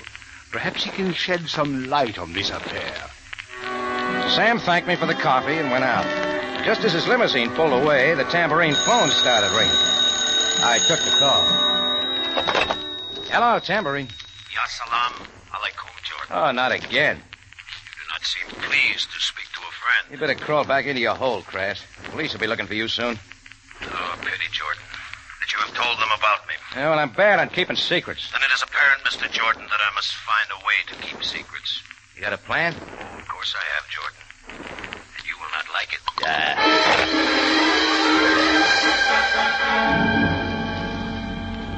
That was all it took to send me right across town to DeMarco's shop to start digging for answers. It was open this time, and DeMarco was there, puttering around in back. He'd cleared away most of the wreckage. I saw a lot of brand new stuff out of boxes from the Cairo Photo Supply Company. Cameras, lights, and everything. DeMarco came hurrying up. Oh, Monsieur Jordan, it is good to see you again. Well, how are you feeling by now, Mr. DeMarco? As well as can be expected, thank you. You have come, of course, for your tambourine postcards. I will get them. There's no hurry about that. It will take but a moment. I must apologize for the inconvenience I caused you last night. Oh, think nothing of it. I see you got some new equipment. A few items, the tools of my trade, Monsieur Jordan. Without them, I could not be in business. Oh, naturally. Hey, those cameras must be pretty expensive. A bit costly. Here you are, Monsieur Jordan. Oh, thanks. I didn't know you were that well fixed. I beg pardon? Having to buy all that stuff at once, it'd be rough on anybody's pocketbook. Oh, that. Well, there is the installment plan. Oh, sure, yeah. Installments, good. The cards, Monsieur Jordan, I made them up just as they were the last time. I trust they are satisfactory. Oh, I'm sure they are. And here's a check to cover the job. So kind of you. But I would have sent a bill. Mr. DeMarco, when you called last night, I got a hunch you needed help. I again must apologize. I came hoping I could give it. I still think I was right. Now, look, when guys start smashing things, roughing people up... Monsieur Jordan? Yeah? Is there anything else I can get for you now? No, thanks. I'll be going. I opened the door and looked back, but DeMarco had already turned to his work. So I decided to talk to DeMarco's friend, Roberto Alaman. I found a phone book, got the address, went to a modern office building near Solomon Pasha Square, up to the 5th floor, and in a door labeled Andorran Consulate. When Alaman saw who it was, he pushed aside some passports and a visa stamp, the usual stuff on a consul's desk, and stood up to greet me. Senor Jordan, I rather expected you. Please sit down. Oh, thanks, Mr. Alaman. I presume you have come to me regarding our mutual friend. Yeah, that's right. I just saw him in his shop. Oh, so he's already back at work. Well, perhaps it is best. Were you able to learn anything from him? No, not a thing. Distressing. His silence is bewildering to all of us. I feel especially sorry for his devoted wife. DeMarco's scared, Mr. Alaman. Something's hanging over him. Somehow, we've got to find out what it is. I agree. Have you anything to suggest, senor? Well, it might not mean much, but we could try something. Yes? DeMarco has a complete layout of brand new photo equipment in his shop. It was delivered today. So soon, Senor Jordan? Yeah, it surprised me, too. Now, look, as his consul, maybe you could check something. DeMarco told me he bought the equipment on the installment plan. Why, that is possible. He's a man of small means. Well, supposing you call the place where he bought the equipment, just to make sure. A very wise move, senor. We must explore every possibility. Yeah, it's the Cairo Photo Supplies. I wrote the number down here. Good. 1 moment, please. Hello? Roberto Aleman of the Andorran Consulate speaking. I would like some information regarding a recent purchase by an Andorran national at your establishment. Confidential, please. His name is Henri DeMarco. Would you tell me on what terms? I see. No. That is all. Thank you very much. Well, Senor Jordan, I fear that we have caught our good friend in a bit of a falsehood. Yeah? DeMarco did buy the equipment, but not on the installment plan. He paid straight cash. I thanked Aleman and left.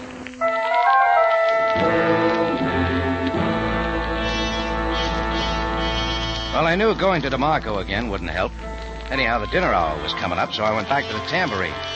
I was still mulling it over that night after the help had knocked off, and I was alone. Before locking up, I was behind the bar cleaning out the cash register, facing the back mirror. That's when I saw the front door slowly open. In stepped a man with a crooked mustache. It was Hugo Crass, and he still held the gun.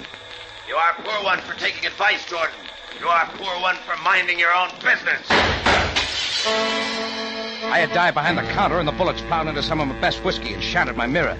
But I had other things to think about. I grabbed my gun from under the counter and came up firing. My shots were wild, but they sent Crass scrambling to the door. I fired again. Crass half spun around, but kept moving. I got around from behind the bar, made it to the door, and out of the street. Just in time to see a car race off and disappear into the night.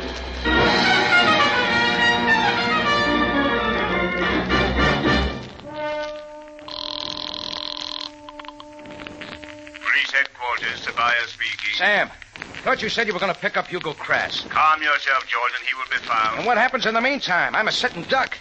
Please explain what you are talking about. I'll tell you what I'm talking about. He's been throwing shots around my tambourine. Indeed, Jordan. Are you going to hunt him up now, or aren't you? Jordan, I will now ask you something. Why did you not tell me everything about this man, Henri DeMarco? Do you not think that I can learn things for myself? What are you talking about? I haven't held anything back from you. So, then did you tell me that DeMarco has been living in Egypt illegally for the past 5 years without credentials or passport? Well, did you tell me that he is still wanted by the Andorran authorities for tax evasion in his own country and that his name is not really DeMarco at all? Well, Jordan? I didn't know, Sam. I am sure that you did not. Now, before you again make demands of the police, remember that you, too, have a responsibility to us. Yeah, sure, I'll remember. That quite everything now, Jordan? Yes, Sam. Everything. And I meant just that. All I had to do now was make sure. I pocketed a bunch of keys and a flashlight. Then I stepped on the gas across the Cairo night to the office building off Solomon Pasha Square. The elevator had stopped running, so I took the stairs to the 5th floor. I paused on the last step. The dimly lit hall was deserted, and I got to the door that said Andorran Consulate and began with the keys. Trying them one by one. Sure, it had to be the last one in the ring, but it did the trick, and I was inside the dark office. I had even better luck with the file drawer. It gave me part of what I wanted. Passports, a visa stamp, a lot of regulation-sized photos. Some attached to the passports, some not.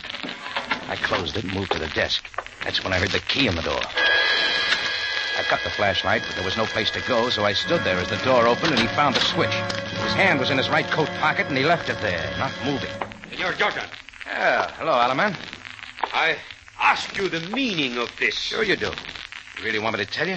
Do you quite realize the penalty for breaking into the office of a foreign government? Do you realize, Senor... Cut out the act, Alaman. He's finished his last week's racing sheet. Have you quite lost your mind? No, not anymore. You're no consul at all, are you? How dare you, Senor Jordan? I demand that you leave at once. If you were the Honduran consul, you'd have known DeMarco was wanted by your government. You'd have known he was an illegal entrant into Egypt. Are you presuming to tell me what I know? The fact is, I think you did know about DeMarco. I think you were holding what you knew over his head to make him work for you. Doing what? Pictures for phony passports. You convinced a few Hondurans in Cairo that you're their consul. They turn over their passports to you. Then you sell those passports to anybody who'll pay the price to get out of Egypt. After you force DeMarco to alter the passport photos just enough to resemble the buyer. Do you think anyone will believe your fantastic theory? All Captain Sabaya has to do is wire the capital of Andorra. Shall we call him, Alama? Come no closer, Jordan. I've been watching him. As his hand came out of his pocket with the gun, I kicked the open door. It slammed into his hand, the gun dropped to the floor, and he grabbed for it. My foot came down on his wrist. My knee caught his jaw. Alaman rolled away, and I picked up the gun, and that was that.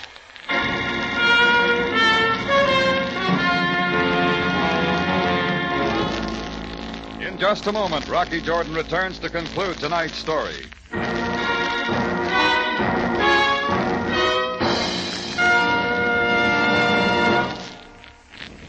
Catsup experts say the finer the vinegar, the better the catsup flavor. And that's one big reason why Del Monte catsup has such marvelous flavor. Del Monte catsup is made with pineapple vinegar. Pineapple vinegar is a superlative vinegar. Only Del Monte makes it. Only Del Monte has it. But it isn't that you taste the vinegar. It's what it does for the other ingredients that is so important. The special way it coaxes out all the rich tomato flavor in catsup. Yes, pineapple vinegar is one of the big reasons why Del Monte catsup is the liveliest, snappiest, best-tasting catsup you ever tried. I know. That rich tomato flavor really perks up everyday foods. You just can't beat Del Monte's rich tomato goodness on meatloaf. Or on hash or chops or hamburgers, on any food that calls for catsup. You'll find that appetizing Del Monte catsup flavor makes you want to come back for more. Try Del Monte catsup soon. For all its goodness, it costs less than many other quality brands. Back now to Rocky Jordan for the conclusion of tonight's story.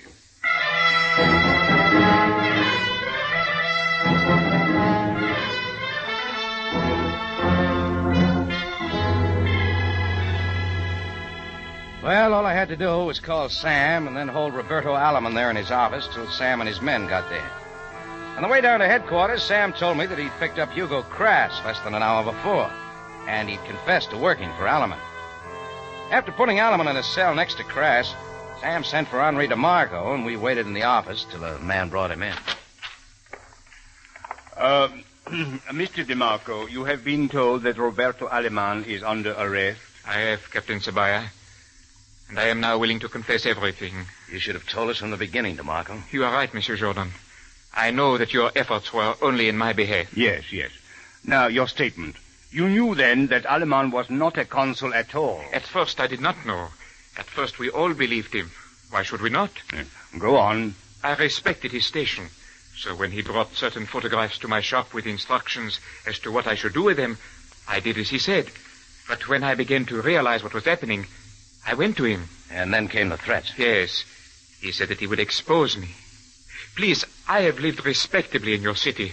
I married a good woman of your people. For her sake... But you continue to do what he said. For a time. Finally, I would have no more of it. I am not a criminal, and I told Alaman that. Just before you called me last night? I knew what he would do to me, Monsieur Jordan. I was frantic for help. Sure. But before I got there, Alaman had his men pick you up and leave a guy to smash the place. After slapping you around, they planned to dump you back at your shop. Until they saw the police there. After they got my promise of silence, they gave me money to buy new cameras and equipment so that I might continue in business as before and do their bidding. Captain, had I known what I do now of Alaman... Many were fooled by him for a time. Were we not, Jordan? I figure Andorra doesn't even have a consulate in Cairo. Quite true. One can get away with many things in Cairo for a time. Sure had a slick racket. Mr. DeMarco, acting as you did under coercion, I feel sure that no charges will be preferred against you. However, regarding the charges of your own government... Captain Sabaya, I am willing and ready to return to Andorra and right my wrong as best I can. You will please step outside the office and wait there. As you wish. Thanks for going easy with him, Sam. Little does DeMarco know how much he has helped. Huh? This problem of certain criminals who have been mysteriously escaping from Egypt, we know now how they did it. With fake passports issued by Roberto Alimon. Then the Egyptian government shouldn't be sore at DeMarco now that it's cleaned up. No, I should think not. After DeMarco has paid his debt in Andorra, my country should have no objection to his returning here and taking up his business once again. Can I count on that? I am counting on it. In fact, Henri DeMarco has promised on his return to take some family photographs of me and my wife and 4 children.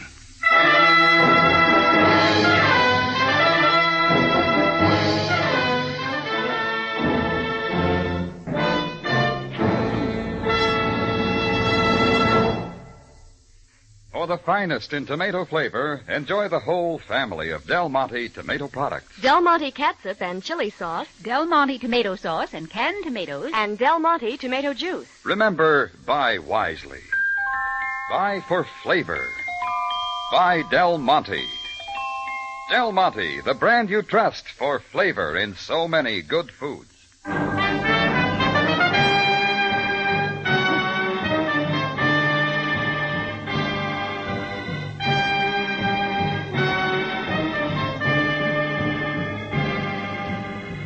Rocky Jordan, written by Larry Roman and Gomer Cool, stars Jack Moyles in the title role with Jay Novello as Sam Sabaya, and is produced and directed by Cliff Howell, with original music composed and conducted by Richard Durant. Remember, you have a date next week at the Cafe Tambourine, run by Rocky Jordan. Same time, same station.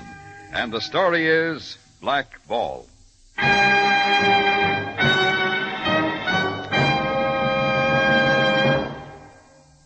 The best-liked brand of peaches in the whole wide world. That's Del Monte peaches, sliced or halved. They're truly delicious.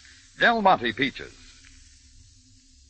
And now, before we sign off, we just want to remind you this year, more than ever before, your community chest needs your support. Give all you can.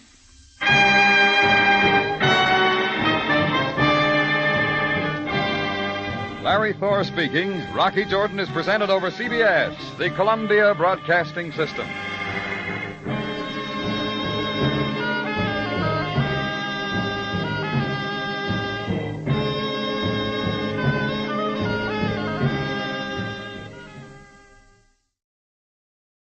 Buy wisely.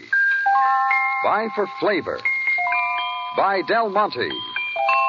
Del Monte, the brand you trust for flavor in so many good foods. Time now for Rocky Jordan, brought to you by Del Monte Foods, the brand preferred by more women than any other line of canned fruits and vegetables in the world.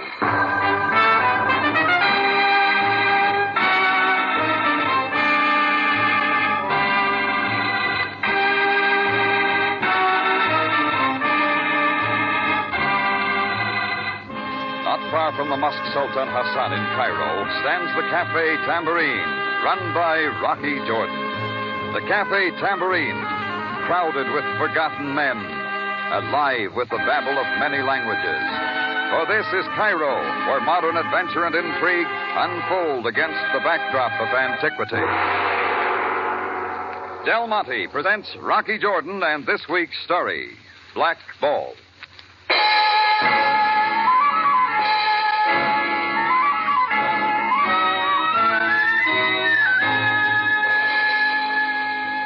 It was in the quiet part of the afternoon. I was back in the office of my tambourine catching up on some paperwork when Chris, my bartender, stuck his head in the door. The afternoon mail, Rock. Oh, thanks, Chris. Just lay it on the desk. They're just bills, mostly. Say, Rocky. You been expecting something from Monte Carlo? Monte Carlo? No, why? Well, this little package here, it's stamped Monte Carlo. Wonder what it is. There's one way of finding out. Oh. Well, what is it, Rock? You ever see one of these? Well, I'll be. It's nothing but a little black ball. The kind they use on a roulette wheel. Roulette, sure. Well, isn't there anything else in the package? Or a note or something? Well, what's the game, Rock? Beats me. Then I guess we'll find out Soon enough. Chris went out, and I sat there for a minute, tossing the black ball around in my hand, looking at it. Then I dropped it in the top drawer and got back to work. The crowds came into the tambourine heavy that evening, and I took over at the back end of the bar. From there, I saw her come in. She was Italian, pretty in a way, except for the look in her eyes. Her coal black hair seemed a little unkempt. A light traveling coat covered her too slim figure. Her right hand was in the coat pocket, and she kept it there. She pushed her way back and found a place directly across the bar from me. Cairo. An awful place. This is called the Café Tambourine, is it not? That's what the sign says, lady. It is owned then by a man named Rocky Jordan. Well, it's no secret. Would you please find him and tell him there is someone here to see him? What about? Tell your Mr. Jordan Carlotta is here. He will know what it is about. I don't think he knows anyone by the name of Carlotta. At one time he did. At one time he knew me very well. Huh? Where? In Milan. Now, would you please call him for me? I have something for him. Well, I hope he's going to like it. Where is Mr. Jordan, please? You're looking at him. I ask you not to jest with me. It's a fact. I'm Rocky Jordan. Do you not think I would know Rocky Jordan when I see him? The wavy brown hair, the thin smiling lips, even the cleft of his small chin. Somebody's been playing a game with you. Hey, Chris. Yeah? What's up, Rock? Tell this lady my name. Your name? Oh, but can't Just you... tell her. It's Rocky Jordan, of course. Oh, I see. Thanks, Chris. Sure. Well, want to see some identification? Driver's license? Tax receipt? No, that is not necessary. I believe you. Again, I have been made such a fool. It happens to us all, one time or another. And I had something so nice for him. Something I have carried all the way from Milan. His present, huh? There in your pocket. Makes a buzz like a gun. You wish to see it? Very well. I'll cut it. Put it away. Of course. That's better. I will find him. No matter what his real name is. Let me know when you do. I don't like guys passing themselves off as me. Or if you meet him before I do, please tell him Carlotta is at the Hibbert house, waiting. She went out, and I kept wondering who'd been in Milan passing himself off as me. I stepped to the door and watched her walking aimlessly down the street. That's when I noticed a man in a white suit and broad-brimmed Panama hat to match standing across the way under a street lamp. He was watching Carlotta, too. He looked vaguely familiar, so I started out to have some words with him. I never made it because he in his white suit saw me and slipped away into the shadows.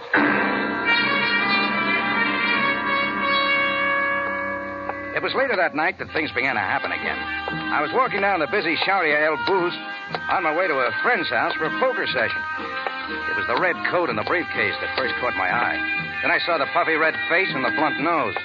It was a short, heavy-set man with arches in his shoes coming my way, and he didn't stop till he bumped into me. Oh, so sorry, my friend. I moved to go on when I saw his fist open up before my eyes. In it was a little black ball, a roulette ball, exactly like the one that came in the mail. My calling card. We should talk now, Mr. Jordan, no? Yeah. This sidewalk cafe is most convenient. Perhaps the vacant table. Yeah, you're leading, mister.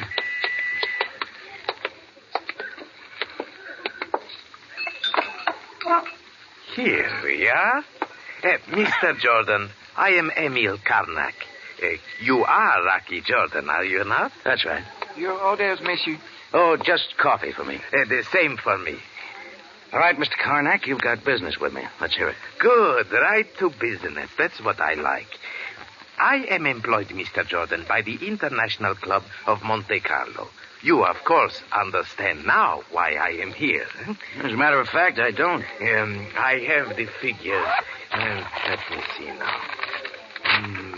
Yes, here we are. July 2nd, 1949, you, Mr. Jordan, spent a session at a roulette wheel in the Monte Carlo International Club.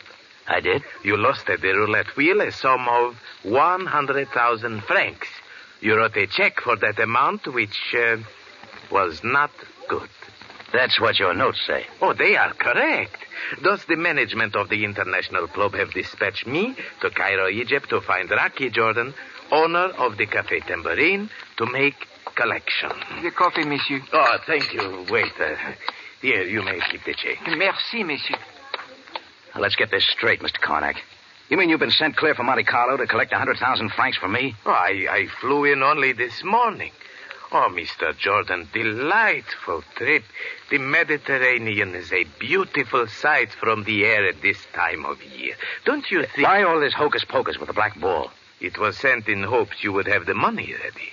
Only you don't come to the tambourine, you collar me on the street. Oh, it is my method to handle these affairs with a minimum of embarrassment. Yeah, that's all very good, Karnak. Only you got it wrong. I haven't been playing any roulette wheels, and I haven't been to Monte Carlo in years. Indeed. There's a guy passing himself off as me. He's the one you're after. Well, I have a photograph of the Rocky Jordan I am looking for. The one who wrote the bad check. It is a photograph of you. Now, 100,000 francs payable in cash this time, plus my expenses, which I shall itemize. And if you don't get it? But, Mr. Jordan, there is no such thing. I always get what I am after. But I am not unreasonable. It is night now. I am perfectly willing to wait until tomorrow morning when the bank opens.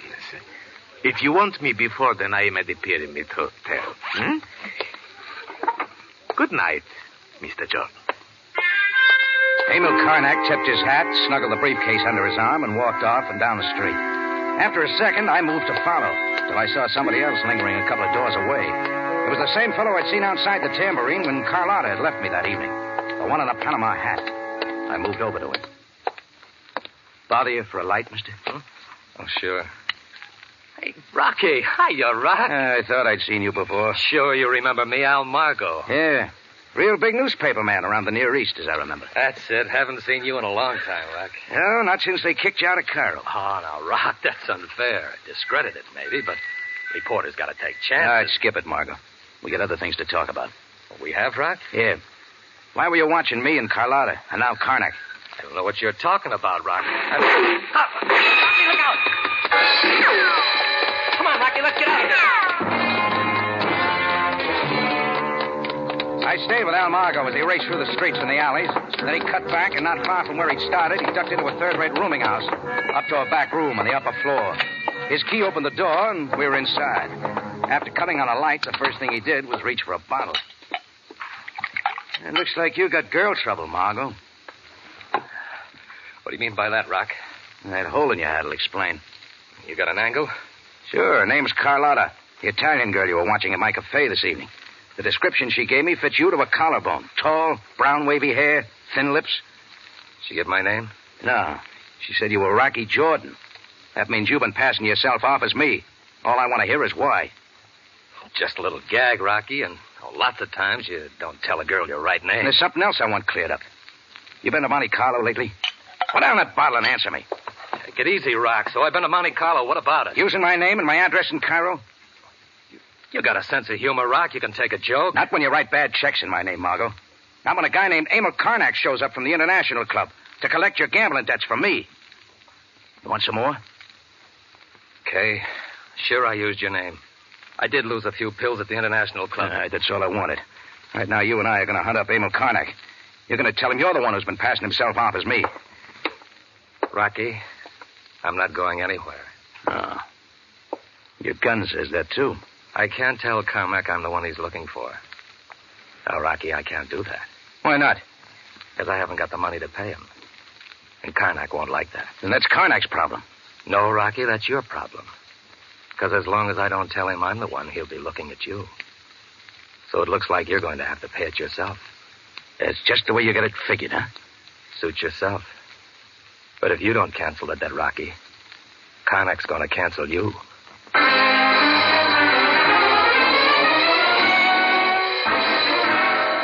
Del Monte Foods is presenting tonight's adventure with Rocky Jordan.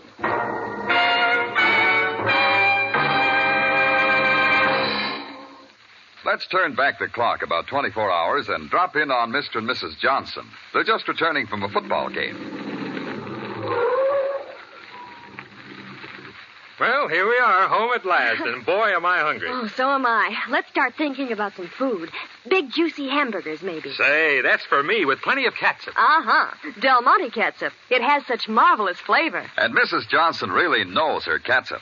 Del Monte catsup, the zestiest, liveliest catsup that ever pleased a man. Now that football season is in full swing, you'll find Del Monte catsup a bigger help than ever when planning lunches before the game or supper afterwards. It's a smart hostess who serves hearty food and lots of it, with plenty of Del Monte catsup handy to add bright, rich, spiced tomato flavor. Yes, that marvelous tomato flavor you find in Del Monte catsup, the only catsup made with pineapple vinegar. That superlative vinegar that coaxes out all the best in tomato flavor. Remember, for real zip and zest, it's Del Monte catsup every time. Next time you go shopping, look for Del Monte catsup. You'll like its quality, and you'll like its thrifty price.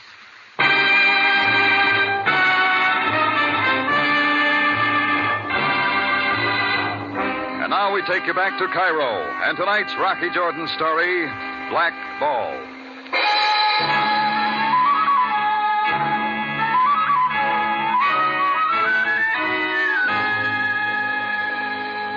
Yeah, Al Margo had admitted everything. That he'd been a lot of places posing as me, Rocky Jordan.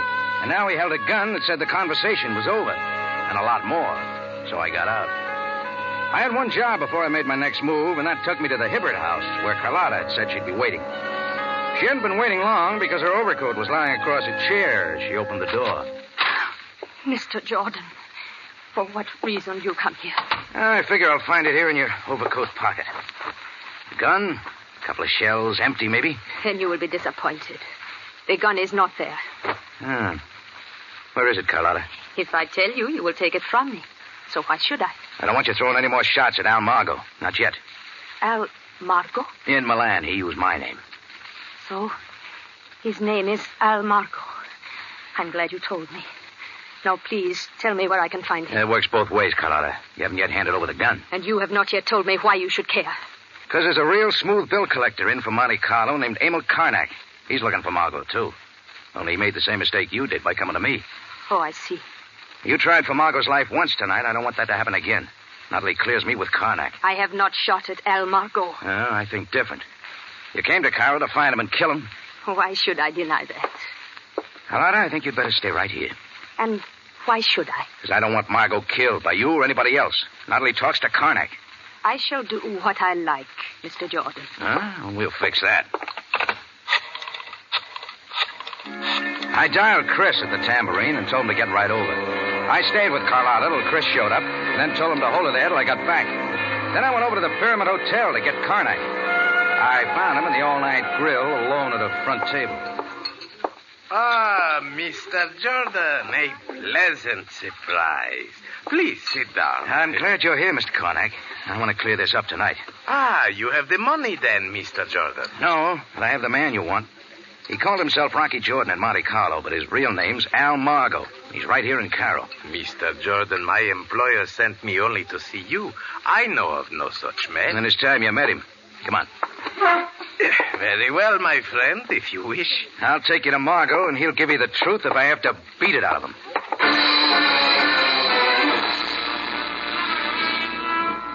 Our taxi made it in a hurry through the night streets to the little rooming house. Karnak and I went right in. At my first knock, the door was open, but not by Al Margo. Standing there, a freshly lit Egyptian cigarette in his hand, his fez correctly fitted on his head, was Captain Sam Sabaya, Cairo Police. Well, come in, Jordan. You ought to try sleeping at night, Sam. He is the one most noble Captain Sabaya Bey. Huh? I do not know the one with the red coat and the red face, but this man, I would swear... A moment, woman. Jordan, you see, on the bed? Yeah. Is he dead, Sam? You grasp for precious seconds, knowing full well that he is dead. You know him, of course? Sure, he's Al Margo. Mr. Karnak here and I were coming for a talk with him. Captain Sabaya, may I explain that Mr. Jordan brought me here? He will have to explain why. Well, Jordan? Margo could have told you that. You see, Sabaya Bey. Like the thief in the night, he returns to the scene of his crime. Hey, wait a minute. What's she driving at, Sam? Continue, woman. Tell him what you told me. Most immediately, sir. I, the landlady, heard the sound. I opened my door to see the unfortunate person fleeing in terror before this man. Like a wild one, he pursued the frightened one down the hall and into this room. We were both running from the same thing. Let her continue, Jordan. There were shouts of violence from the room. I shrunk into my own humble quarters until much later I heard the shots. And when the police came... Sam, are you trying to build a case on that kind of a witness? I wasn't in this room 5 Enough, minutes. Jordan. As yet, you stand accused of nothing. You better start hunting for an Italian girl named Carlotta. At the moment, I must attend to the victim, but there is much to be told. You will both remain available for questioning. Anytime you say, Sam. My card, Captain Ceballe. I am at the Pyramid Hotel. Thank you, Mr. Karnak. I will see you both again, and very soon. Karnak and I went out down the hall to the street. Our taxi was gone, so we walked toward the Shariel booth to scout for a ride. That's when he got to talking. Oh, very regrettable, Mr. Jordan, that you have to be in such trouble. You think I am? Consider, if I should suddenly let Captain Ceballos know what you have said to me, that this Margot assumed your name, that he did much to place you in jeopardy, even to writing bad checks. Naturally, you were very angry. What are you driving at? There was a fight, was there not? Both the statement of the landlady and the appearance of Margot's room indicates that. Go on. It is not likely that Captain Ceballos will think, but then I am not interested in seeing you face a charge of murder. And what are you interested in? That you pay me 100,000 francs, plus expenses. Until tomorrow morning, then, when the bank's open. Karnak was still smiling as he turned and walked away. And I was off in another direction, to the Hibbert house. Right then, it looked like my plan to have Chris hold Carlotta in her room and out of trouble hadn't worked. And I wanted to know why. I didn't expect an answer to my knock. Hello, Rocky. Chris, what'd I tell you to do? What do you mean? All you said was... The bartender delights in work, Mr. Jordan. You should give him a raise. Chris, I told you to keep her in here. I told you not to let her... Take it easy, Rocky. She hasn't moved from that chair. But she's been in here all the time. Well, that's what you said, wasn't it? What difference does it make? Why are you so excited? Tell me, Mr. Jordan. All right, I will, Carlotta. Al Margot's dead. Oh. No, it can't be. But it is. He was shot within the last hour. Oh. Isn't that what you wanted? That is what I thought, but now I do not know. I do not know at all. It had to happen one way or another. Yes, I knew that his evil life would catch up with him. But perhaps I still love him. How can I say? I do not know. Carlotta, try to listen for a minute. Did you know about his being at Monte Carlo? Yes, I did know. There was once when he told me everything. About a gambling debt there? He paid it with a check signed in your name. For 30,000 francs. 30,000? Karnak's been asking for 100,000. Then he is mistaken. Al owed the International Club only 30,000. I am sure. Now, please. Thanks, Carlotta. Chris, you can run along home. I gotta see Karnak at the Pyramid Hotel.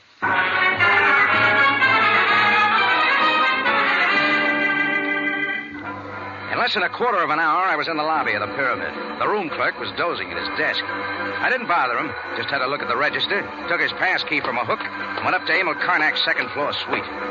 The transom was dark, so I quietly unlocked the door and went in, leaving it open. The sound of heavy breathing from the next room told me Karnak was asleep. So I scratched around and I found his briefcase on the desk. I opened it, moved over to the window where there was just enough light from the hotel sign outside, blinking on and off. His passport was there, and it checked. Then I shuffled through the papers till I found a photograph. It was of Al Margot, but the name on the back said Rocky Jordan. This was the picture Karnak had told me he'd brought for identification, and it meant Karnak had known all along I wasn't the man he was supposed to be looking for. Now it was time to wake up, Mr. Karnak. Only I didn't have to. You will lay the briefcase back on the desk, Mr. Jordan. Are you quite through now, Mr. Jordan? All through, Karnak. And so is your shakedown. Oh, then you do not think I am from the International Club of Monte Carlo. Oh, I know you are. I know Al Margot owed the club 30,000 francs, and you were after it. So? But when you got to Cairo and found you had the wrong man, you decided on a deal of your own. To shake me down for 100,000, pay 30 to the club and pocket 70 for yourself. Oh, you learn many things, but too late, my friend. Hey, it's a great deal, Karnak. You kill Al Margo so he can't tell me or anybody else he'd only lost 30,000. And also to pin the knockoff on me. To make me sweat and kick in with 100,000 in a hurry. That it, Karnak? But it is over now. I will regret to inform the police that I was forced to kill an intruder. There is no other way. And I like my business done quick. Unbelieving, I saw Karnak drop his gun, twist, and slump to the floor. The shots had come from behind me. I whirled, and there, framed in the dark doorway, stood Carlotta. I'm sorry, Mr. Jordan. You better give me the gun, Carlotta. I am so very sorry.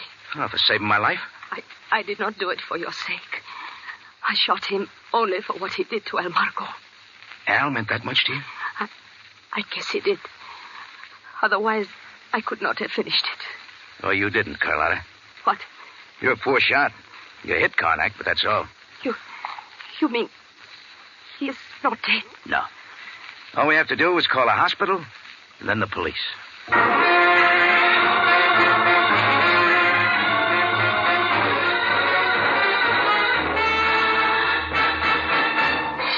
In just a moment, Rocky Jordan returns to conclude tonight's story.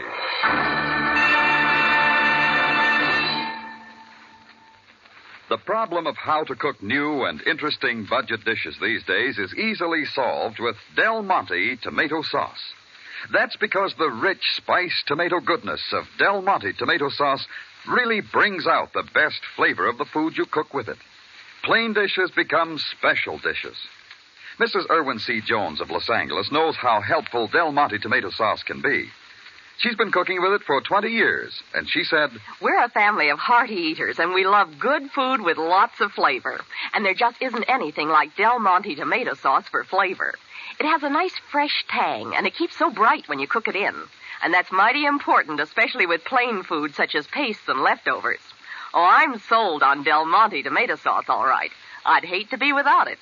And once you have tried Del Monte tomato sauce, you'll hate to be without it too, friends. So take a tip from Mrs. Jones. Pep up those plain foods. Give a zesty, hearty flavor to everyday dishes with Del Monte, the original tomato sauce. You can depend on its matchless flavor just as you depend on all Del Monte foods for flavor. Back now to Rocky Jordan for the conclusion of tonight's story.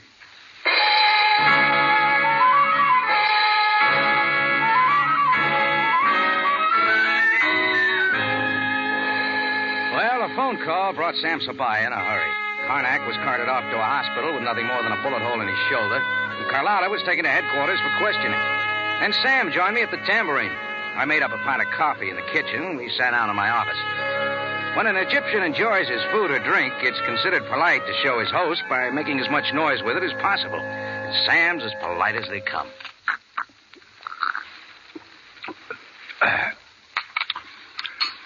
Most excellent coffee, Jordan. That's what I hear, Sam. The manners of the East bewilder you at times, do they not? Just as I do not understand certain ways of your people.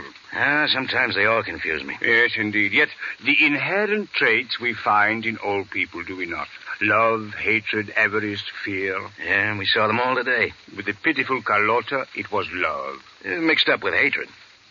You know, after Margot left her in Milan, she came to square things. Didn't help when she found out he hadn't even told her his right name. And the avarice we find in Emil Karnak. Yeah, good employee of his company till he saw the chance to get rich. He found out Margot was his man, but he also found out Margot didn't have any money. Karnak thought I did, so he killed Margot and kept the heat on me. It's too bad he didn't get a look at my bank account. I fear that Karnak has quite enough trouble ahead. We shall get a confession. All I'm concerned about is Carlotta. Why, Jordan? Did she not fire the gun only to save your life? Oh, yeah, sure. She will be given her freedom. Oh, good. I guess she couldn't ask for any more than that.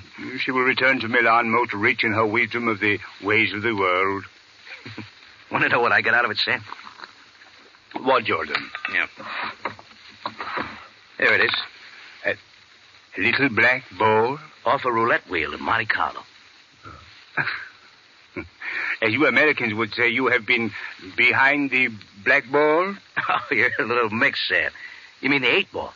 In your case, is there any difference, Jordan?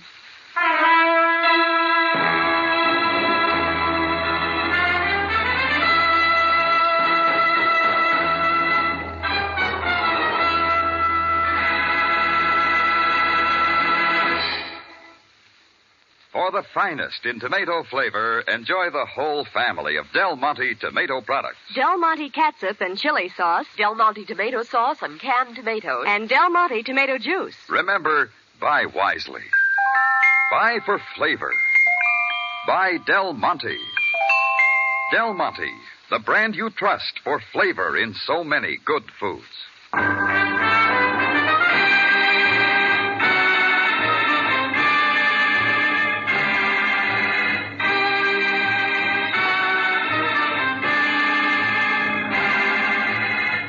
Rocky Jordan, written by Larry Roman and Gomer Cool, stars Jack Moyles in the title role with Jay Novello as Sam Sabaya, and is produced and directed by Cliff Howell, with original music composed and conducted by Richard Arant. Remember, you have a date next week at the Cafe Tambourine, run by Rocky Jordan. Same time, same station. And the story is The Strange Death of Van Dorn.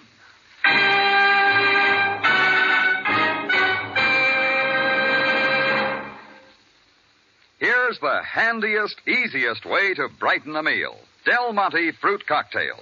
5 luscious fruits ready diced to serve as is. Everybody likes colorful, delicious Del Monte Fruit Cocktail. Now, just a reminder. The Community Chest helps you by helping others. Have you given your share? Support your Red Feather Community Chest services.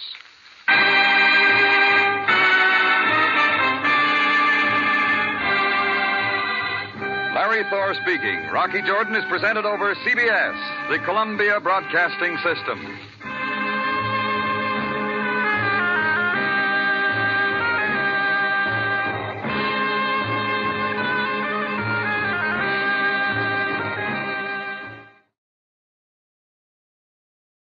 Buy wisely.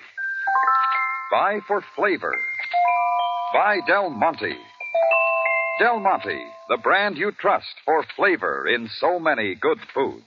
Time now for Rocky Jordan, brought to you by Del Monte Foods, the brand preferred by more women than any other line of canned fruits and vegetables in the world.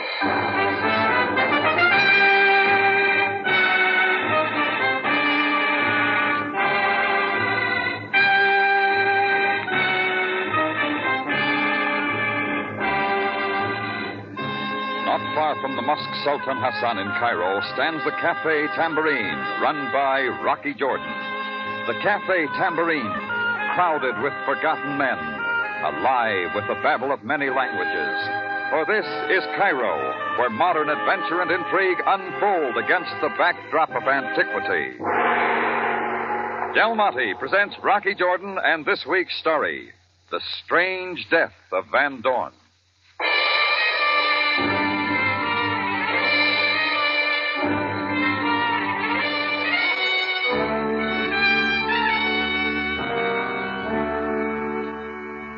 We'd handled a big crowd at the Tambourine the night before. All I wanted that morning was peace and quiet. That's what I wanted. I wasn't opening till noon, but the place was already stifling from the heat of the day. So I went to the front door to let in some fresh air. First thing I saw after that was a big shiny police badge, followed by Sergeant Greco. Good morning, Mr. Jordan. Sorry, Greco, we're not open yet. Do not be offensive. I have no desire for the nectar of the infidel. Then you're in the wrong place, aren't you? Most certainly not. You will please accompany me now.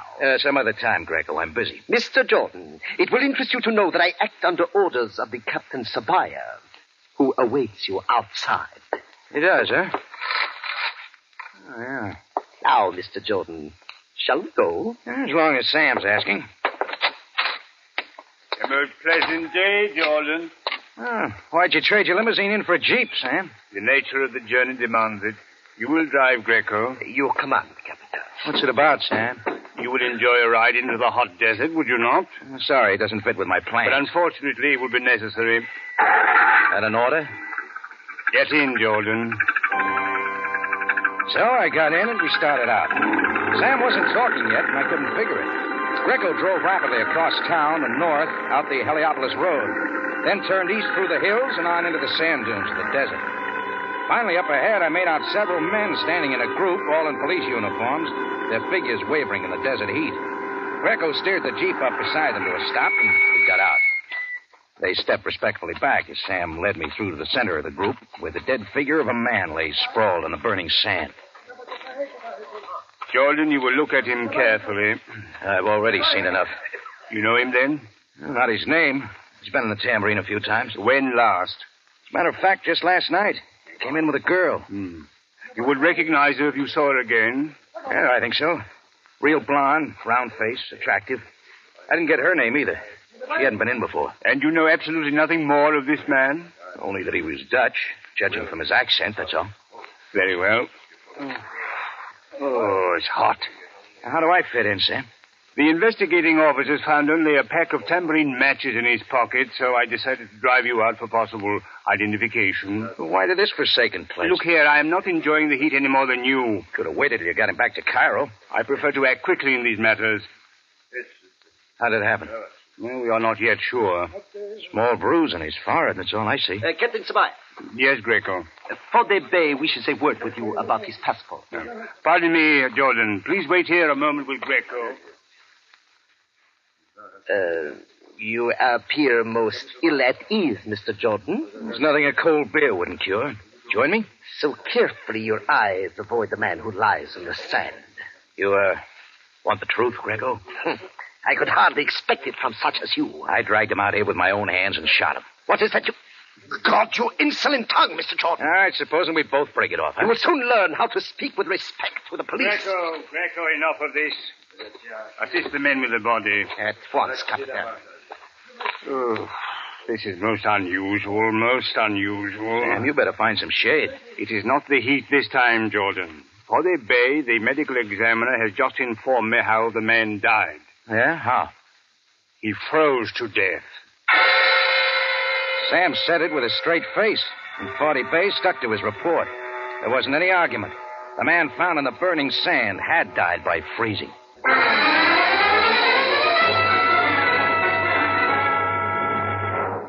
Well, our trip back into Cairo was as silent as when we'd come. They dropped me off at the tambourine without saying a word. I sat down at my desk for a while trying to figure it out, but it didn't get me anywhere. Besides, I had a business appointment across town, so I headed through the office for my car parked in the alley. I just got out the door. No, Mr. Jordan. No, don't move. Don't move at all. There was a little American guy with horn-rimmed glasses and hair parted in the middle. He stood on one foot and then the other, and he waved a black gun. Have a care, I tell you, Mr. Jordan. I have a pistol. Yes, I'm looking at it. And it might very well go off right in your face. Yes, right in your face. Look, why not try settling down? Mr. Jordan, the Cairo police picked you up in front of your cafe this morning. Oh, did they? They then took you into the desert. Now, I want you to tell me exactly what they found there. A lot of sand. Well, stop it, Mr. Jordan. On the dead body. Did they find something unusual? Like what? Well, you would know if they found anything. Only one thing was unusual. He'd frozen to death. Is that what you want? No.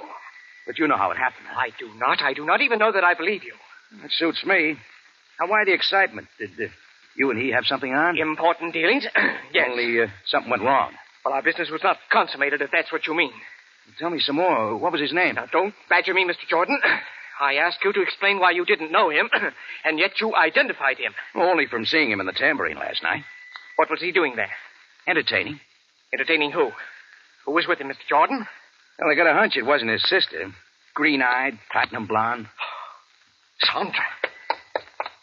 All at once, he was darting up the alley to a side street. I held it till I saw a blue Fiat car roar past the alley entrance and heard it turn down the Sharia Farida. Then I made it to my car, went out of the alley on two wheels, swung onto the Sharia, then stepped it up. Pretty soon I spotted the blue Fiat a couple of blocks ahead.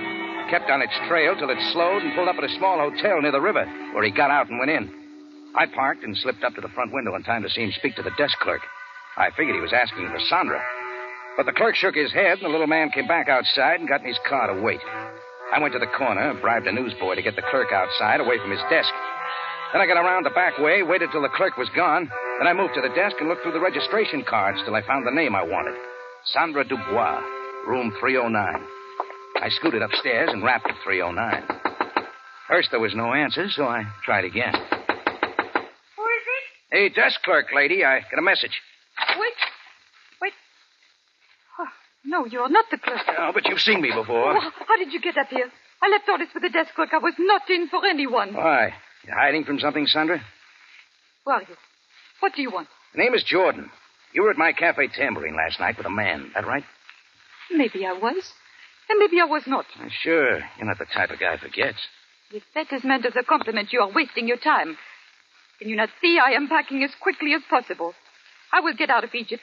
Is not that what you want? Not me, lady. Did somebody else say that? He was here only an hour ago with his threats. Do not pretend you do not know. Who? The little fella sitting out there in the Fiat? Why? No. He was heavy with a completely bald head. Did you get his name? Arnold Krieg. He gave me enough money to get out, and I'm taking his advice right now. Why does Krieg want you out of Egypt? Why should I tell you? Because I don't like getting threats any more than you do. Now, look, maybe we can help each other, Sandra. At least you're not holding a gun. No, I don't carry one. Who is the fellow out there in the Fiat? His name is Hagen. Milt Hagen. Did he have a deal on with the man you went to the tambourine with last night? Yes. I do not know what it was. He did not tell me. Well, let's have his name. Van Dorn. It was only a date. Oh, sure. After you two left the tambourine last night, where'd you go? He brought me back to the hotel, and then he left. Did you see him after that? I watched him from the window there, walking down the street, and then a truck pulled up alongside of him. Go on. 2 men jumped out, grabbed him, and dumped him into the truck. That is the last time I saw him. You saw way too much. Who were the men who picked him up? I recognized only one of them, the bald-headed man, Arnold Krieg. Did he have business with Van Dorn, too? I think he was trying, but Van Dorn would have nothing to do with him. But believe me, I do not know what it is about at all. Sandra, do you know what happened to Van Dorn? No, Mr. Jordan. Do you? The police found him out in the desert this morning. Dead. Oh, no. Oh, ma foi, but how... He'd frozen to death. Oh, but that is not possible. Yeah, happens to be true. Now, listen, Sandra. If you know anything else, you'd better tell me. Oh, but that is all I know. I saw Krieg dump him into a truck. A yellow truck with a red triangle on the side. That is everything. Come on, Sandra. We're going to tell this to the police. Oh, no, I'm not getting out of town right now. Before something happens to me. No, you're not. You're coming with me to Captain Sabaya. Please, Mr. Jordan, let me go. You are taking her no place. Krieg! We hadn't seen him come in the open door, and he was standing right behind us. It was the man who had threatened Sandra earlier. He was built like a wrestler, and there wasn't a hair on his head.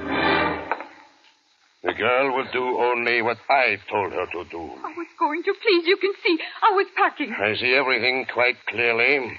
Mr. Jordan takes untimely interest, but he alters nothing. It must have been quite a deal you had with Van Dorn. Enough to kill him. A very big deal, Mr. Jordan, and I don't want it upset by anyone. That's why the gun, huh? No. I am a generous man. I give everyone a break, but only once. So what's your plan? There's a chartered plane warmed up and waiting for this girl. Fortunately, there is space for another passenger. You, Jordan. Now, let me get this straight. You quite understand me. I am having you both flown out of Egypt.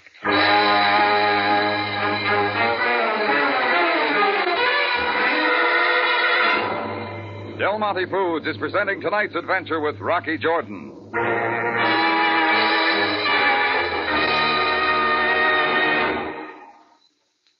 Fresh tasting, natural tasting, and refreshing. Fresh tasting, natural tasting, and refreshing. There, in just 6 words, is the whole story of Del Monte tomato juice. Fresh tasting, natural tasting, and refreshing. That is just what tomato juice should be. And that is just exactly what Del Monte tomato juice is. As an awakener at breakfast time, at any time during the day, for a perfect mealtime appetizer, Del Monte tomato juice really hits the spot.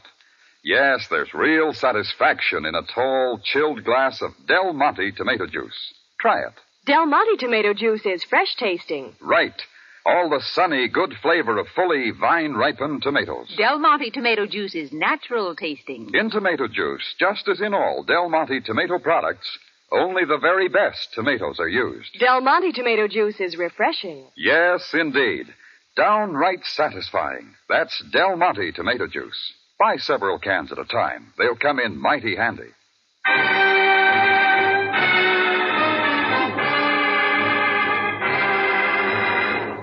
And now we take you back to Cairo and tonight's Rocky Jordan story, The Strange Death of Van Dorn.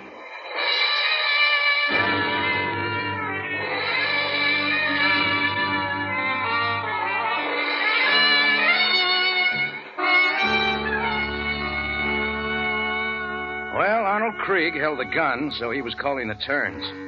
He opened the door, jerked his bald head to motion us out. Sandra clung to my arm as we walked ahead, down the rear hotel stairs, and out the back to where a 1938 Mercedes-Benz with oversized bumpers stood waiting. Native driver sat at the wheel. We got him back, the three of us. The car jerked to a start, swung across the Bulak Bridge, then south. Ahead, we knew a plane awaited us. Destination? Someplace outside of Egypt. I still had a lot to learn.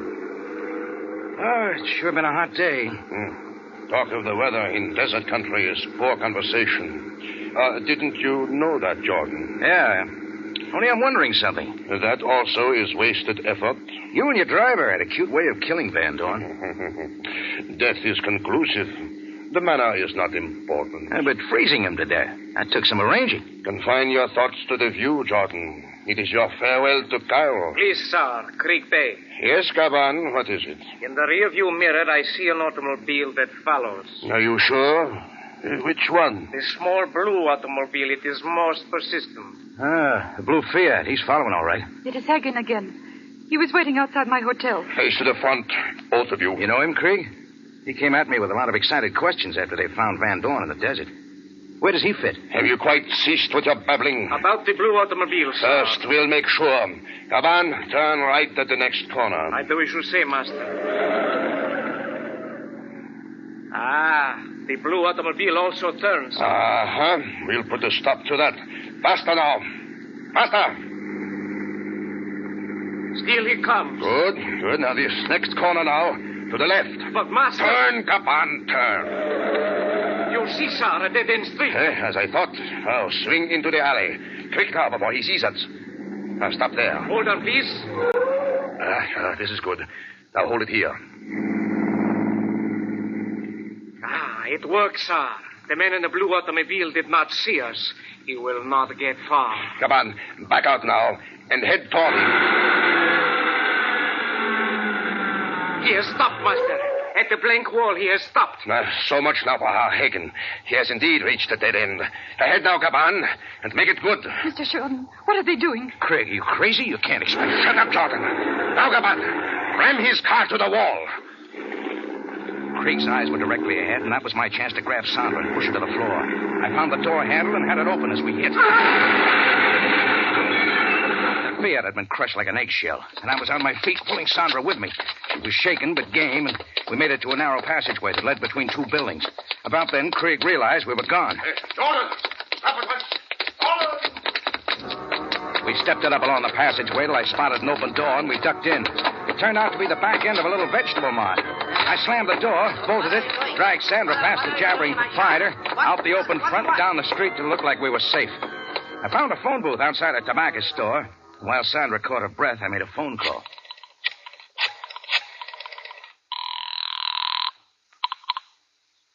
Captain Sabaya speaking. Hello, Sam. It's Rocky. Jordan, I was about to call you. Now, give up the idea and get over to the Sharia Idfu, just off El Mar. There's a smashed-up Fiat. And why should a street accident interest me? Not an accident, Sam. Murder. Continue, Jordan. Now, you'll find him in the smashed car. An American named Milt Hagen. He was deliberately run down. By whom? Guy with an egghead named Arnold Krieg. He had plenty of interest in Van Dorn, too. No, Jordan, you know the name of the man found in the desert. Yeah, I found out. Now, get this, Sam. Krieg's the one that killed Van Dorn. There was a deal on. Van Dorn had something to sell, and Krieg was trying to horn in. What was it, Sam? Why kill two men for it? I can only tell you who Van Dorn was, Jordan. Yeah? He was a criminal wanted by the British. A confidence man, smuggler, counterfeiter. Dutch, yes, from South Africa. But tell me, how do you know that Craig killed Van Dorn? Because I have the girl who was with Van Dorn last night. She saw Krieg and a helper dump Van Dorn into a truck and take him away. Jordan, I think you had better come to headquarters now and complete your report. Sit tight, Sam. We'll be right there. All right, let's go, Sandra. No, Mr. Jordan. You must let me go now. Nothing doing. Sam's waiting for us. You only want to turn me over to the police. It's for your own good. They want to clear it up for you. Please. I only want to get away before that terrible man finds me again. And just where do you think you'll go? To the plane. Away from Egypt, any place. Try thinking straight, Sandra. You actually suppose that plane's waiting for you now? That is what Krieg said. That is all he wanted. You still don't know the man we're up against, do you? You saw what he did to Hagen? Of course I saw. Remember what he told us? He gives everybody just one chance. Our chance is just played out, unless we get to the police quick. How do you know we will ever get there? Well, we've got to take that chance. Now listen, Sandra, supposing you did get out of Egypt. Krieg wouldn't let it go at that, not after what we know. You'd never get back here, and you'd never be safe. Rocky, do not let that man find me again. All right, Sandra. We got to learn why he killed Van Dorn, and see to it that he never kills anybody again. Sandra finally saw it my way. I flagged down a taxi that took us to my car, still parked near Sandra's hotel. Then we started for headquarters. It was well after sundown by now. Seemed like a long time since I'd looked down at Van Dorn's body in the desert that morning and found out how he died. We were spinning along one of the residential streets when suddenly my foot hit the brake pedal. Why are you stopping? Sandra, look at that card there in the window of that house. Does it mean anything to you? Why, the red triangle. It is just like the sign I saw on Krieg's truck. You know what the card is? An ice card. Then it was an ice truck. Of course. Why didn't I think of that before? Well, Sam's going to have to wait. We're paying a visit to the Delta Ice Company. I made a U-turn, bumped the opposite curb, and headed back the other way. And not 10 minutes later, we'd found the Delta Ice plant and were driving slowly past. By now, Sandra was almost enjoying it. Those trucks lined up along the side, Rocky. Yellow with red triangle signs, including the one parked there at the dock. Yes. Someone is there. 2 men. Yeah, and they're loading something on the truck fast from inside the building. You still with me, Sandra? Yes, Rocky, of course. There's a filling station at the corner. Get down there and call Sabaya. Tell him to get here with some men the quickest way he can. Sandra hurried away, and I went back to watch. I kept close to the building. Somewhere inside, I knew Van Dorn had died the night before. I got as close to the dock as I could, hiding in the shadows. From there, I made out the 2 men busy at work. The guy with the bald head, Arnold Krieg, and his helper. Step on it, Gaban. Keep moving. Only a few more blocks of ice cream. There's no time left. We're getting out of here. They were bringing blocks of ice from the building and loading them into the metal-covered truck. I figured they were trying to get away.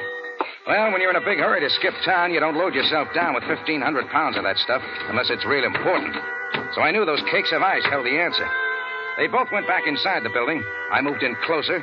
In a few seconds, they were back, each dragging at a big cake of ice. Don't lag, Gaban. They are the last. This block of ice must... Careful with it. It is heavier than the others. Yeah, much heavier, yes, but only we know that. Yeah, hurry now. I held it till they both got well into the truck to complete the load. Then I was silently moving up onto the dock to the back of the truck. I had one side of the metal door and swung it shut. And before they could move, the other one. The bar dropped in place, and they were both locked inside. Come on, open those doors. It was not I, Master, but someone outside. Who is there? Who is out there? What's the difference, Krieg? You're all through. Jordan, I warn you. Let me out of here. Yeah, any good reason why I should? Jordan, let me out of here. How till the police get here with some hot toddies? Jordan, you haven't called the police. Keep your ear tuned. You'll hear the sirens any minute. Jordan, there isn't much time. We can make a deal. I'll give you a fourth. I'll give you half. Half of what? The diamonds. They're frozen in the ice. Diamonds, of course. No one will ever see them in the ice. No one will ever know. How about it, Jordan? No. Huh? What did you say? Come closer. I can't hear you. You heard me. I said nothing doing. Closer, so we can talk. Closer, Jordan. You missed. But don't give up.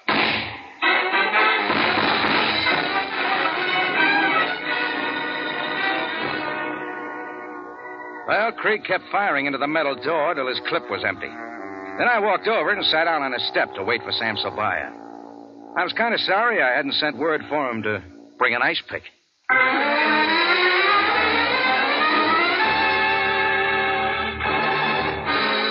In just a moment, Rocky Jordan returns to conclude tonight's story.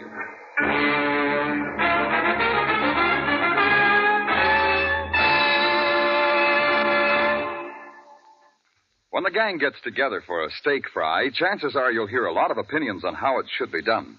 But when it comes to catsup, they'll all agree. I want a catsup with plenty of zip. Real snappy tomato flavor. And that's just what you get in Del Monte catsup. Zesty, lively, real tomato flavor at its best. Yes, that wonderful flavor you find only in the best tomatoes, fully ripened on the vine. And that specially good flavor is brought to perfection with pineapple vinegar. Pineapple vinegar. There's the big secret of that marvelous Del Monte catsup flavor. Pineapple vinegar is superlative vinegar. It brings out all the best flavor of the other ingredients, especially tomato flavor. And only Del Monte catsup has pineapple vinegar.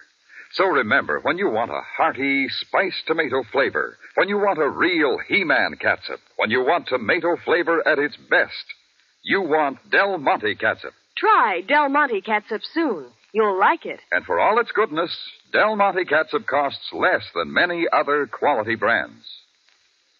Back now to Rocky Jordan for the conclusion of tonight's story.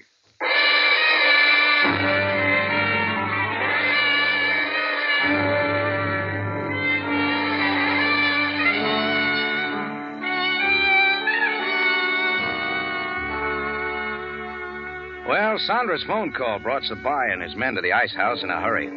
We opened the doors of the truck then, and my two captives came out as meek as kittens. We all went down to headquarters, bringing the truck along, still loaded with the ice. Krieg and Gaban were booked on a charge of double murder.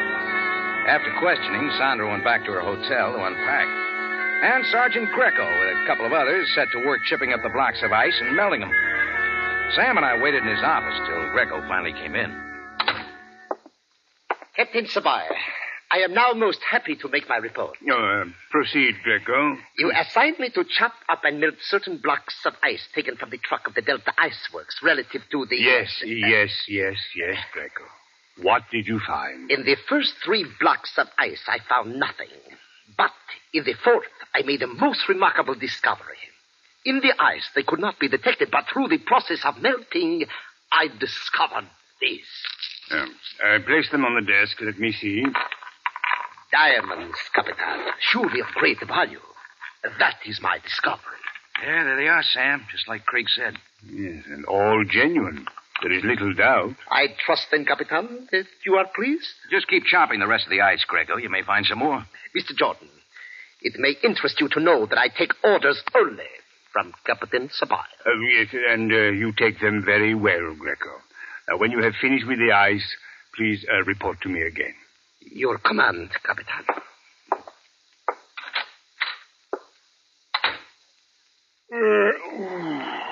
Jordan, it is growing late. I would complete my dossier on this case quickly. Now, Van Dorn in Egypt illegally. With a lot of hot diamonds he'd smuggled in from South Africa. He must have had a buyer in Hagen. Correct. The American consul informs me that Hagen was a jeweler from New York. Yeah, they set up a deal. Maybe Hagen even made a first payment in the diamonds. That's when Arl Krieg got wind of it and decided to get the diamonds at any price. Krieg confesses that he was manager of the ice company, obviously a front for his diamond smuggling ring. Well, that's it. He wanted the diamonds, but Van Dorn wouldn't sell, preferring to do business with Hagen. So Krieg got tough, picked Van Dorn up last night, took the diamonds from him, knocked him out, and dumped him in the deep freeze room at the ice house. A real convenient way to kill him. Yeah. In the meantime, he hid the diamonds in his usual manner by freezing them in the ice until he could smuggle them out of the country. And after that, all he thought he had to do was dump Van Dorn's body out in the desert, knowing he'd thaw out and hoping nobody'd know how he died. The Krieg might have got away with it, too, except for what Sandra saw from her hotel window. Yes, as you say. Well, that about buttons it up, Sam. I guess I'll be getting back to the tambourine. Yes, and I will be getting home to my dear family. Well, good night, Jordan. Good night, Sam. Oh, don't forget to put out the card for the Iceman, huh?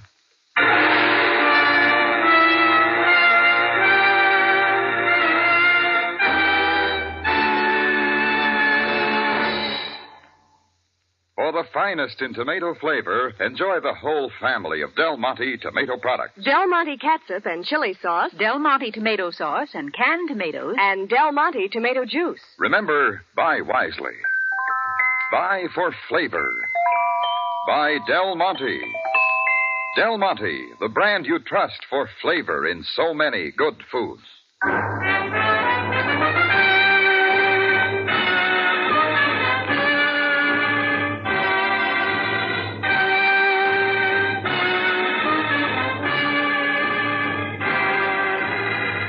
Rocky Jordan, written by Gomer Cool and Larry Roman, stars Jack Moyles in the title role with Jane Amello as Sam Sabaya, and is produced and directed by Cliff Howell, with original music composed and conducted by Richard Arant. Remember, you have a date next week at the Cafe Tambourine, run by Rocky Jordan. Same time, same station. And the story is The Big Heist.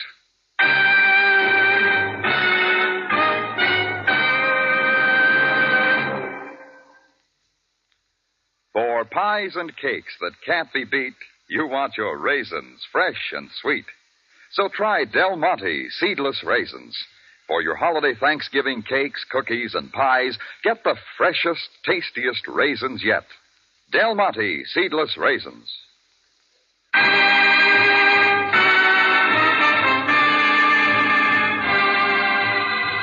Larry Thor speaking. Rocky Jordan is presented over CBS, the Columbia Broadcasting System.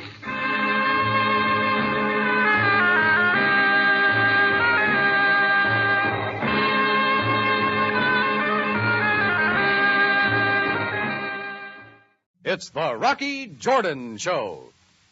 I'm Rocky Jordan.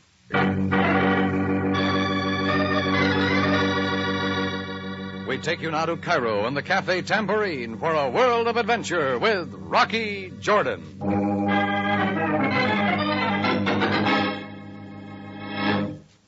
This fellow asked me to go for a ride with him out in the desert and pick up a couple of items. I figured I'd go along just for my health. The gun he held in my back was loaded. The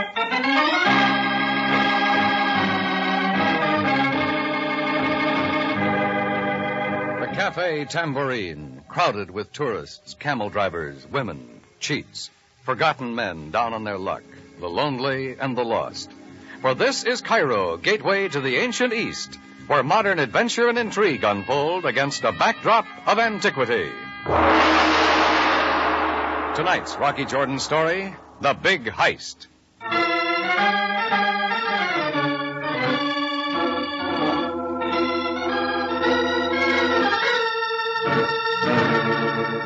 It all started on the afternoon I took a walk to the British Embassy office.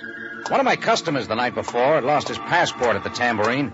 I was going to turn it over to the consul and have him deliver it to the owner. I went through a large plate glass door into the anteroom of the embassy office.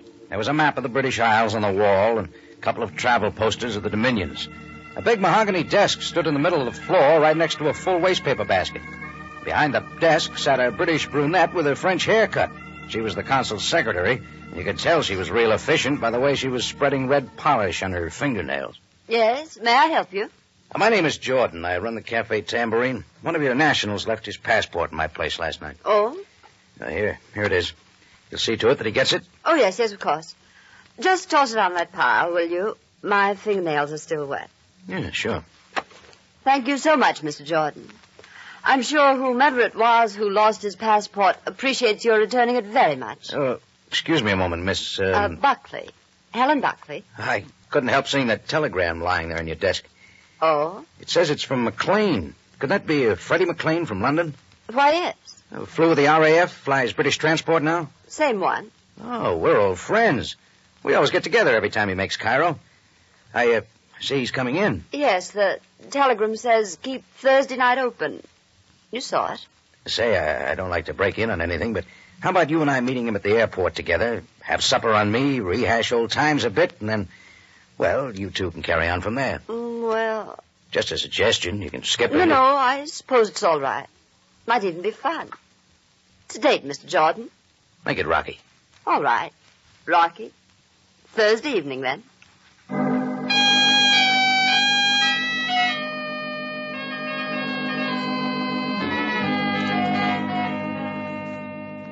Well, Helen Buckley and I were at the airport Thursday evening waiting. The Cairo airport's a modern affair and a very busy place. Planes shuttling in and out from all parts of the world. Flight 907 for Athens, Rome, Geneva, Paris, and New York. Now loading at gate 6. From where we were standing, I could see the big Constellation being readied for its flight to the United States, and it gave me kind of a lonely feeling. But I shook it off as the PA spoke again. British Transport, Flight 61, arriving now from London, England. That should be Freddie's plane, Rocky. Yeah. Come on, let's get closer.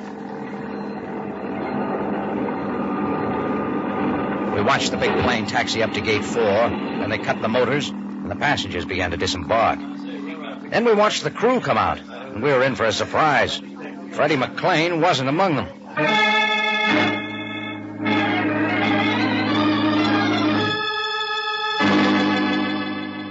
Well, we asked a few questions about him, but no one knew anything. We figured we might as well leave. That's when I spotted an armored car with a couple of guards parked off the side of the field. Alongside the armored car was a black limousine that looked real familiar. It was Captain Sam Sabaya's police car, and he was standing by it, nervously looking at his wristwatch. Sergeant Greco was there, too, and a couple of very British-looking gentlemen in street clothes.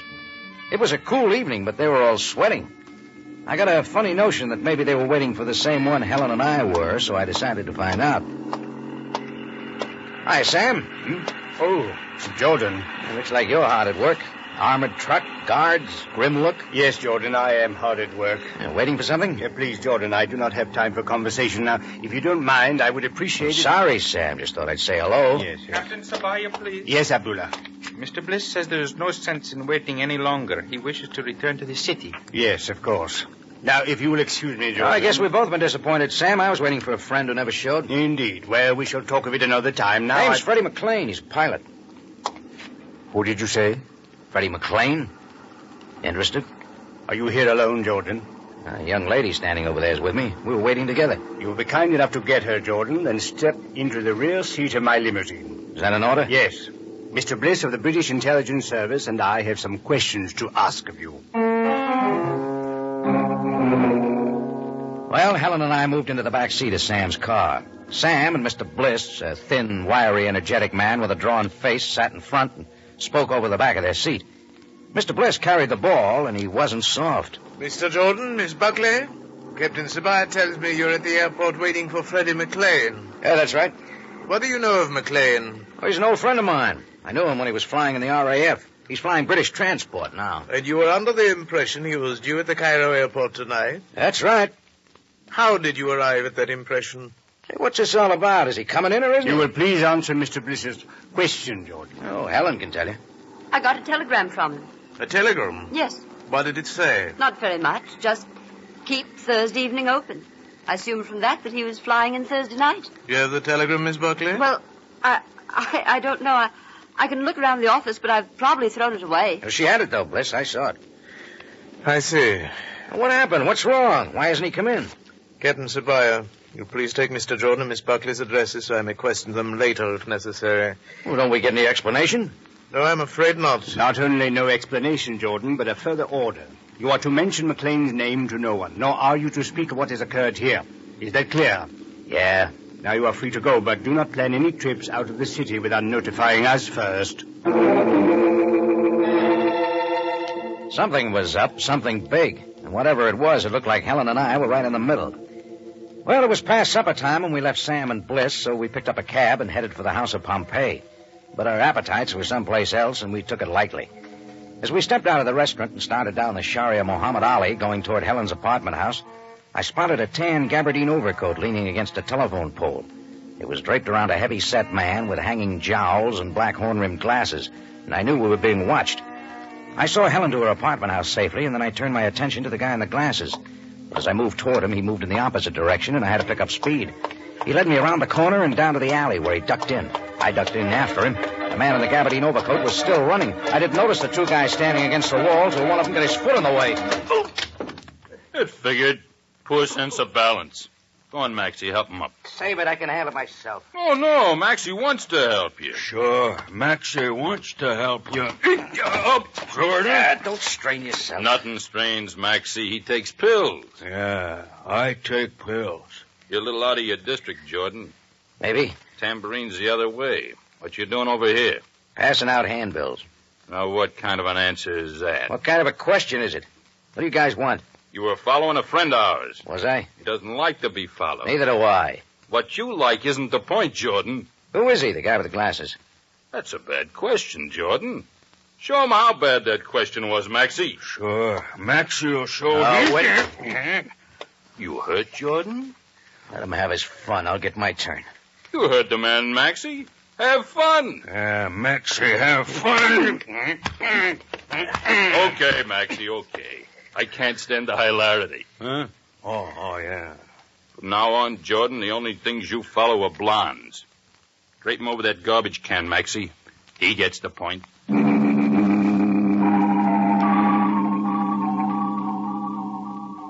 It took a while for the ground to get steady again. By then, the two muscles had vanished into the Cairo night. I dragged myself out of the alley and whistled a taxi to a stop.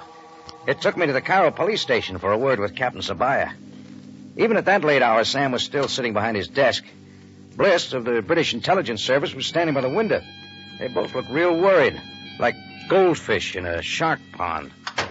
Jordan, what are you doing here this time of night? I got a complaint. What happened to you? Helen and I were being followed tonight. After I dropped her off, I tried for the tag man. I didn't get him, but two of his friends got me. I can give you a description of the big boy. Go on. 45 or so, heavy set, 5'10", I'd say, 200 pounds.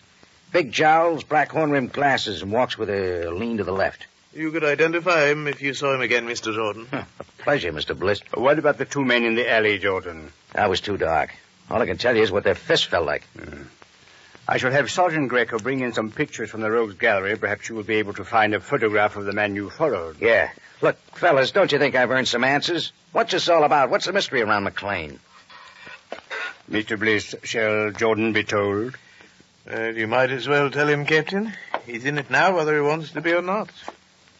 Jordan, earlier today, a transport plane left the London airport carrying cargo. Its destination, the Cairo airport. Freddie McLean was a pilot? Yes. But the flight was to be most secret. No one was to know of it. Why? Because of the nature of the cargo. The Federated Bank of London was sending $1 million in gold coin to its branch bank here in Cairo. Oh, I see. That's what the armored cars and guards were for. Unfortunately, there was a leak. Perhaps the telegram McLean sent to Helen Buckley. Perhaps something else. At any rate, there was a leak. The plane did not arrive at the Cairo airport. So that's big trouble. Communication with it was lost someplace over the desert. And so, Jordan, the huge cargo plane, Freddie McLean, and two other men, and $1 million in gold coin have all completely vanished.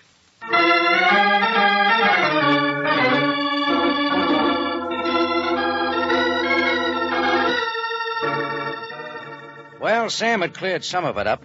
At least he had told me why he and Bliss were so worried. So $1 million in gold coin was missing. The problem was how to get it back. I spent a couple of more hours at the station going through some photos Sam had, but I didn't spot the man I tried to follow. Then Sam said I could go, so I went back to the tambourine and hit the sack. I didn't sleep well. I was worried about McLean and why I'd been stupid enough to send a telegram. The next morning, I had a visitor at the tambourine. A skinny guy with a hawk nose and dirty robes and a smell like a camel. Effendi Jordan, owner of this most noble establishment? Yeah, that's right. My name is Luca. I'm a driver of the camels. I have followed the desert trails all my life. A humble lot for a humble man. All right, what's on your humble mind, Luca?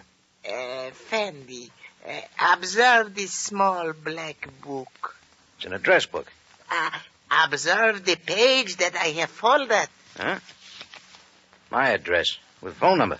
And the person of a poor Inglese who lost himself upon the desert. A flyer? His clothes were most odd. He's got a name. One I do not know. Where is he now? Somewhere. but safe. Safe. He is then a friend of yours? Yeah, maybe. And you wish to be taken to him? So do the police. Oh, but Luca cannot permit that. Luca will take the Effendi Jordan to this man. If the Effendi Jordan will be considerate of the fact that Luca is a poor man with 3 wives and many children. All right. How much do you want? Your wish. £5. Will the good Effendi wish again? All right, 10. Now. But no police. If the police are called, I shall deny my conversation with you and become as silent as the sphinx of my forebears. How do I know you're not trying to get me out in the desert for another reason? A foreigner who chooses to live in a desert land, Effendi, is one who will take chances. All right, I got a phone call to make. I'll be right with you. I walked into the office and picked up the phone.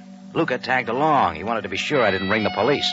I didn't. I dialed Helen Buckley's number. It rang a couple of times, and I heard her voice. Hello. Helen, this is Rocky. Well, Rocky, I'm glad you called. Any news on Freddie? Maybe. Listen, I haven't got much time. I think I got a lead on him. A lead? What do you mean? I got a visitor here right now. A camel driver who says he found someone out in the desert. Freddie, I think, and he's got him hidden away. Where? I don't know. I'm going with him now. How do you know he's telling you the truth? I don't. Rocky, don't do anything foolish. Stick close to your phone. If you don't hear from me in 3 hours, notify Sam. Yes, of course, but... Rocky, please. All right, Luca. Let's go. Luca nodded, and we left the tambourine. I drove to the outskirts of town, where Luca got old-fashioned. He had a couple of horses waiting. We switched, and soon we were riding over the sand. He led me over an obscure desert trail, over endless dunes of hot, still sand, then turned off the trail and wound me in so many circles I felt like a roulette wheel with a loose bearing. It was about an hour and a half after we left the tambourine that I saw a couple of solitary palm trees jutting up toward the sky. When we got closer, I saw a tent. That's where Luca was taking me, and a few minutes later we were reining our horses to a stop. You will find the Inglesi in the tent. I sure hope so. You coming in? I will wait outside. The Effendi will go into the tent alone. Well, okay. I took it this far. I guess I can take it the rest of the way. I walked to the tent and threw open the flap. The first thing I saw was a body draped on a blanket on the floor. It was dressed in aviator's clothes, and the mop of red hair told me it could have been Freddie McLean. But he was lying face down. I went over to him. It was Freddie McLean, all right. There was a bullet wound in his shoulder, and he was sleeping. I shook him gently and woke him. Huh? Rocky Jordan. The same. Where am I? In a camel driver's tent out in the desert. Well, how did you get here? That's a long story. How do you feel? Better. The last thing I remember, I was wandering around the desert. Yeah. Strong enough to ride a horse? Yes, I think so. Oh, how's your shoulder? As well as can be expected. We got to get into the city. A lot of people are wondering about you. Yes, I can imagine. Oh, I know about the gold coin you were flying for the bank. What happened? Well, I still don't believe it. Well, let's hear it. Look, we were flying without incident until we hit a stretch of the desert close to Cairo. Next thing I knew, there was a strange voice on my radio. It came from a fighter plane on my tail. Fighter plane? Yes, he had his guns on us. Well, we weren't carrying any guns. It was a secret flight. We didn't want to get any attention by loading up with guns. Anyway, the fighter plane made us cut our radio and then forced us into a landing on some isolated airstrip on the desert somewhere. That took a lot of planning. Yeah, I suppose they thought it was worth it. There was a lot of gold on my plane. What happened to your crew? Well, they're all dead. I got away somehow. I suppose the thieves didn't care much. They knew I'd caught a bullet, and I suppose they thought I'd die on the desert. You remember where that airstrip is? Yes, approximately. All right, let's get into town and tell Savaya. Come on, I'll help you. No, please, do not! Jordan! Luca! Effendi Jordan! Luca! He won't answer, Jordan. Maxie just separated him. Yeah, Maxie just separated him. You guys are pretty busy, aren't you? There's enough to do. Maxie threw a little sand over that camel driver and scattered the horses. Sure, Zaco. You know, McLean, we owe Jordan a vote of thanks. He was good enough to lead us right to you. All right, out of the tent. Climb in the back seat of the Jeep. What's the tour? Don't ask. You won't like it. Let's just say a friend of mine's real anxious to see the both of you. I bet he's nearsighted. And also rich. You know, he just picked up $1 million in gold someone left lying around in an old airplane. Well, he won't have it long. You'll lose it in taxes. My friend just won't report it as income. And anyone who tries to is going to get separated. Just like Luca.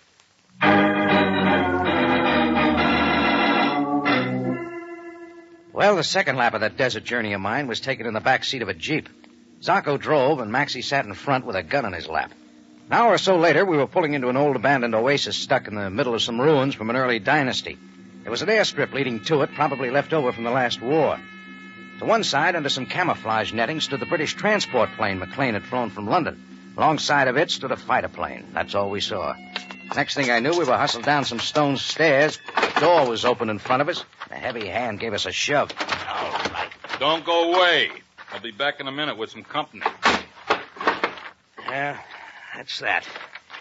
How's your shoulder, Freddie? Oh, it's all right. Put a bar across the door. I can't understand how they got wind of this thing. The whole thing was a secret. What we were flying, and especially when. You gave it away. Well, I did. That telegram you sent.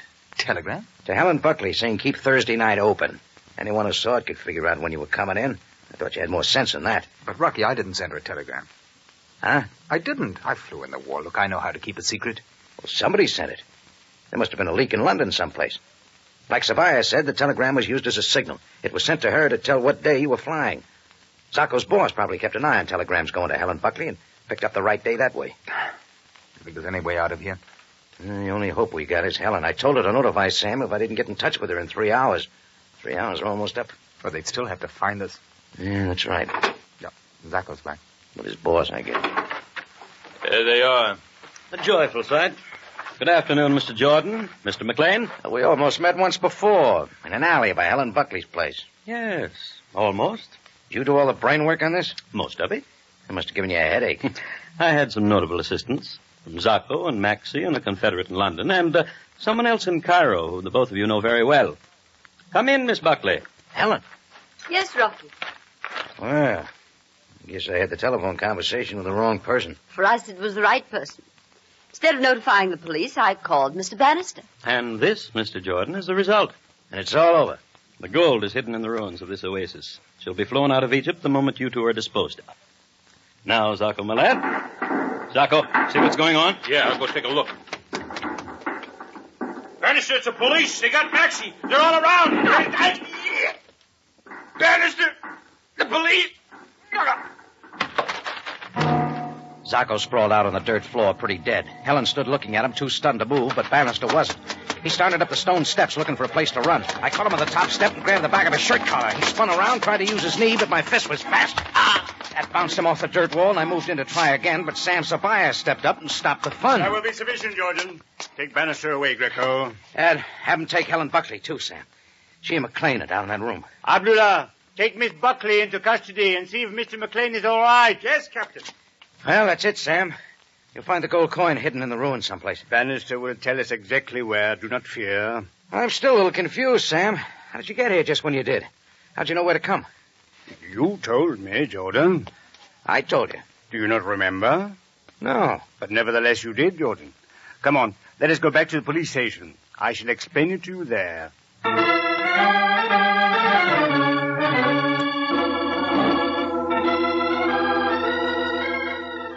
Well, that was just about it. Sam left some of his men to gather up the gold coin, and the rest of us rode back into Cairo. Freddie McLean was taken to the hospital to have his shoulder dressed. Helen Buckley and Bannister made the lockup. I went to Sam's office with him and Mr. Bliss, the special British investigator. First thing Sam did was dispatch the coroner to take care of Zacco and Maxie. Second thing he did was brew some of that very strong Egyptian coffee. We all had a cup, and for once it tasted good.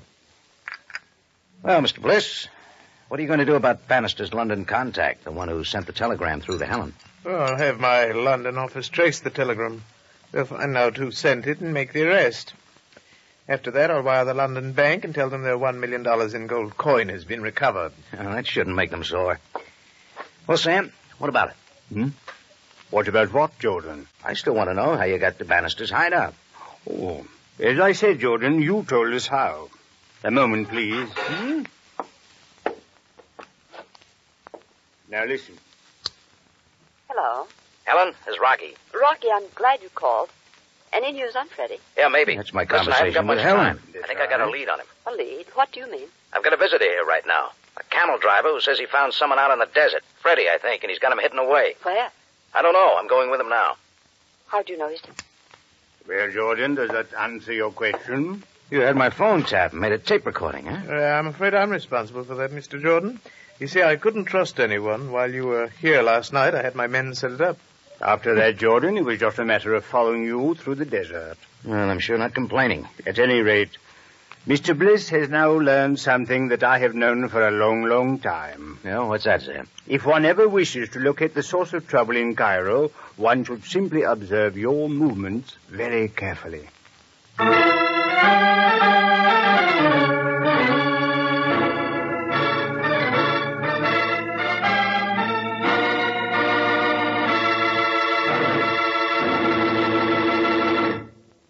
This is Rocky Jordan again. Next week, I want to tell you about a hand that grabbed my coat lapel and pulled me into a room where I met the second man. He turned out to be a real sweet guy. Trouble was, he didn't act sweet. He smelled sweet.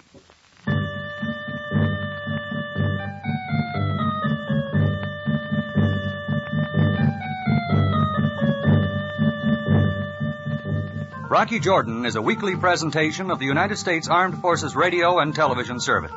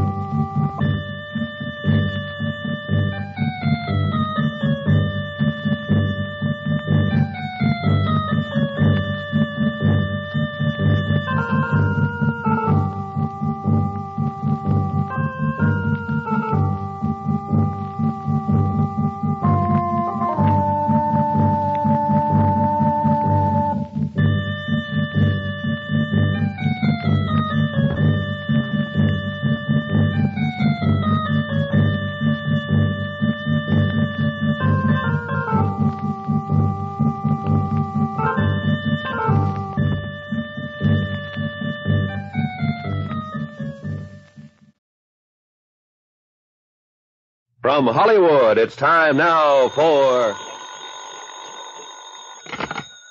Johnny Dollar. Jimmy Sayer at Inter-Allied Life, Johnny. Oh, hi, Jim. How are you? The way I feel now, the way I'm going to feel, depends on you. Okay, let's have it. Remember a guy named King Tut? Egyptian mummy they dug out of a tomb full of treasure a few years ago. That's right. Well, don't tell me you held a policy on him now, Jim. Oh, seriously now. You'll also remember there was supposed to be a curse on anybody who molested his tomb. Yeah, supposed to be. But of course anybody knows that stuff's a lot of malarkey. Is it? Isn't it? Better reserve judgment, Johnny, until you hear about the Curse of Kamashek.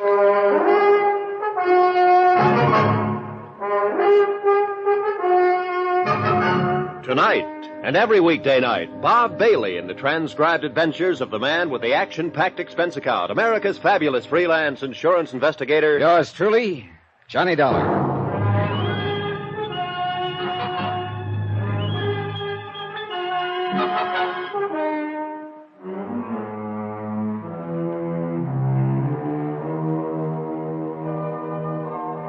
Expense account submitted by Special Investigator Johnny Dollar to the Inter-Allied Life Insurance Company, Hartford, Connecticut.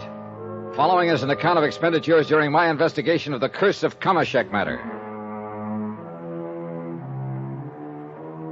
Expense account item 1, $1 even. Taxi to the office of Inter-Allied Life to talk with Jim Sayer. The conference was brief and not very enlightening. I'd much rather have you see Mr. Turnbull and get the story from him yourself. As I said in the beginning, he's a very important client. What's more to the point, he can tell you about it much better than I can. Jim, to coin a cliche, you're being just as clear as mud. Also, by the way, he specifically asked for you. Oh, how come? Well, it seems he liked the way you handled the Parkinson case a couple of years ago. Oh, yeah, Emily Parkinson, the widow who died. Yeah, that's the one. She was his sister. And, well, go down and see him, Johnny. I honestly can't tell you anything more than I already have about the thing. James, you have told me nothing. But he can, and you can pick up a nice fee on it. As a favor to me. No, for that nice fee. Jim promised to phone Eric Turnbull that I was on my way, and I ran up items 2 and 3, $4.20 for a quick lunch and train fare to Stamford. There I was met by a chauffeured car and driven to Turnbull's house. Far out of the town on Birchbrook Road, it was set on one of the biggest, most beautifully landscaped pieces of property I'd ever seen. The fine old home looked as though it had stood there in all its straight-laced dignity for 100 years, and stolid against the changing world would stand for another 100. In sharp contrast, a lithe, clean Studebaker Golden Hawk was parked in the sweeping driveway at the front. Haskins, the chauffeur, had explained on the way that he doubled as butler, so I wasn't particularly surprised when he opened the door for me. Since you received a call about your coming, sir, you are to go right in while I take the motor car to the garage. Unless... He glanced at the Golden Hawk quickly, back of me, then, having left the word unless hanging in midair, climbed back behind the wheel and drove off.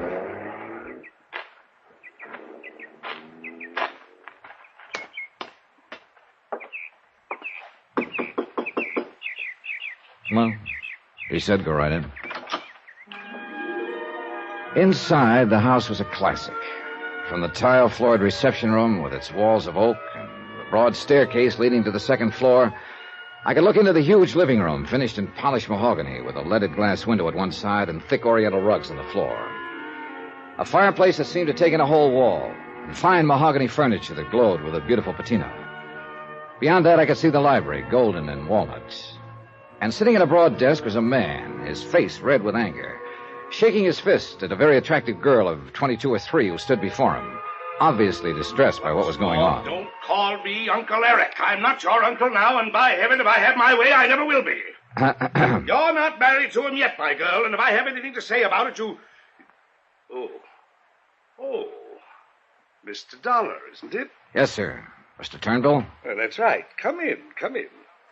And Dorothy, Mr. Dollar and I wish to be alone. The girl stood there for a brief moment, looking at the man with an expression of utter futility in her face. Then, without so much as a glance at me, turned and left by the door that I had just entered. Come in, Mr. Dollar. Come in, please. Thank you. I'm sorry about this. Somewhat embarrassing to you, I'm sure, but it's something I'll have to tell you about later. Sit down, please. Thanks. May I pour you a drink?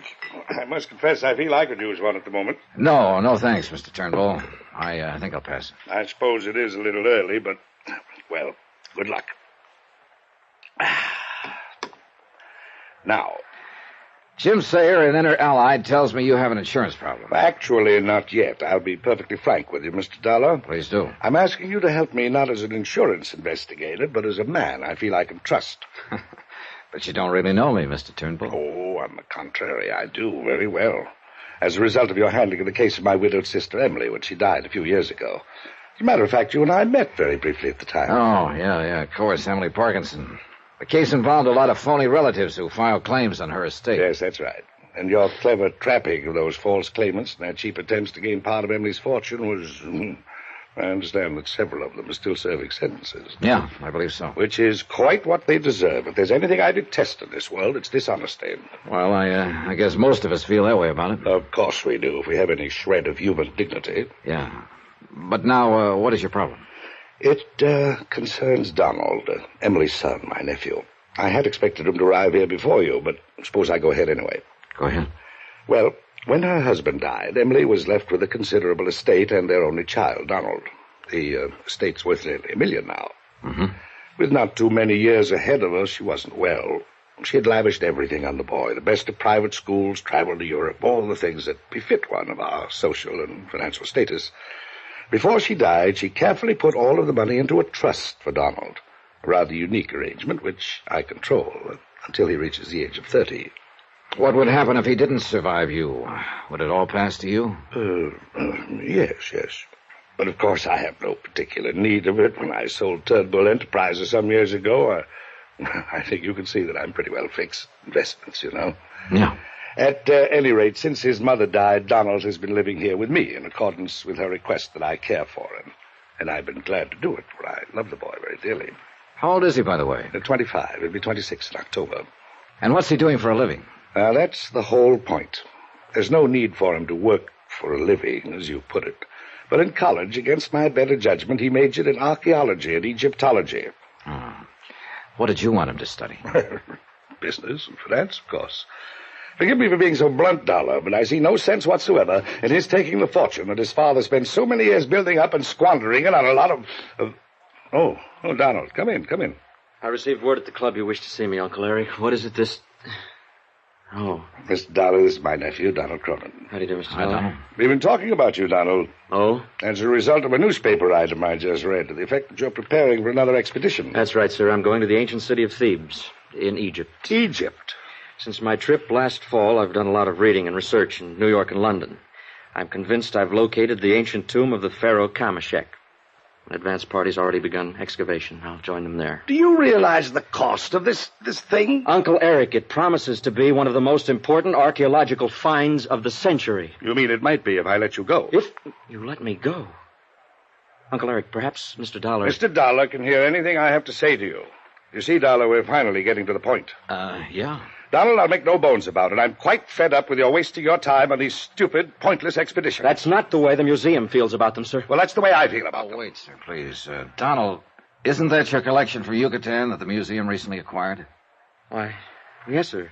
My party and I were able to... I'm sure we don't care about your party and you. You're not only wasting your time, but your money. The money your father struggled an entire lifetime to gain. That money was left for me to spend in any way I see fit. Provided your handling of it meets my approval.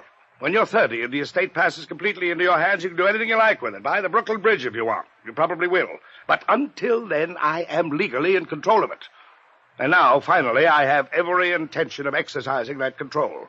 At least to the extent of seeing you don't squander any more of it on these foolhardy expeditions. I take it you've made several, Donald. Yes, sir, and he's opposed me in all of them. Because sooner or later, you've got to learn that as the wealthy son of a family, it's up to you to carry on the tradition that's been set for you.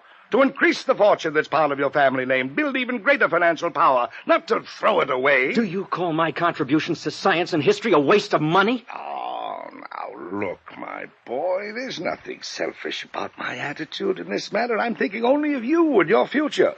The family name that you alone are left to uphold. Well... Now, why don't you give up this asinine idea of going to Egypt? No, sir. What do you mean, no? Let me finish. There's no point in your saying any more, Uncle.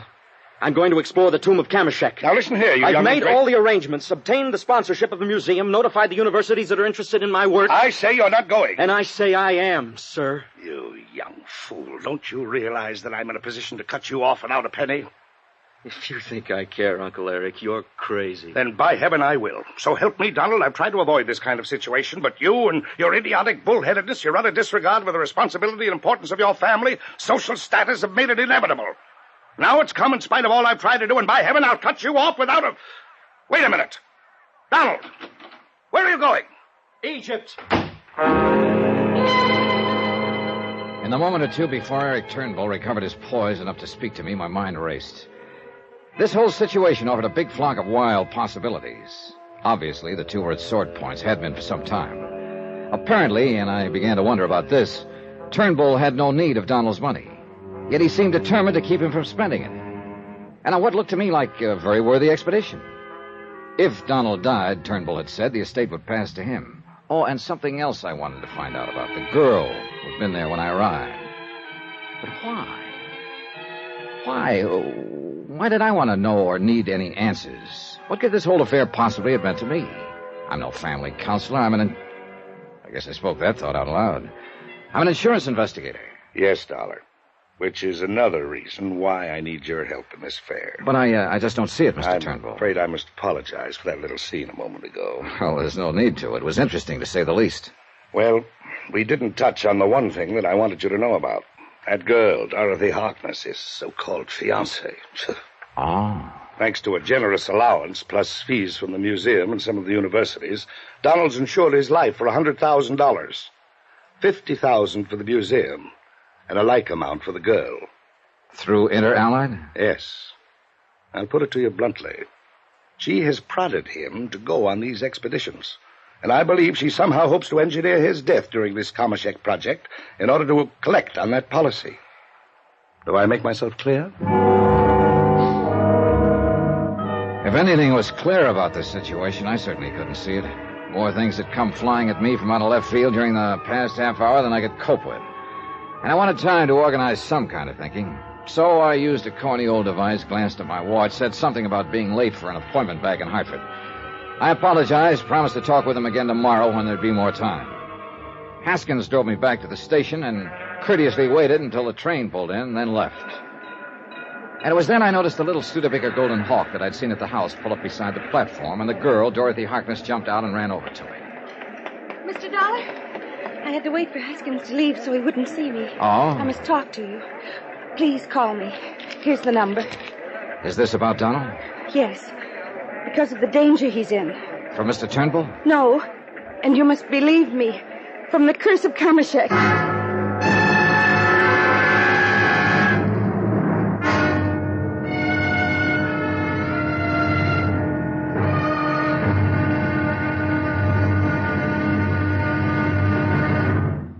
Now, here's our star to tell you about tomorrow's episode of this week's story. Tomorrow, a little order starts to come out of the Department of Utter Confusion and a promise of murder.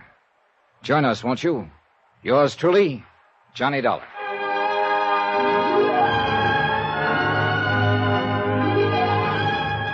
Yours truly, Johnny Dollar, starring Bob Bailey, is transcribed in Hollywood. It is produced and directed by Jack Johnstone, who also wrote this week's story.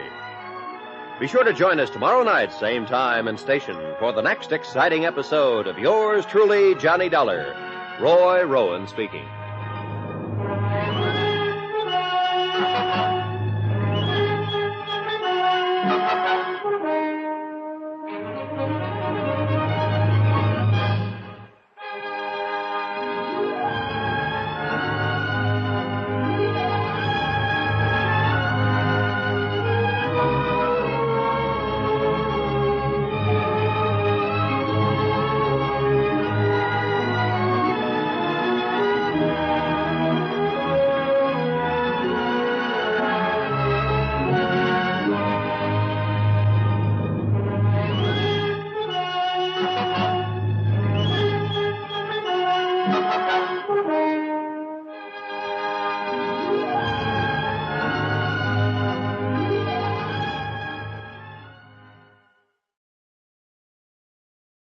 From Hollywood, it's time now for...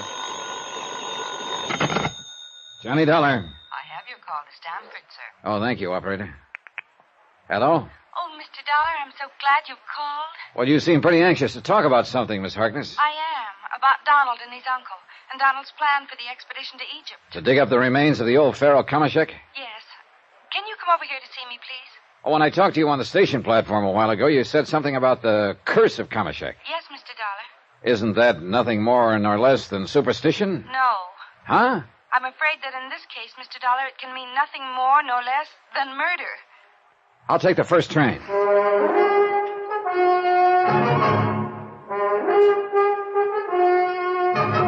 Tonight and every weekday night, Bob Bailey in the transcribed adventures of the man with the action-packed expense account, America's fabulous freelance insurance investigator. Yours truly, Johnny Dollar.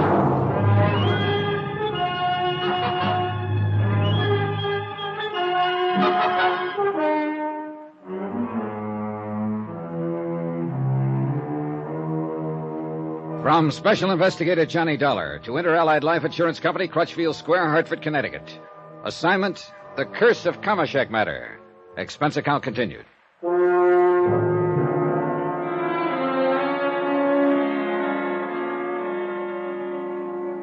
Item 4, 320, cab to the station, train fare from Hartford to Stamford, and cab to the modest but attractive apartment of Dorothy Harkness.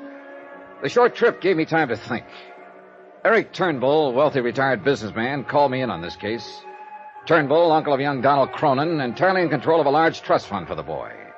Turnbull, who was determined to prevent him from making an expedition to the tomb of Kamashek, on the excuse that he suspected a plot against the boy's life, engineered by Dorothy Harkness, who was not only Donald's fiancée, but a beneficiary of his $100,000 life policy. So a talk with Dorothy Harkness seemed very much in order. Oh, come in, Mr. Dollar. I'm so glad you were willing to come and talk with me. How are you, Miss Harkness? You make me sound so old. It's Dorothy. Won't you sit down? Thank you. But before we go any further, Dorothy, I think you ought to understand that I'm an insurance investigator, and so far... I know that. Donald told me his uncle was going to send for you. But there's been no claim filed, no reason for one. I know. Mr. Turnbull does, well, kind of unusual things now and then, and I guess this is one of them. Unless he's trying to prevent whatever might cause a claim to be filed. Mr. Dollar, I don't know what Mr. Turnbull has told you about me, but I'm sure it wasn't good. I'm afraid we don't get along very well. Well, it's pretty obvious he doesn't like your interest in his nephew, Donald.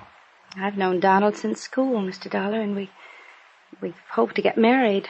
At least Donald does. Oh? And what about you? Well, I don't know. I don't know. I got the impression from Mr. Turnbull you were doing a pretty good job of getting Donald into your clutches. But that isn't the way it is at all. We've been seeing a great deal of each other, and Donald has asked me to marry him. And I'm fond of him, Mr. Dollar, terribly fond of him. But so far as marriage is concerned, I'm not sure. What do you mean? I can't help wondering all the time if he isn't hoping to marry me just as an escape from his uncle. Uh-huh. Would you marry him? If I were sure of him. You'd be sure of an awful lot of money, Dorothy. What? The minute he reached 30, that is. Mr. Turnbull has poisoned your mind, Mr. Dollar. What money Donald has or may have has nothing to do with it. That sort of thinking is filthy. I guess you mean that, don't you, Dorothy? Yes. I think I've loved Donald ever since my father brought him into the museum. Your father? Yes, he's curator of archaeology. Well, how does he feel about Donald and you? His only interest in Donald is in the money, the financial support he gives the museum. Oh. Since Mother died, he's become a grasping, self-centered old man whose only interest is in the museum. I see. So I don't live with him anymore. Well, then I take it he opposes any thought of your marrying Donald. He wants me to string him along, raise money and scientific contributions. But Donald is making something of himself, instead of wasting his life in idle luxury as Mr. Turnbull would have it. Or would he rather have Don increase the family fortune? No, just not spend it. That's all he cares about. So if anything should happen to Donald, there would be more left for Mr. Eric Turnbull. And that's why I called you. Because I'm afraid that if Donald does go on this expedition to Egypt, something will happen to him. Oh, now, wait a minute. Turnbull has objected strenuously to this latest expedition. You don't know them yet. Either of them. They're of the same stock, and they're both stubborn, determined, and willful, and his uncle is clever. Clever enough to play on this stubbornness. Capitalize on it. What's that supposed to mean? He knows that the surest way to keep Donald from doing something is to insist that he do it. It's always been that way. Are you sure you haven't been reading too much psychology? It's true. And in spite of Donald's academic maturity, he's almost like a child in some things, emotional sometimes. That's another reason why I wonder if Donald really wants to marry me.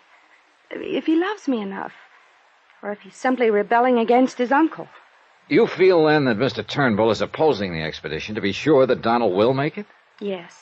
Because he doesn't quietly reason with Donald, talk things out. He shouts, he storms, he threatens. And that gets Don's back hair up, huh? It makes him more determined to go than ever. Wouldn't it do the same to you? Maybe so. And I'm afraid that if he does go, he'll never come back. You honestly don't want him to go? No. Just what do you think might happen to him? This Curse of Kamashek you mentioned? I think that would be the excuse for his uncle to have something happen to him. Well, what is this curse? Do you remember King Tutankhamun? Well, I remember hearing and reading something about him, old Egyptian pharaoh. His tomb had a curse on it, too. But because they believed it would yield important historical data and some of the treasure of those ancient dynasties, an expedition went to the Valley of the Kings and excavated it anyhow. You're really hip on this stuff, aren't you? Because of Donald's interest in it, I guess. But listen to me. One after another, people who were involved in that expedition died under very mysterious circumstances. Yeah, I remember. Even Lord Carnarvon himself. They said that he died from the results of a mosquito bite and pneumonia. But the other deaths were not so easily explained away. Not even by able scientists and doctors. You believe in the curse of King Tut, then? And now the curse of Kamashek? No, I don't. But from what you just told me... There have been too many other tombs, all bearing warnings, where the people who dug into them, touched the treasures in them, even touched the remains of the kings, had no harm at all come to them. Well, then I'm afraid I don't see what you're driving at. This, Johnny. Any mysterious death of someone who's explored one of these ancient tombs will be accepted as a result of the curse. Don't you see? It's an open door to murder. You know something? To me, it all sounds a little far-fetched. No. Because of Eric Turnbull. Because I'm sure he wants Donald out of the way. For his money? This terrible friction between them, this antagonism that's been building up for years. And it's reached a point where either one of them would be glad to see the other out of the way. But Eric Turnbull is the only one who's evil enough to do something about it. Well, I gotta admit the sparks kind of flew between them when I saw them together. And don't forget it would be to his uncle's advantage if Donald were to die. He needs the money? Well, no, I guess he doesn't. Well, what about you? I'm doing all right at the museum. I'm earning enough to live on, and I'm happy in my work. Just the same, as I understand it, you'd collect half of Donald's life policy. I hate you for even thinking about such a thing. I'd hoped you would help me save Donald's life. Funny, though, isn't it? Funny. Eric Turnbull is my employer in this case. If there really is a case. Because he's smart. He's clever. He's clever enough to know that calling you in would help cover up anything he might do. All right, look. Suppose Eric Turnbull did plan to get rid of Donald. How? I don't know. But this I do know. And it's the thing that has scared me. On his last expedition, and he didn't realize it until afterwards, one of the men in his party, a man he'd selected himself, turned out to have been paid separately by Mr. Turnbull. Why not? He probably wanted somebody there to look after Donald without his knowing. Listen to me. This man caused a couple of accidents. At least they called them accidents. That could have cost Donald his life. Oh, now, Dorothy, look. No, please. no. No, I can see that you don't believe anything I've told you. Dorothy, I think you're just building up something in your imagination. You don't believe me. But at least do this. Remember, no matter what happens, remember what I've told you. Somebody was lying. That was a cinch. But who? And why? Unless one of them really was plotting against the life of Donald Cronin. I couldn't get it out of my head that at least Eric Turnbull didn't need whatever money would come from Donald's death. Dorothy Harkness, on the other hand, would gain what to her would be plenty. Sure, nearly $1 million would go to Turnbull, but that would mean much less to him than the $50,000 insurance would to her. Well, there seemed to be nothing more to say to her at the moment, so I left her, took a cab back to the station. That's item 5, 65 cents, and telephoned to the house on Birchbrook Road in the hope that Donald would be home and I'd have a chance to talk to him.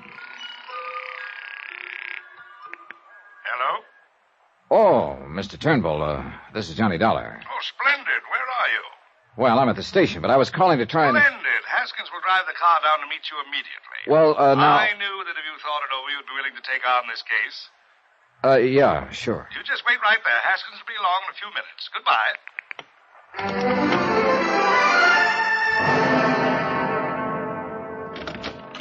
Come in, Mr. Dollar.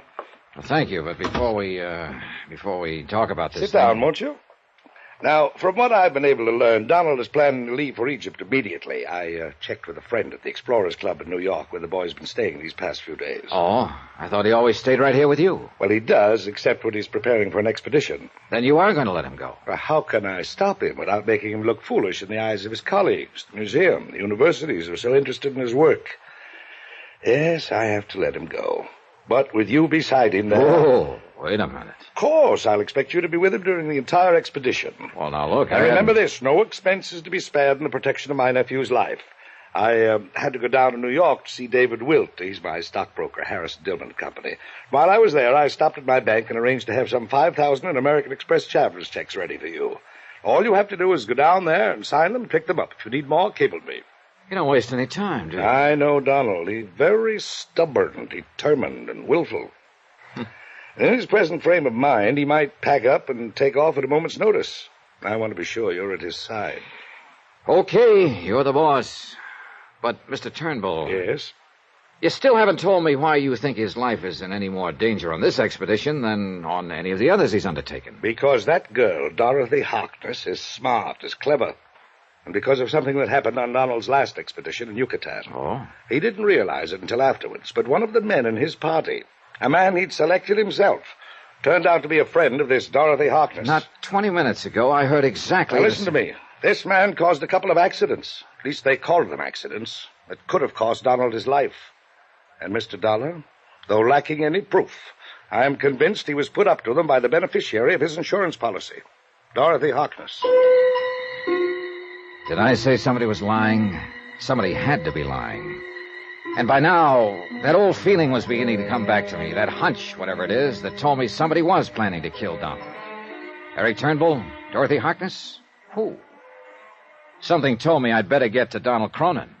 But fast.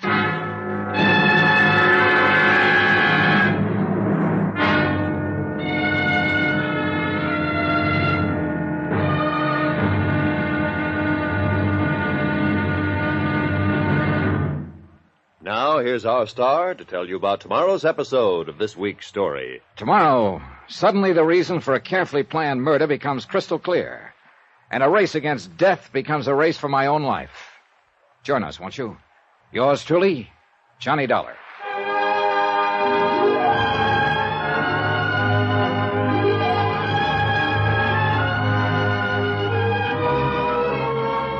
Yours truly, Johnny Dollar, starring Bob Bailey, is transcribed in Hollywood.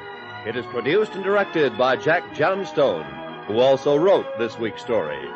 Be sure to join us tomorrow night, same time and station, for the next exciting episode of Yours truly, Johnny Dollar.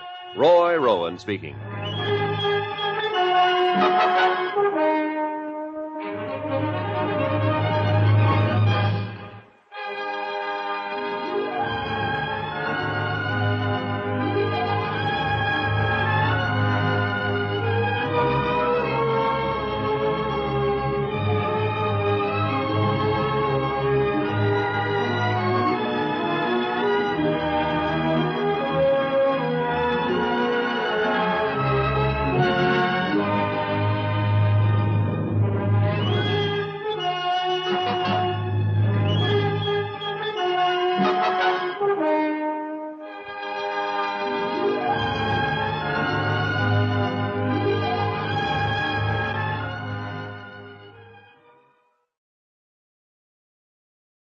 From Hollywood, it's time now for...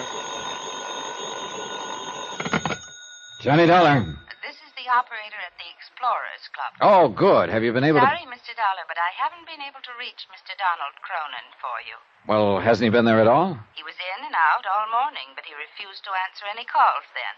Since you first telephoned, he hasn't been back. Well, do you know when he will be back? No, I don't, sir. All right, then leave a message. I'll meet him there at the club. Is it very important that you see him, Mr. Dollar? It's important that I keep him from being murdered.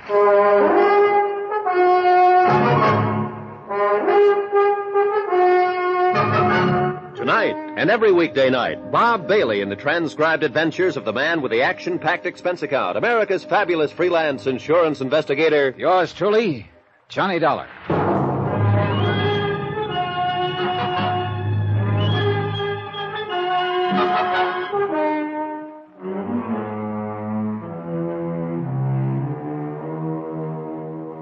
From Special Investigator Johnny Dollar to Inter-Allied Life Insurance Company, Crutchfield Square, Hartford, Connecticut. Assignment, the Curse of Kamashek matter. Expense account continued.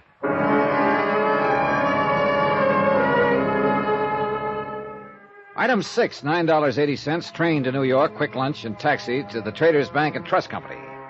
There I picked up the American Express traveler's checks that Eric Turnbull had left in my name, had left for expense money to take me to Egypt, to make sure his nephew Donald Cronin lived safely through an expedition to open the grave of the ancient pharaoh Kamashek. The bank teller's brief remark gave me something to think about. All signed, Mr. Dollar? Yep. Yes, now, let me check the amount for you just once more. All right. 1,000, 2,000, 3,000, 3,500, 4, 45, 47, 48, $5,000 even. Yes, here you are. Good, thanks. And as I'm sure Mr. Turnbull knows, this will close out this particular account completely. I thought about that remark a little later when it began to tie in with some other things I learned. Right now, item 7.80 cab fare to the Explorers Club. Donald had not yet returned, so I left another message for him, asking him to sit tight until he heard from me. And I meant sit tight. Because apparently, after the latest argument with his Uncle Eric, he was quite likely to hop off to Egypt on short notice. This I didn't want. As a matter of fact, at this point, I wasn't sure I approved of his expedition at all. Both his uncle and his girlfriend, Dorothy Harkness, had told me they thought his life was in danger. And each accused the other of plotting his murder. I was about to leave the Explorers Club when I was buttonholed by a short, kind of cute-looking old character in gray striped suit, tattersall vest, spats, believe it or not, and all but a monocle. I say there, old man. Yes? If you'll pardon me, I believe I overheard you inquiring at the desk for Donald Cronin, didn't I? Oh, yes. Do you know him? Oh, I most certainly do. But excuse me, I'm Percival Thronghurst Scatterday. Mr. Scatterday, I'm Johnny Dollar. Oh, yes. Donald told me that he'd met you at his home. Tell me, do you plan to accompany him on the expedition to Thebes? Well, yes. Excellent, excellent. It should result, you know, in one of the most important archaeological finds of the century.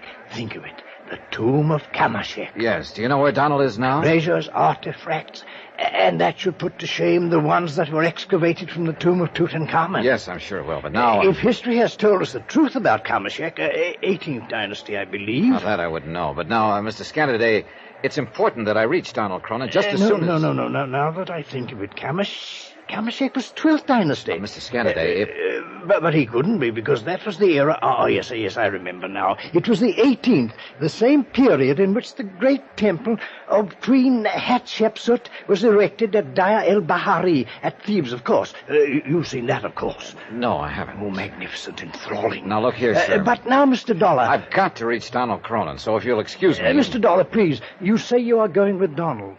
You do know about the Curse of Kamashek. Or do you? Yes, I've heard of it. Oh, then you'll certainly arrange not to be present at the opening of the sarcophagus. Why? Well, as I'm certain you know, all the preliminary work has been accomplished by the advance party, of course. So I understand. The antechamber of the tomb was opened over a month ago.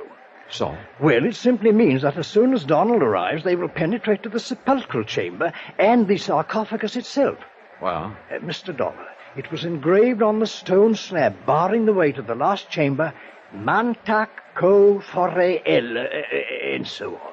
Oh, what's that supposed to be? The warning, my boy, the warning that whosoever violate the tomb and desecrate the body of the noble pharaoh by contact therewith shall quickly die.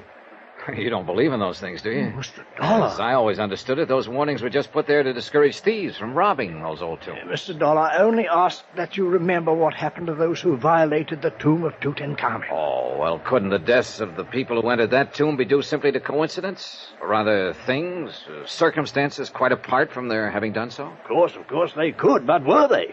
Mr. Dollar, I assure you that if it were not for the warning of the Curse of Kamashek, I would be the first to want to enter that tomb. Instead, I have refused to go on the expedition at all. Take care of Donald. Well, that's what I'm being hired to do. And of yourself, sir. Yeah, sure. Now, sorry, but I'm anxious to reach Donald, and you say you've seen him here at the club? Yes, only last evening. He was here making some of his final preparations. Well, do you know where he is now? Yes. Well, where? At his uncle's place in Stamford, Connecticut. You're sure? As sure as I am that you've not heeded my warning about the Curse of Kamashek. But I beg you, Mr. Dollar, for the welfare of Donald Cronin and yourself. Yeah, sure. Thanks. If this were a mystery story instead of an accounting of expenditures on a case, I'd tag Percy Scataday as a prime suspect for whatever might happen later. Like the man who tries to throw you off his own trail by suggesting that somebody else is gunning for you. But I decided he was just an old fogey who'd been turned down on the Kamashek expedition, was trying to justify his own shortcomings with the tales about the curse. But you know something? I was wrong. I should have listened to him a little more understandingly. Item 8, 75 cents, taxi to the office of Harrison and Dillman and Company to see David Wilt, the man Eric Turnbull had named as his stockbroker. The reason? The remark the bank teller had made about closing out an account. As it turned out, my timing was perfect. Sit down, sir, sit down. I'll be with you just as soon as I finish this phone call. Oh, sure, thanks. Hello. I'm sorry to have kept you waiting, but someone just stepped into my office. If you'd rather be left alone, No, it's all right. Now, as I started to say, if you dispose of the gold medal mining stock, your holdings will be reduced to practically nothing. Yes, that's right. Well, but Mr. Look, you sure you wouldn't rather I come back another time? Very well. It's just that I hate to see what was once a very strong investment program. Very well, Mr. Turnbull, if you insist. Turnbull? Yes. Goodbye. Now, sir. Eric Turnbull, Mr. Wilt? Oh, yes, but... Now, just a minute, sir. It was very remiss of me to mention a client's name in front of you, at least under the circumstances. Whatever I may have said on the phone just now was quite confidential. Yeah, I'm sure it was. I can only ask that you discreetly forget anything you may have heard. Not by a long shot. What's this? Who are you, sir? Dollar, I believe the receptionist said. That's right, Johnny Dollar, insurance investigator. And that conversation told me just what I came here to try to charm you into telling me. Mr. Dollar, please remember this. That was entirely confidential. None of your business. Here, my credentials. Yeah? Well? Now, you remember something. So far as Eric Turnbull is concerned, my coming here is entirely confidential. None of his business. Goodbye, Mr. Wilt.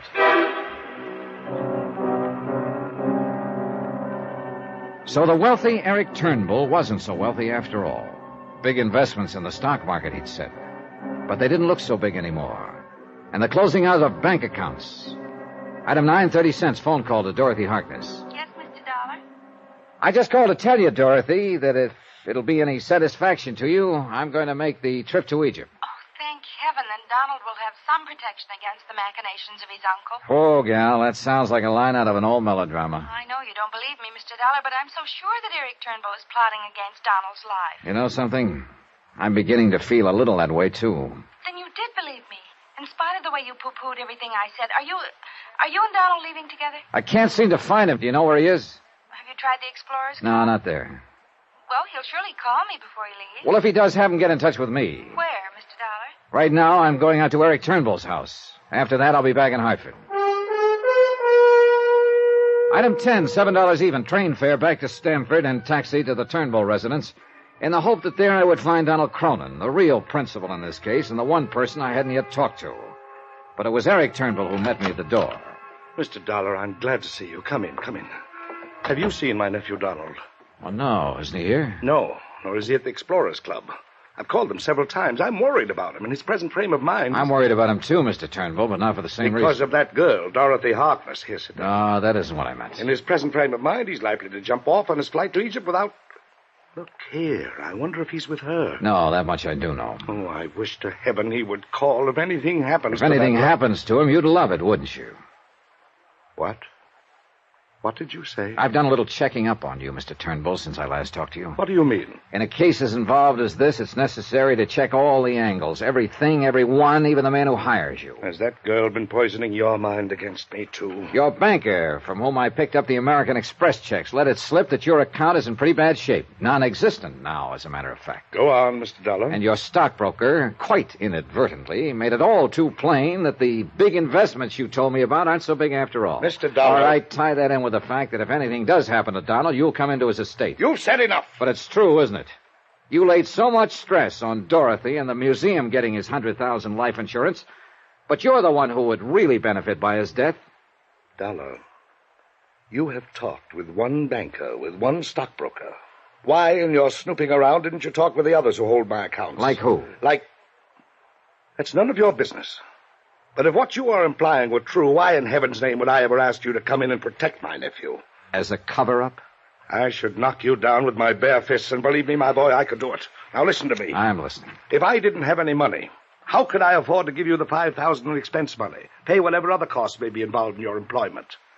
And why do you suppose, in spite of this high-handed attitude of yours, I'm still begging you to stay on this case?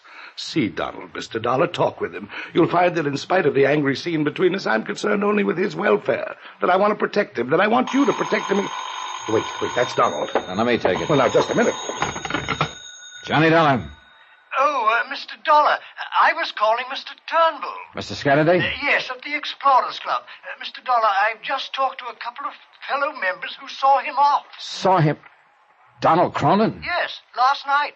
His plane has probably reached Cairo by now. Fooled all of us, didn't he? Yeah. Thanks. Well, thought you'd want to... Well? Donald left for Egypt last night. Oh, no. Oh, yes. Then please, I beg of you, go. In heaven's name, go to him. Stay with him. Protect him. For a long moment, Eric Turnbull simply stood there, sobbing, pleading with his tear-filled eyes. And suddenly, I don't know why, I found that I believed him. I wish now that he'd been lying. 2 lives might have been saved.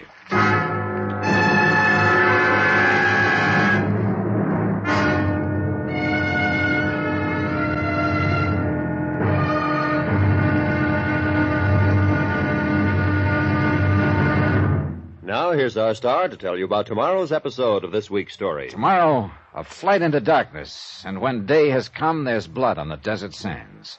Join us, won't you? Yours truly, Johnny Dollar.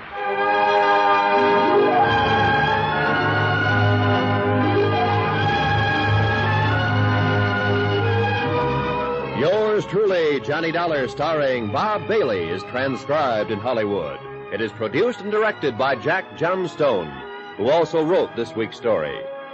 Be sure to join us tomorrow night, same time and station, for the next exciting episode of yours truly, Johnny Dollar.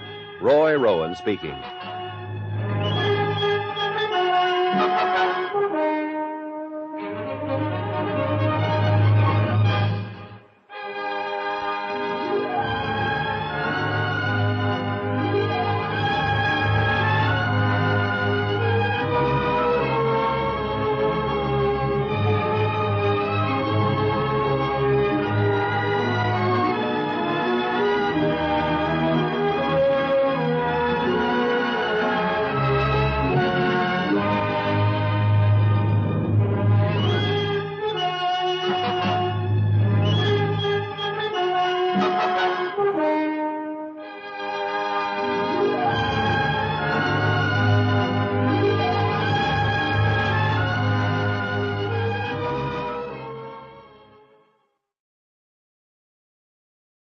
From Hollywood, it's time now for...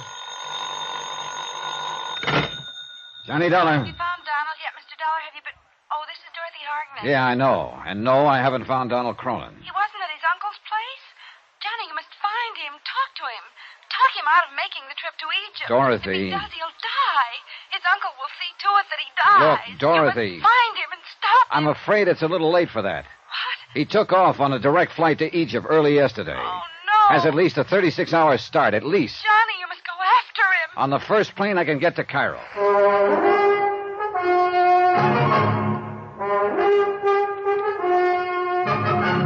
Tonight, and every weekday night, Bob Bailey in the transcribed adventures of the man with the action-packed expense account, America's fabulous freelance insurance investigator... Yours truly, Johnny Dollar.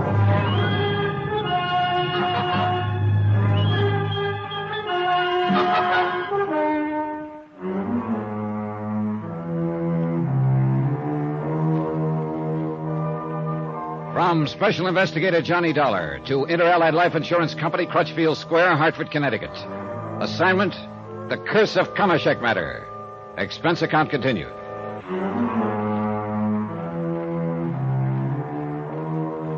Item 10, taxi, train to New York, and cab to the airport, $9.45. Item 11, round-trip plane fare to Cairo, Egypt, $1,305.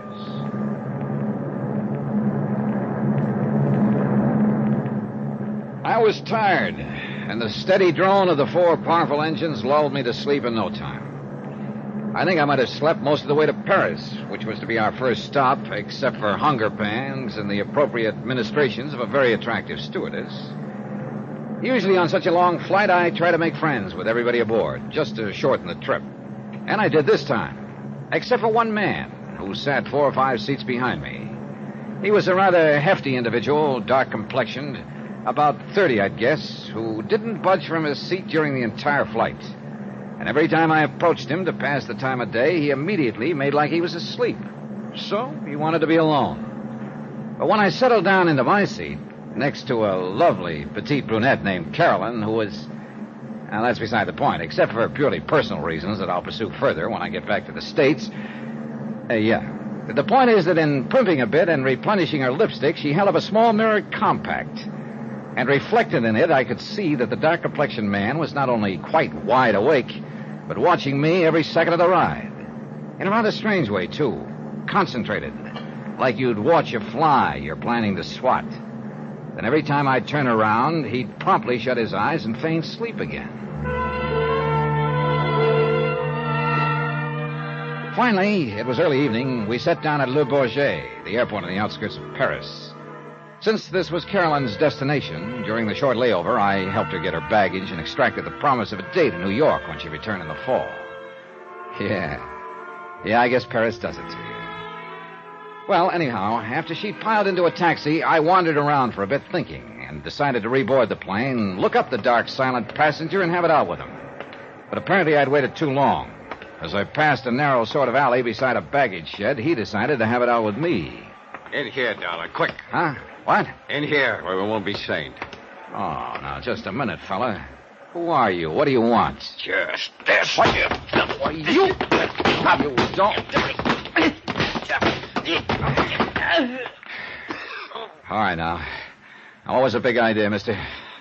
You gonna talk, or do you want some more of this? All right. All right, I'll talk. Who put you up to this? Come on. No, I can't tell you that. You want to bet? All right, now start talking. I said... All right, I'll talk. It was Turnbull. What? Turnbull? Yeah, that's right. Frederick Turnbull. Why? Oh, should I know? I do a lot of strong arm for him. Go on. So he pays me good to get you out of the way, so I should ask questions? Well, maybe he'll have a few to ask you if you ever get back to the States. Now roll over. Huh? No. Hey. All right. Hey, what are you doing? That's my passport. That's right, mister. That's exactly what it was. When you get back on your feet, you can try to figure out how to go on from here without it. Listen, you dirty... Sorry, buddy. I gotta catch a flight. I suppose I should have turned the unfriendly thug over to the French police, but figured he'd have trouble enough lacking a passport to keep him out of my way for a while. The only charges I could make against him would be for assault. Time was of the essence, too, since Donald Cronin actually was 2 days ahead of me, and it was important that I join him at the tomb of Kamashek as soon as possible.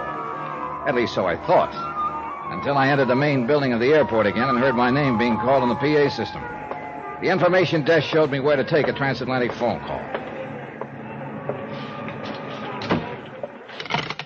Johnny Dollar. Dollar, this is Eric Turnbull. Well. Thank goodness I was able to reach you during your Paris stopover. I'm glad you did, Mr. Turnbull, because there are a couple of things I want to talk to you about. When you return, Mr. Dollar. What's the matter with right now? And may I suggest that you take the first plane back here that you can get? First, I want a little explanation for a beating I just took for... Wait a minute. What did you say? Come back here and we'll settle our accounts. The case is closed. What? Donald is dead. Where? How? I just received word from one of the members of the expedition. In Egypt? Yes, the curse of Kamashek has been fulfilled. Or was he murdered? I'm afraid it was the same mysterious death that's overtaken so many who have violated those old tombs. Well, I don't believe it. Any more than you believe in that so-called curse the last time I talked to you. I know. I was wrong. Heaven forgive me for letting the boy go. Look, Mr. Turnbull, things just don't make sense at all. Come back, Mr. Dollar, and we'll talk about it here. Listen to me. Yes? Before I decide what I'm going to do, I want to know why you hired a thug to try to put me out of the picture. What? I don't know what you're talking about. Oh, you don't? Well, he made it plenty plain that he's handled strong-arm jobs for you before. That's impossible. Gave me your name as the man who's hired him many times. Frederick Whoa, hold it a minute. Dollar, I'm very sorry, but I haven't the least... Maybe I will go back to New York at that. Mr. Dollar. It suddenly dawned on me that I must have been slightly befuddled by the partial beating I'd taken earlier. You know, when the thug made his little confession a few minutes before. I'll talk. It was Turnbull hired me. Frederick Turnbull. Frederick Turnbull, he'd said, instead of Eric Turnbull. Sure, they sound alike. But a guy who's done a lot of strong-arm jobs, knows the right name of the guy that hired him, that can mean only one thing. Someone had instructed that thug to say he'd been hired by Turnbull. But who?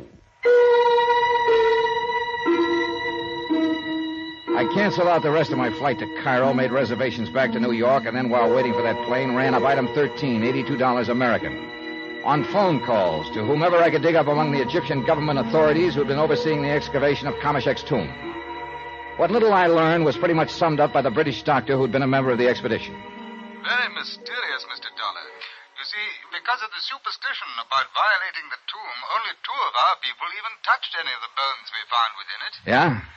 And incidentally, that is all we found. The tomb had been thoroughly ransacked by thieves, probably centuries ago. Yeah, but you were saying, Doctor. Oh, yes. Only 2 touched any of the remains. One was a native carrier, as soon as the bones had been properly sprayed with a preservative. Uh-huh. And the other was Donald Cronin, who, for some reason or other, wrapped up the bones and sent them by air to his uncle, Mr. Eric Turnbull in the United States. Oh? Well, go on. Well, that's really all, Mr. Dollar.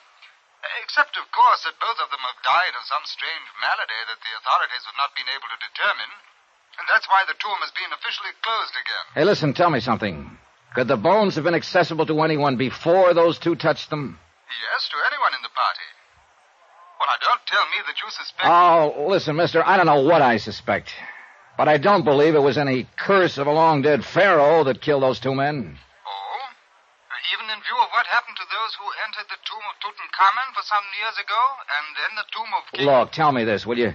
Have any of the expedition returned to America? Well, of course, the authorities have here no reason for holding them. You haven't answered my question. No. Well, only the two young men that Donald brought along with him. Who were they? Carl Fortina. Well, who's he? From New York. Like Donald himself, he's an archaeologist. And the other? One of his colleagues at the museum in, I believe it's in Stamford. What's his name?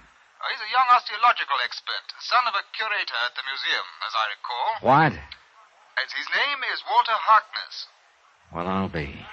But surely you don't think... Doctor, you go right ahead and hang those two deaths on good old King Kamashek. Me? I'm going after a couple of live suspects.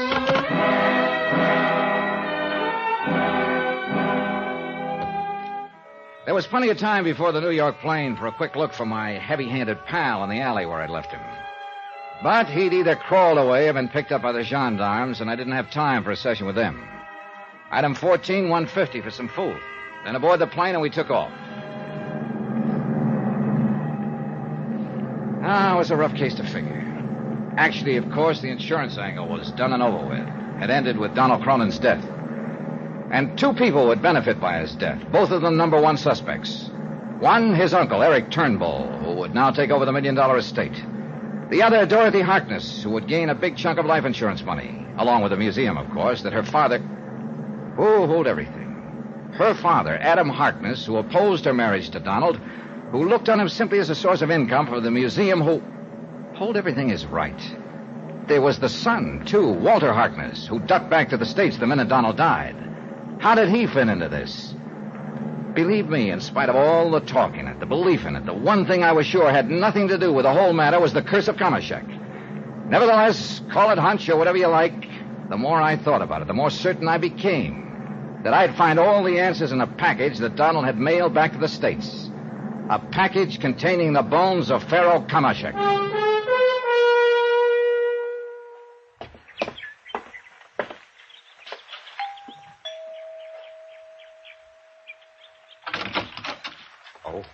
Mr. Dollar. Hello, Haskins. Mr. Turnbull, then? Yes, and I'm sure he wishes to see you. It's a frightful thing about Master Donald, isn't it, sir? How does Mr. Turnbull feel about it? Terribly broken up, sir. I'll bet. Oh, but please come in. He's in the library. Thanks. He just received a package the poor boy sent to him before he... Wait, Haskins. Has he opened it yet? He was examining the contents when the doorbell... Good heavens. Mr. Turnbull. He's fallen from his chair, Mr. Dollar. Mr. Dollar, he's... Oh, no. Yeah, Haskins. He's dead.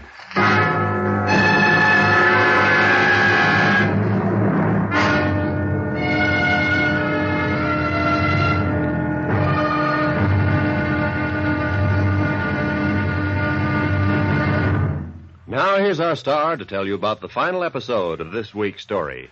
Before I do, please let me thank you for the letters you keep sending us about the program. So many come in every day that it's become quite a chore to answer them, but you know something? I love it. As a matter of fact, your letters are appreciated by all of us who are involved in the production and presentation of the show. Our director, the writers, the various members of our cast, and our excellent technical crew. So please don't stop. Tomorrow, the wind-up. And a sorry example of what the lust for money can sometimes do to nice people. Join us, won't you? Yours truly, Johnny Dollar.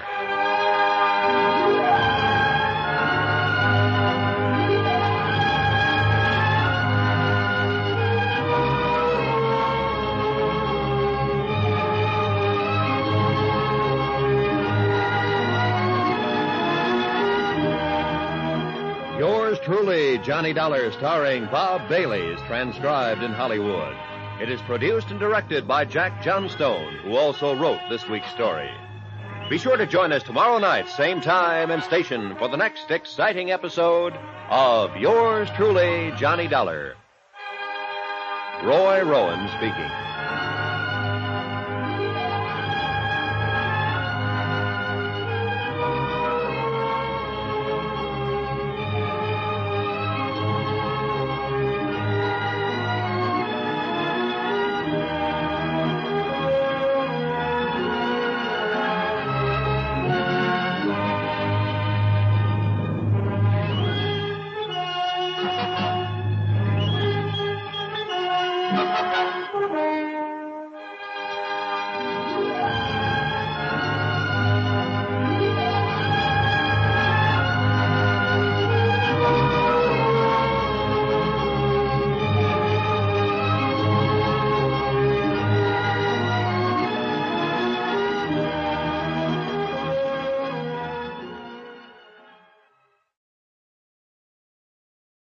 From Hollywood, it's time now for... Johnny Dollar. Dr. St. Clair returning your call, Stinky. Oh, hi, Leonard. Where have you been, Johnny? It's been years. Yeah, I know. Listen, can you give me a hand? Who got poison this time? 2 of them. I hope it's poison, and that you can prove it for me. We'll try. What do I do? Meet me here at the home of Eric Turnbull in Stamford, Connecticut. Okay, but Johnny... Give you the address in a minute. But Johnny, what do you mean you hope somebody got poisoned? Because if they didn't, I'm going to go off my rocker. What? Because the only other possible cause of death could be a curse.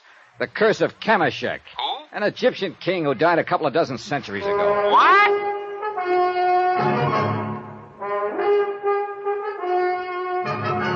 Tonight, and every weekday night, Bob Bailey in the transcribed adventures of the man with the action-packed expense account, America's fabulous freelance insurance investigator. Yours truly, Johnny Dollar.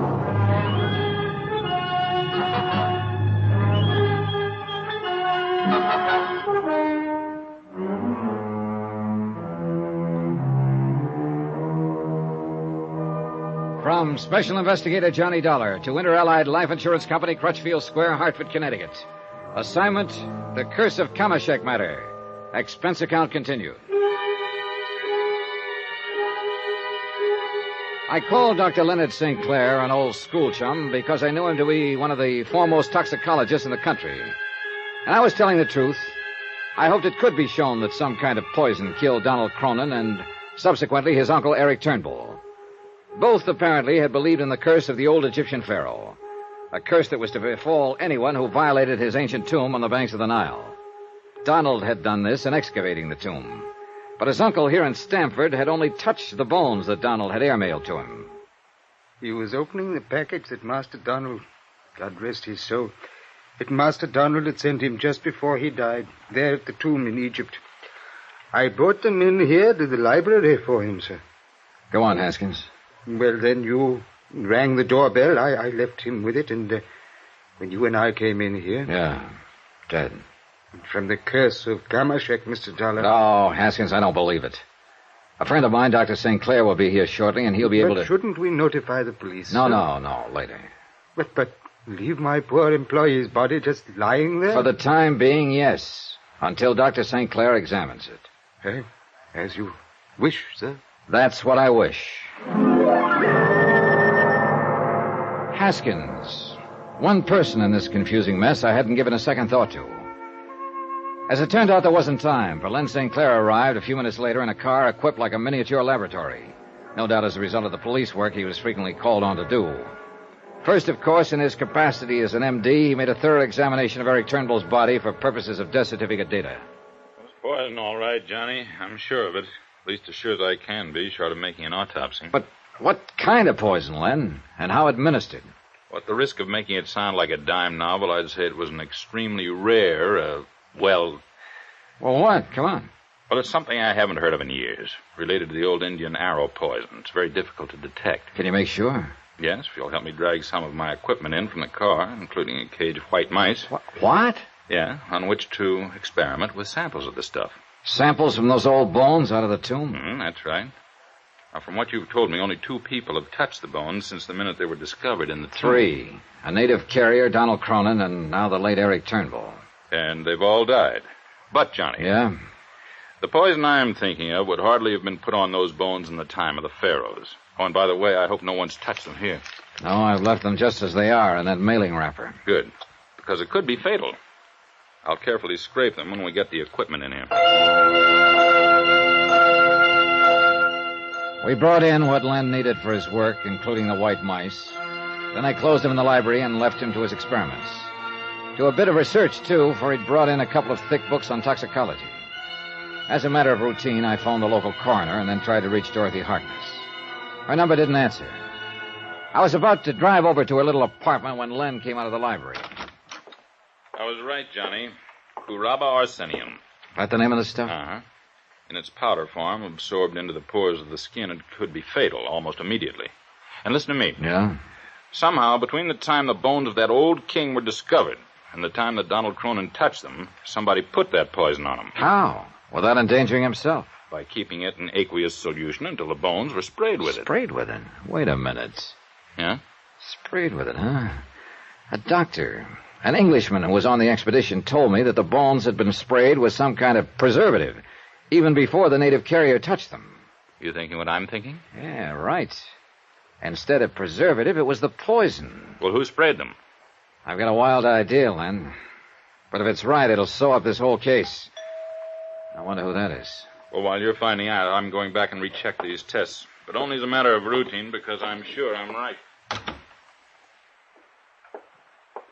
I beg your pardon, sir. Yeah, Haskins? Miss Dorothy Harkness is here, sir. Huh? And her young brother, Walter. Shall I ask them in, sir? By all John, means. What a terrible thing that has happened. Is that really the way you feel about it, Dorothy? Yes, just what do you mean by that, Mr. Dollar? I'm Walter Harkness. Well, come right in, Walter. Because I have a sneaking suspicion you're the boy I've been looking for. What? Your conscience finally began to hurt you? Would you like to sit down and write your confession now? What are you talking about? Or did you and Dorothy just come here to put on a front? You know, as a cover-up?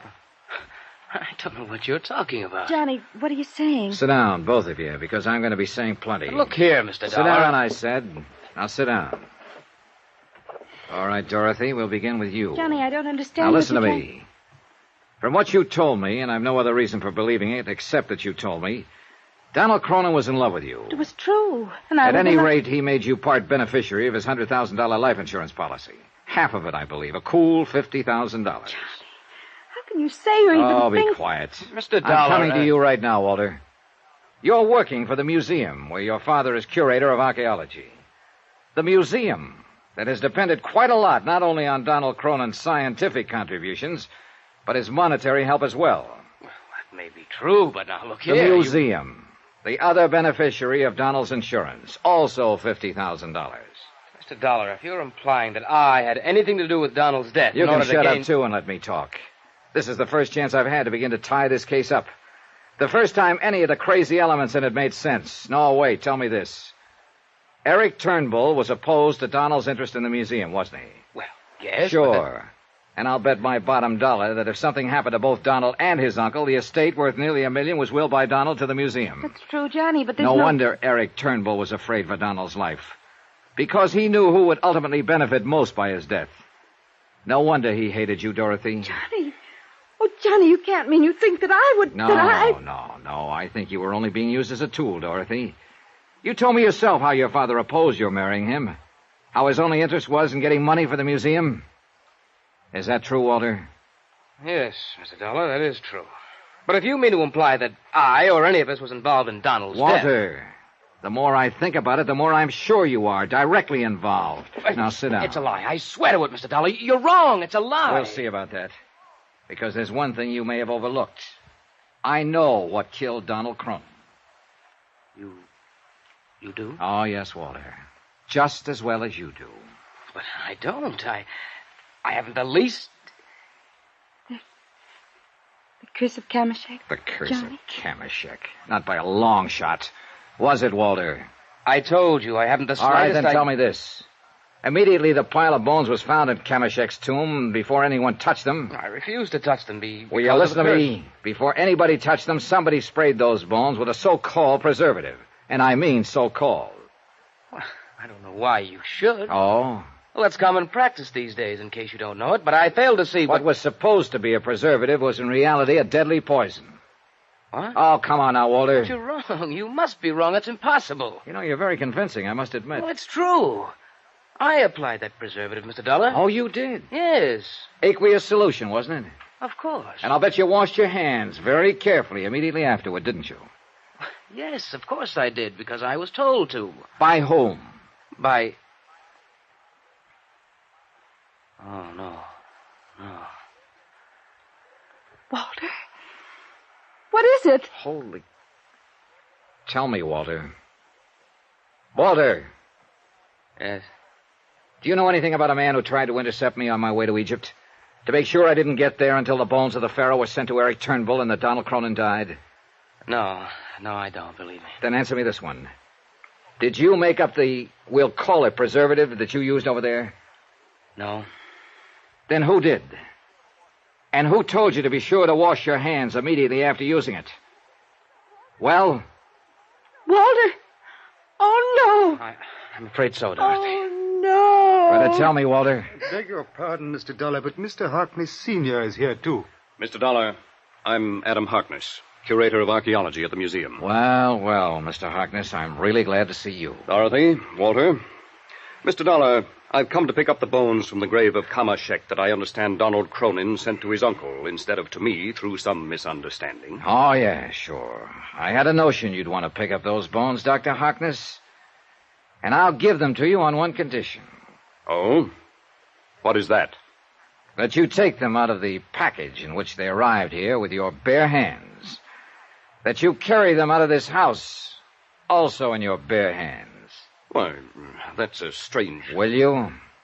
Of course not. Why? Why, because such priceless relics are too fragile, too full of a deadly poison that you had them sprayed with? Kuraba arsenium, I believe it's called. I don't know what you're... Walter, what have you been telling us? It's true, isn't it, Father? Well, Dr. Harkness... Daddy! I don't know how you found out, Dollar, but I'll tell you this. You won't ever live. Wait a minute, put that thing down. Father! Wait a minute! Daddy!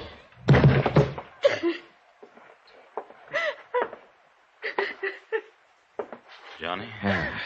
You stopped him all right, Len. But I think he'll live. Good. I knew all the police work I've been doing would come in handy sometime. Thanks for barging in at the psychological moment. Oh, I was only coming in to confirm the results of my tests. But I guess Dr. Harkness had already done it. Yeah.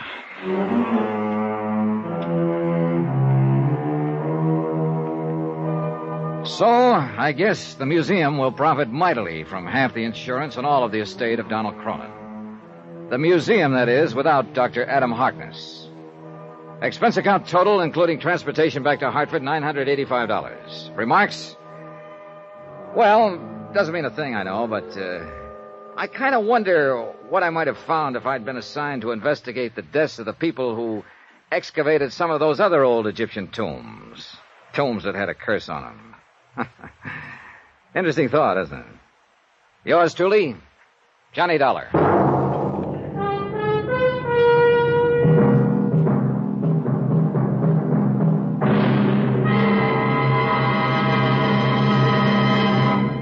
Now, here's our star to tell you about next week's story. Next week, a search for $80,000 that was never there, and a body that was never there.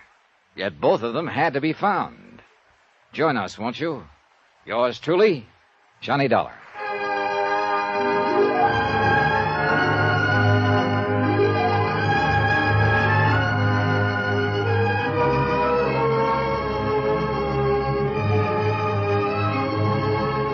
Yours truly, Johnny Dollar, starring Bob Bailey, is transcribed in Hollywood. It is produced and directed by Jack Johnstone, who also wrote this week's story. Heard in this week's cast were Paul Dubov, Alan Reed Sr., Dick Crenna, Virginia Gregg, Ben Wright, Forrest Lewis, Eric Snowden, Barney Phillips, James McCallion, and Les Tremaine. Musical supervision by Amerigo Marino. Be sure to join us on Monday night, same time and station, for another exciting story of yours truly, Johnny Dollar. Roy Rowan speaking.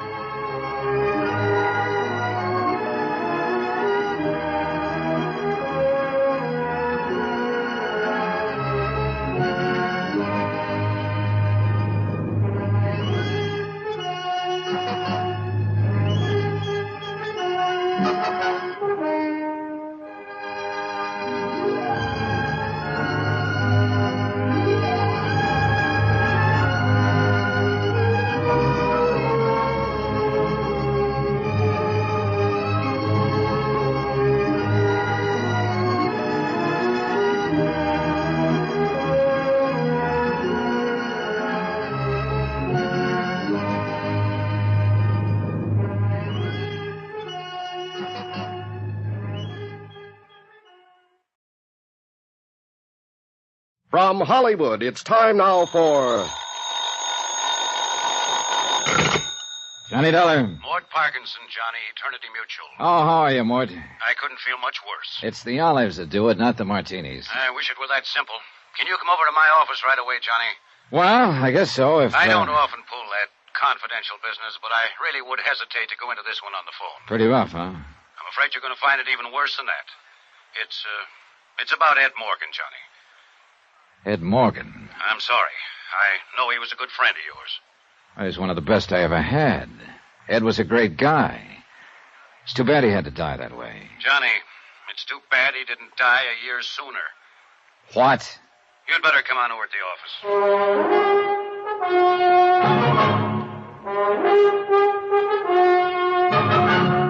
Tonight and every weekday night, Bob Bailey in the transcribed adventures of the man with the action-packed expense account.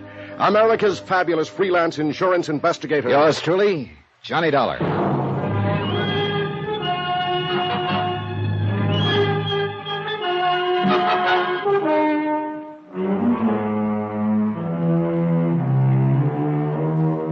From Special Investigator Johnny Dollar to the Home Office, Eternity Mutual Insurance Company, Hartford, Connecticut.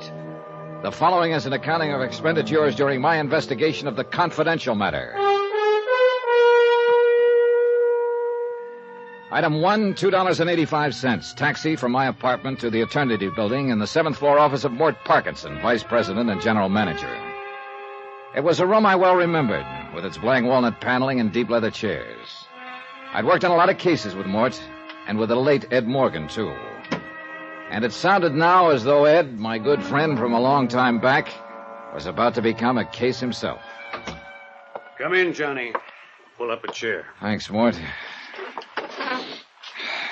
Well, that was quite a phone call. It's quite a situation. Yeah, I gathered that. Oh, I just can't talk sitting down. Old habit, I guess. Remember when we used to be over in the old Johnstone building before we built this new one? We had those old-fashioned stand-up desks. It was when old man Clement was still alive. And before I was. Oh, yes. I keep forgetting about you newcomers. Meaning everybody who's come into the game within the last 40 years. I suppose I am one of the original settlers. And set in my ways, too. Yeah, well, what about I sure hated to see those desks go. You could stand in front of them, lean an elbow on them, make out a report or a speech. Mort, you're trying too hard to avoid it. Avoid what? You didn't call me over here just to reminisce about the old days. In a way, maybe I did. You know, it's funny. I always thought you liked Ed Morgan. But I did. And why did you say it's too bad he didn't die a year sooner? Because I liked him. Except like is too weak a word, actually. I thought as much of Ed as I would have of my own son if I'd had one. Why, I'm the one who hired him in the first place. Remember, Johnny? Yeah, I remember. And I took a personal interest in his career. Watched him work his way up. Till finally he was appointed chief adjuster for the West Coast, head of our San Francisco claims office. That was darn good for a man as young as he was. And I was proud of him, Johnny. Yeah, I know you were. He was a hard worker, honest, dependable. And he had a good, sound future ahead of him. And then, just like that. Accidents are usually just like that. A foggy night, sharp curve, and he drove his car off a cliff into the Pacific Ocean. And that was that. Tragedy. Fini, the end. Only it apparently wasn't the end, or you wouldn't have called me over here. No, it wasn't, Johnny. I wish it had been. Meaning? You'd better brace yourself. Within 2 weeks after Ed Morgan's death, we started getting complaints from some of our clients. What do you mean, complaints? Oh, demands for adjustment on claims Ed had reported paid weeks before, requests for past due settlements, so on. Mort, I don't get it. Neither did I. So I sent a company accountant out to San Francisco on the QT and put him to work on the claims files. And we found out, Johnny. You found out what? That Ed's accounts had been doctored for some time. What? Johnny, in the months before he was killed, he'd embezzled nearly $80,000. Ed Morgan? Ed Morgan. I don't believe it. He did it. You might as well accept the fact. Anybody else, yes, anybody else. But not Ed. For one thing, money didn't mean that much to him. I know. We were always joshing him about living like an old hermit instead of a young bachelor. Well, then why would he do it, steal $80,000 after all these years of being honest? What would he want that would cost that much money? That's exactly what I wish you'd find out. Now, wait a second, Mort, wait a second. This is one I don't want any part of. Neither do I. But I'm afraid I'm stuck with it. And you are too, in a way. Why? Because Ed was your friend. Here's a flight ticket and reservation to San Francisco. Plane leaves in 2 hours. No. I'd rather pass it, Mort. Well, so would I. But we can't. Neither of us. There are too many questions left. And they've got to be answered. Not by me. $80,000 of the company's money is missing. I can't just write it off and forget it. It has to be accounted for. There are other investigators, Mort. And another thing that's just as important, to me at least, is to find out why he did it.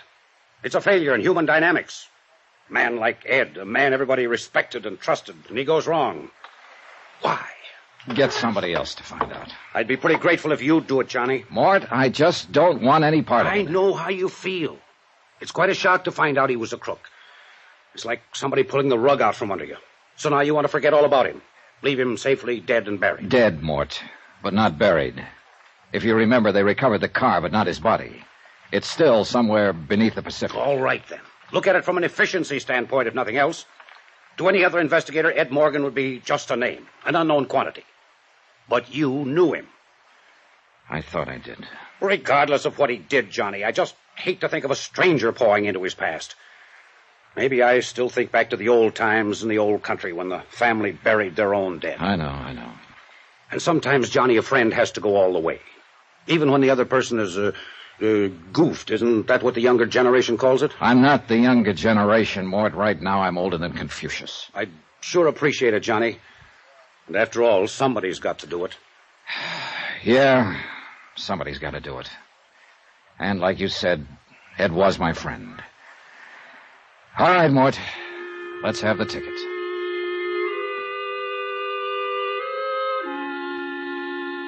Item 2, $14.35. Tips, taxi, and incidentals in Hartford and same in San Francisco. Plane trip between points paid from expense account of company manager and not included herewith.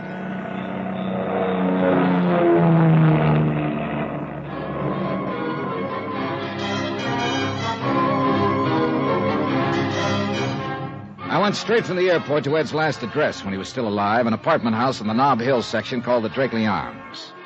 And there's where I got my first surprise. Ed had always been the two-room bachelor walk-up type. But the Drakeley Arms consisted of equal parts of glitter, glass, swank, and price, including a uniformed doorman, a small private bar off the lobby, and an assistant manager with a gardenia on his lapel. Oh, he was a rare one, that manager. And it was a real gardenia. I am, of course, most desirous of assisting you in every way possible, Mr. What did you say your name was? Dollar. D-O-L-L. I can spell dollar. I'll bet you can. I beg your pardon. Oh, it's quite all right. I didn't mean... You didn't mean to be offensive, I understand. Now, about the former occupant of Suite 14. Mr. Dollar, I'm terribly afraid. Oh, please don't be. I mean, there is simply very little I can tell you about the late Mr. Morgan.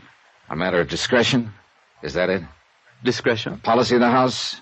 Something of that sort? Well, we do, of course, try to protect the privacy of our residents. I'm sure you understand.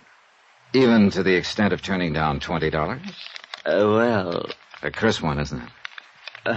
Under the circumstances... Nice likeness of Andrew Jackson, isn't it? Thank you, sir. Gratuities of this nature are always so helpful in smoothing the rough pathway of human relations. Don't you think so, Mr. Dollar? Definitely.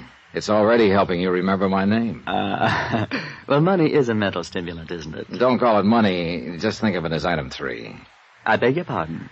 Item... That's quite all right. I meant... Yeah, I know. It's kind of a habit I seem to be picking up. Now, has your memory been stimulated any in regard to Ed Morgan? Oh, yes, the late Mr. Morgan.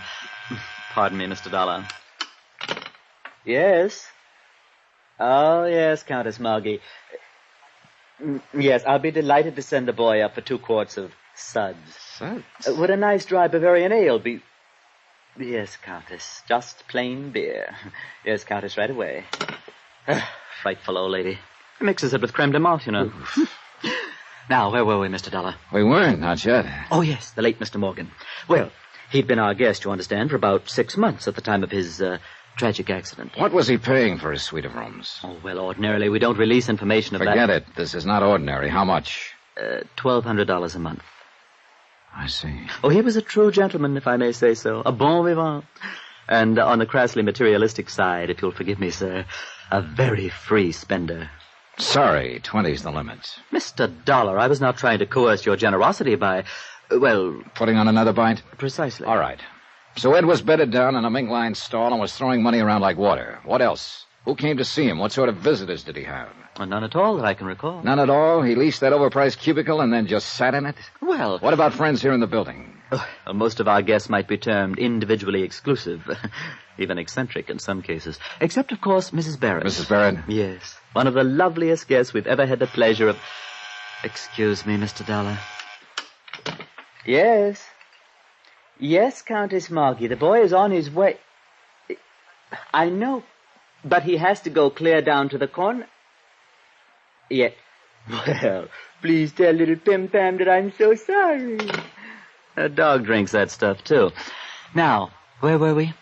About this Mrs. Barrett you mentioned. Oh, yes. Well, of course, she and Mr. Morgan were inseparable, you understand. They were together constantly. And Mr. Barrett? Oh, there wasn't any.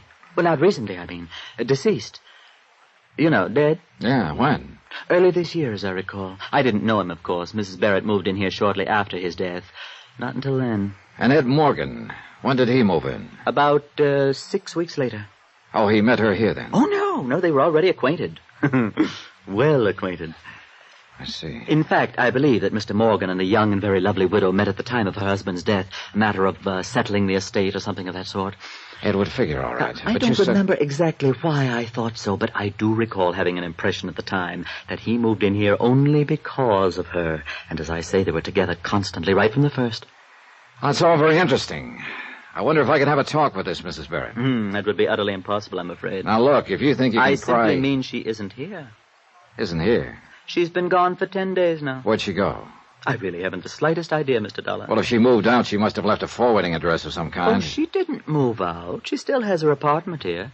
She'll be back eventually, I imagine. But at the moment, I haven't heard a word from her since she left. Oh, poor dear. You know, one can understand why she'd want to get away for a while.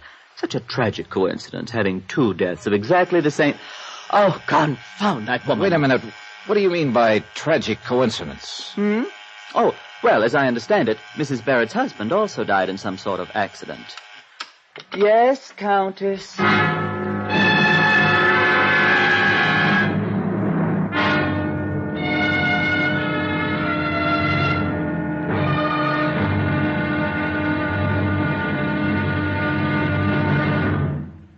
Now, here is our star to tell you about tomorrow's episode of this week's story. Tomorrow, the trail back into a man's past is a faint and twisting one.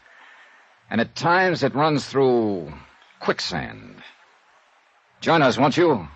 Yours truly, Johnny Dollar.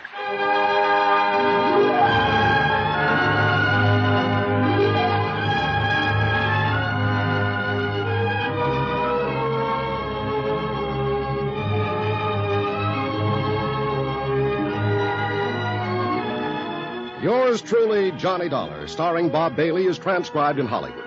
Written by Les Crutchfield, it is produced and directed by Jack Johnstone. Be sure to join us tomorrow night, same time and station, for the next exciting episode of Yours truly, Johnny Dollar.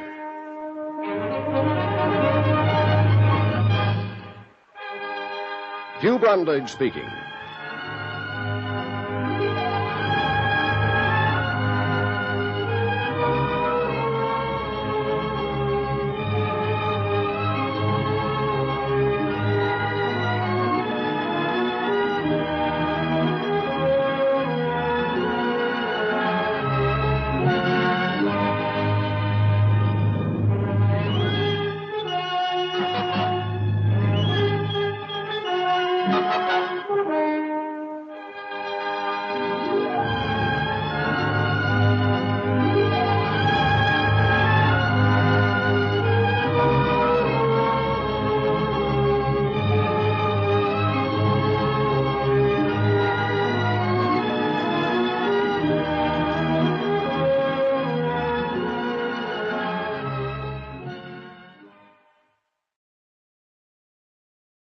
From Hollywood, it's time now for...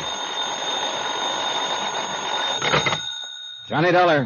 Mac Woodson, Mr. Dollar, the girl from the claims office called and gave me this number. Oh, yes, Mr. Woodson. It seems we're working on the same case for the same company. Well, I've been working on Mr. Ed Morgan's files and records here for the past week now. I've turned up some... How much is missing? Well, about $80,000 so far. All of it was taken during the 4 months immediately preceding his death. I'll say one thing. In 20 years as an accountant, I've never seen a looting more cleverly carried out. Oh, Ed was a very bright lad. A man who'd go far, they all said. Did you know him, Mr. Dollar? I thought I did. He was one of my best friends. But it turns out I'm only beginning to know him. Could you meet me in his office around 10 o'clock, Mr. Woodson? Yes, that's where I am now. I've been working on these books day and night. Better be careful. That's what got Ed into trouble. How's that?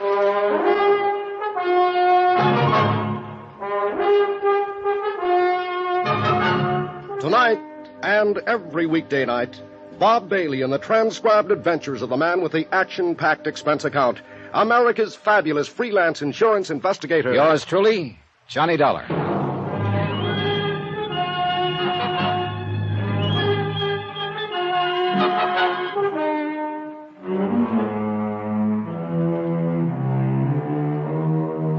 From Special Investigator Johnny Dollar to the Home Office, Eternity Mutual Insurance Company, Hartford, Connecticut. Assignment, The Confidential Matter. Location, San Francisco. Expense account continued. Item 4, $1, 1 martini. Item 5, $1, 1 tip to the bartender who stirred the martini. All in the house that Jack built. I don't know who built it, actually, but it took Jack to live in it. $1,200 a month, to be exact. That was the take-home bite for an apartment at the Drakeley Arms on Nob Hill. And, of course, that didn't include drinks in the intimate little private bar just off the lobby. And this is where Ed Morgan had lived during the last 5 months of his life, until he missed a curve one night and drove his car off a cliff into the Pacific. Ed Morgan, whose idea of a big night had always been his pipe, slippers, and a mystery novel. But things were different when I'd known him and been his friend. For one thing, he hadn't stolen $80,000. Or I don't think he had. Do you find the martini adequate to your expectations, sir? Oh, yeah. Yeah, indeed. It's a heck of a belt for a buck. Thank you, sir. Quite a nice little place you got here. Oh, I find it a most agreeable sanctuary from the stress and strife and the hurly-burly of the city. Been here long? I have tended bar here in the Drakeley Arms Rendezvous for some 2 years now. Oh, well, then you may have known a friend of mine who had an apartment here up until a month ago. A Mr. Edward Morgan? Oh, yes. Mr. Morgan was a regular customer here. An eager supplicant for my humble and healing wares. A beer drinker mostly, as I recall. The Rendezvous does not serve beers, sir. Oh, forgive me. I didn't know. Quite all right, sir. Yes, I was here before Mr. Morgan moved in, and here I am still, now that he is no longer with us. Such is the chance and mystery of life.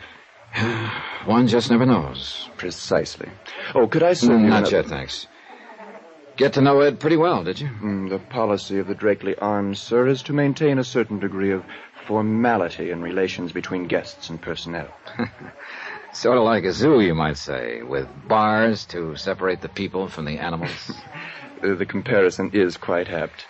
Somehow I can't see Ed Morgan sacking in a marble squirrel cage like this joint. I confess, he hardly seemed the type to me, sir. He was much too unrestrained for the Drakeley. He came in here a lot, did he? Almost nightly. For a few minutes at least, on his way to some gala night spot. Gala night spot, Ed Morgan? Oh, yes. In all the years I knew Ed, I was only able to drag him into a gala night spot once. He stayed 20 minutes, then left because his tie was choking. Are you quite certain that your friend was this same Ed Morgan? I wish I weren't. Who were his friends? Did he always come in alone? Oh, no, never alone, sir. He and Nicky were inseparable. Nicky? Oh, I should say, of course, Mrs. Barrett. Oh, a young widow, as I remember. Lives here in the building. A lovely girl. Fascinating. And also unrestrained? Definitely.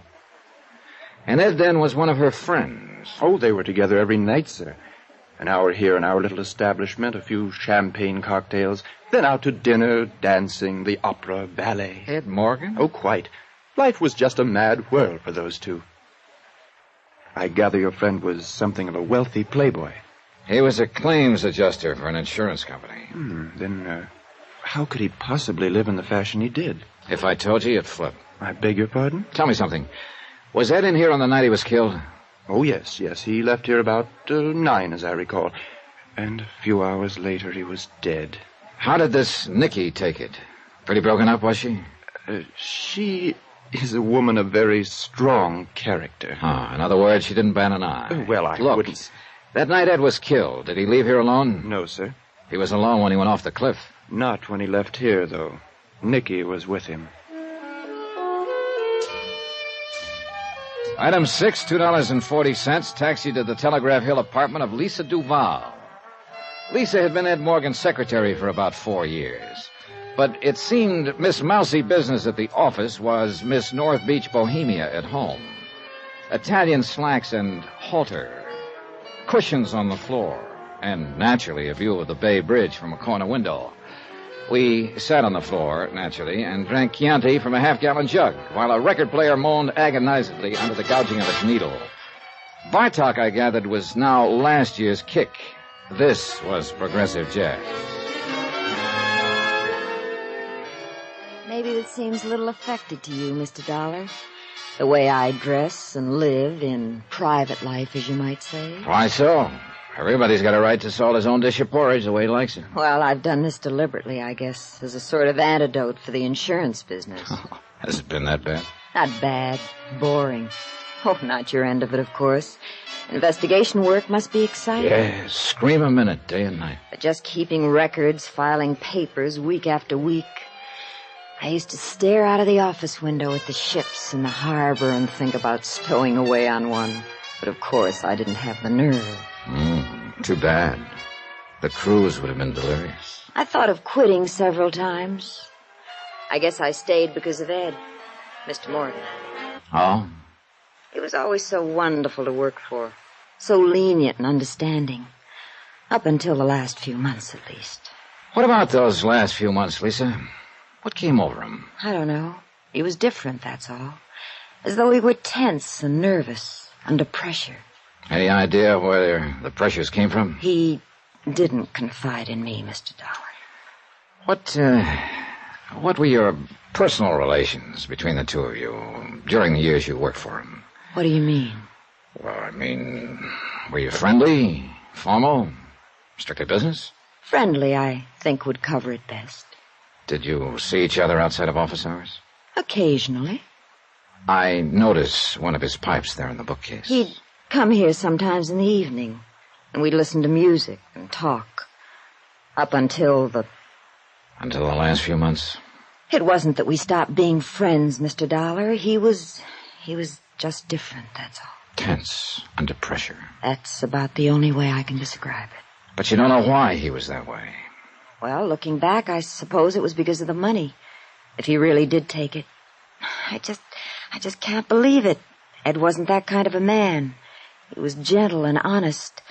At least until... Until the last few months. Yes. Or were you going to say, until she came along? How did you... Lisa. Yes. How long have you been in love with Ed?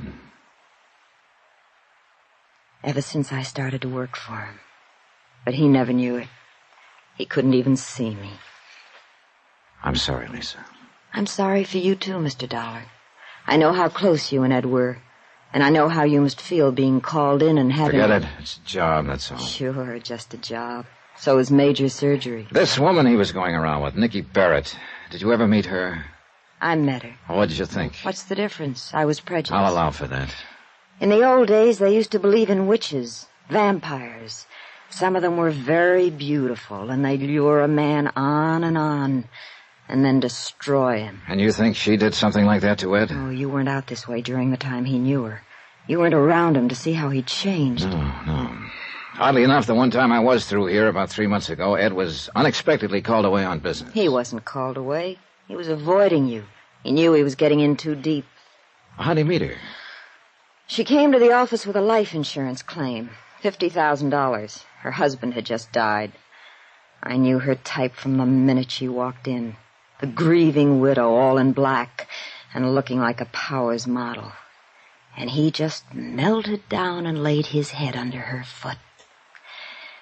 That was the start of it. Why'd she come to him? Unless she had a disputed claim. There was a double indemnity clause. Her husband had been killed in an accident. Her husband, too, huh? What do you mean? Ed Morgan died in an accident. Remember?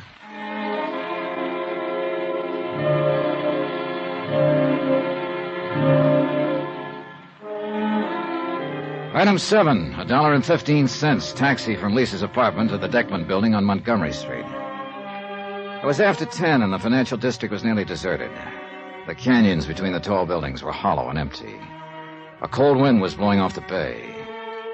Or maybe it was blowing out of the past. An old, old past, dead and far away. The pattern was beginning to look familiar. Too familiar. Lord, the woman gave me the forbidden apple to eat. Ed, too, it seemed. The same old whine, the same old dodge. And yet there was something not quite right about that pattern. The accountant runs into some funny ones, Mr. Dollar. This Morgan case here is one of them. How do you mean, Mr. Woodson? Well, the way he was going about it, for one thing. Running hog wild, as you might say. Of course, as I said on the phone, his general scheme was pretty clever. He certainly knew standard procedures. Well, he'd been with the company a long time. Well, now, these payoff checks on claims. Of course, they were sent out from Hartford in care of this office. So what Morgan did was open a disbursement account in the bank here, then sign and deposit the checks and draw out the money in cash chargeable to direct disbursement funds under his own name. Mr. Woodson. Now, of course, the canceled checks would return to Hartford, but since they were countersigned to disbursement, they wouldn't even be processed. Instead, they'd be returned to Morgan. So, you see, there'd be no evidence in Hartford. Mr. Woodson, I'll accept the fact that Ed was clever. But what did you mean there was something funny in the way he was going about it? Well, he must have known it couldn't last. It was a good scheme for a short time, but it carried the seeds of its own destruction. In what way? Complaints. Some of these claims are 4 months old, and legitimate claims. Morgan couldn't stall these people off forever. Oh, I see. Only other embezzlement case I've worked on that was similar was a man who worked a quick swindle for a blackmail payoff. He knew he'd probably get caught, but he just had to take the chance. Yeah, you may have stumbled onto something, Mr. Woodson. Oh, is that so? You mean it ties in with that file folder you've been studying there? Oh, I don't know. It's an investigation report on an accidental death. Happened about a year ago. Ed Morgan handled the insurance claim and got to know the widow. He'd been running around with her for several months just before his death. I don't quite see the... Oh, of course. Mr. Morgan also died in an accident. Unless he was murdered.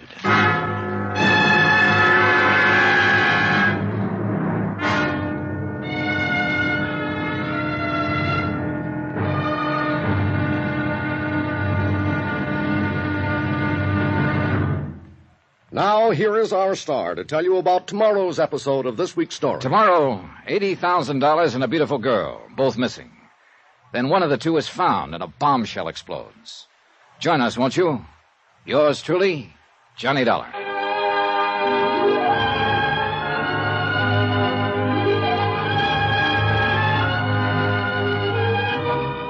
Yours truly, Johnny Dollar, starring Bob Bailey, is transcribed in Hollywood. Written by Les Crutchfield, it is produced and directed by Jack Johnstone.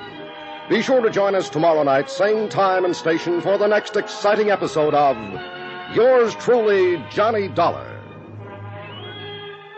Hugh Brundage speaking.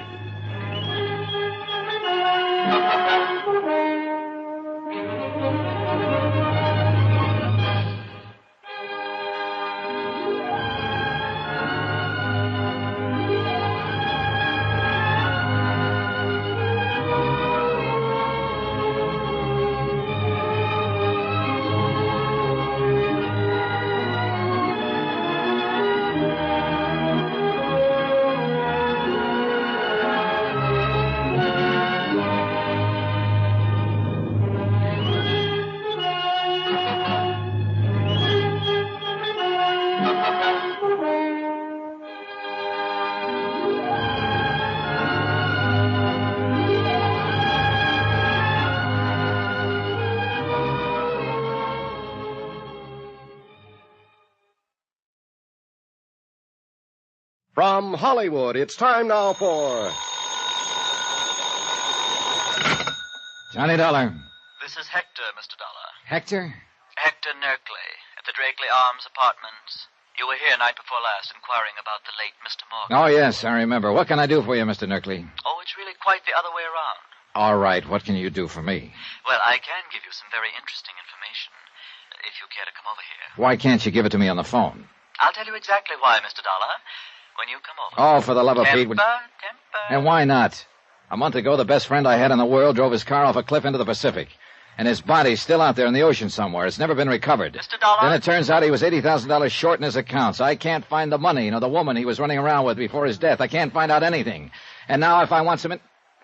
All right, I'll be there in 30 minutes.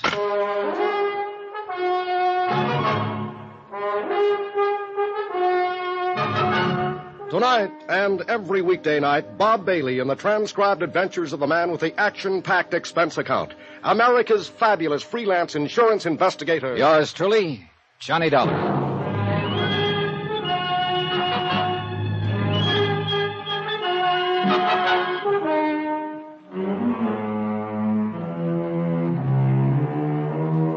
From Special Investigator Johnny Dollar, location San Francisco. To the Home Office, Eternity Mutual Insurance Company, Hartford, Connecticut. Assignment, the confidential matter. Expense account continued.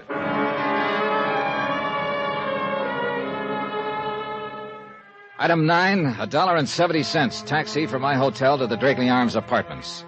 A snooty, high-priced joint where Ed Morgan had lived during the last 4 months of his life. Ed Morgan, a pipe and slippers bachelor who'd suddenly and strangely turned to champagne cocktails and high living. Who, as head of an insurance claims office, had found a way of swindling his employer out of $80,000 in 4 months. And who died a month ago as mysteriously as he'd lived. This was the man who at the moment was my assignment. Whose past I was supposed to uncover. And he was also the man who'd been my lifelong friend. Good evening, Mr. Dollar. My, you did make excellent time. Now, look, if this turns out to be a runaround, so help me out. Temper? All right. You said you had some very important information that couldn't be discussed over the phone. Well, it could have been discussed, of course. But, well, this information has to do with one of our guests, Mr. Dollar. A certain lovely young widow whom you seemed most concerned about the last time. Nicky Barrett. Quite. Has she come back? Is she here? I'm afraid not. Then what is it? First, I must ask you what your intentions are toward Mrs. Barrett. Well, I'm not going to marry her. Please, I hardly thought you were. All right, then what's the point? Simply this. I happen to be in a position to put you in touch with Mrs. Barrett. Do you know where she's hiding out? Hiding out? All right, I'll drop the implication. Do you know where she is? I do. Well, then let's have it. Why do you wish to find her? Because she's the only lead I've got on the Morgan case. She and Ed were thicker than thieves during the 4 months before his death. And she was with him the night he was killed. Earlier in the evening, at least. Are you going to have her arrested? No. I just want to ask her some questions. I've got no case against her. Not yet, at least. Mr. Dollar, can I depend upon you in one very important respect? What's that? Under no circumstances must you let Mrs. Barrett know that I told you where she is. What's the matter? Afraid the board of directors would bust you to bellhop and strip off your gardenia? That is not amusing. Nor too improbable, as a matter of fact. After all, the watchword of the Drakeley Arms is discretion. Yeah, well, all right. It's a deal. I won't tell her. Of course, there is one more little detail. Oh, now what? Well, the last time you requested information from me, Mr. Dollar, you were kind enough and generous enough. Well, really, this is a bit awkward. What is it, Hector? Is the gardenia fund getting low? Well, you did say, as I recall, that it was merely an item in an expense account. All right. Here's another $20. Oh, thank you, sir. Now, what about Nicky Barrett? Well, we just received a letter from Mrs. Barrett. She asks that her mail be forwarded to her in care of American Express, Panama City, Panama. Item 10, $20 gratuity. Item 11, $388.45. Hotels, some telegrams, incidentals in San Francisco, and plane fare to Panama.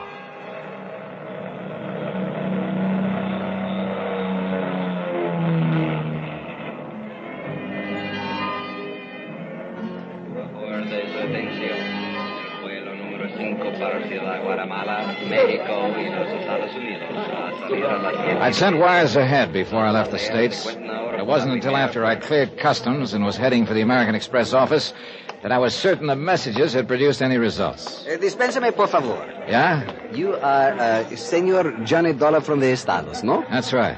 Capitan Garcia Ramullo of the Panama Federal Police, a sus órdenes, senor. Oh, glad to know you, Captain. I am honored, senor. We have received your telegram, and I have been instructed to cooperate with you very intensive. Well, it may take just that. Now, about the woman I described in the telegram. The Senora Barry. Oh, Santa Madre, what a beautiful woman. So I've heard. You have not had the pleasure of acquainting her? Not yet. The best of your life is before you in that case. Then I'll speed up and get to it. So you've already located her, huh? Oh, but of course, senor. She has not changed her name, as you think, perhaps. So it was most simple. Good. Glad it didn't cause you too much trouble. Trouble? Senor, merely to gaze upon such a one is worth a lifetime of trouble. Which is exactly what it cost a couple of guys I know. Such eyes, such hair, such lips, Yeah. such... Well, what do you say we... Forgive me, senor. I am carried away with it. Well, where is this living little doll staked out at the moment? She is registered at the Hotel Primeso, room 17. Hotel Primeso? This is something most unusual, I think. What do you mean? The Primeso is one hotel very small, which is located on the waterfront. It's most for sailors, fishermen. I see. The beautiful tourista one would think to find in a hotel of more elegance. She may be deliberately staying away from the tourist belt. Quien sabe, senor? Who can tell the reasons of a woman? Yeah. Is she living there alone? So I have been informed. You expect someone with her? I don't know what to expect. I don't even know why she came here. I'm moving in blind. See, life is most difficult at times. You didn't talk to her, did you? Let her know you were checking on her? Please, senor. I'm sorry, Captain. I had to be sure. She is most entirely without suspicion. Good. Well, I suppose I'd better check into a hotel first. Then what are your plans, senor? I don't know exactly. I'll talk to her, try to get some answers. And from there on, I'll just have to call it as I go. I hope this lovely lady has not involved in some serious crime. I hope not, too. But I wouldn't bet much on it. Item 12, $8, taxi, flat rate for the rest of the day. And by the time I checked into a hotel and showered and changed, the rest of the day didn't have long to go. The Hotel Primeso was on the waterfront, as Captain Garcia had said, and some distance from town. But although it wasn't a tourist trap, neither was it quite the sailor's flophouse I'd been led to expect. It was built native style with bamboo shutters and wide verandas, half buried in a thicket of mango and banana. $5 bought me the desk clerk's undying affection, and 2 minutes later I stood unannounced at the door of room 17. Just a minute. It's about time. I ordered that ice at least I thought you were the bellboy. No.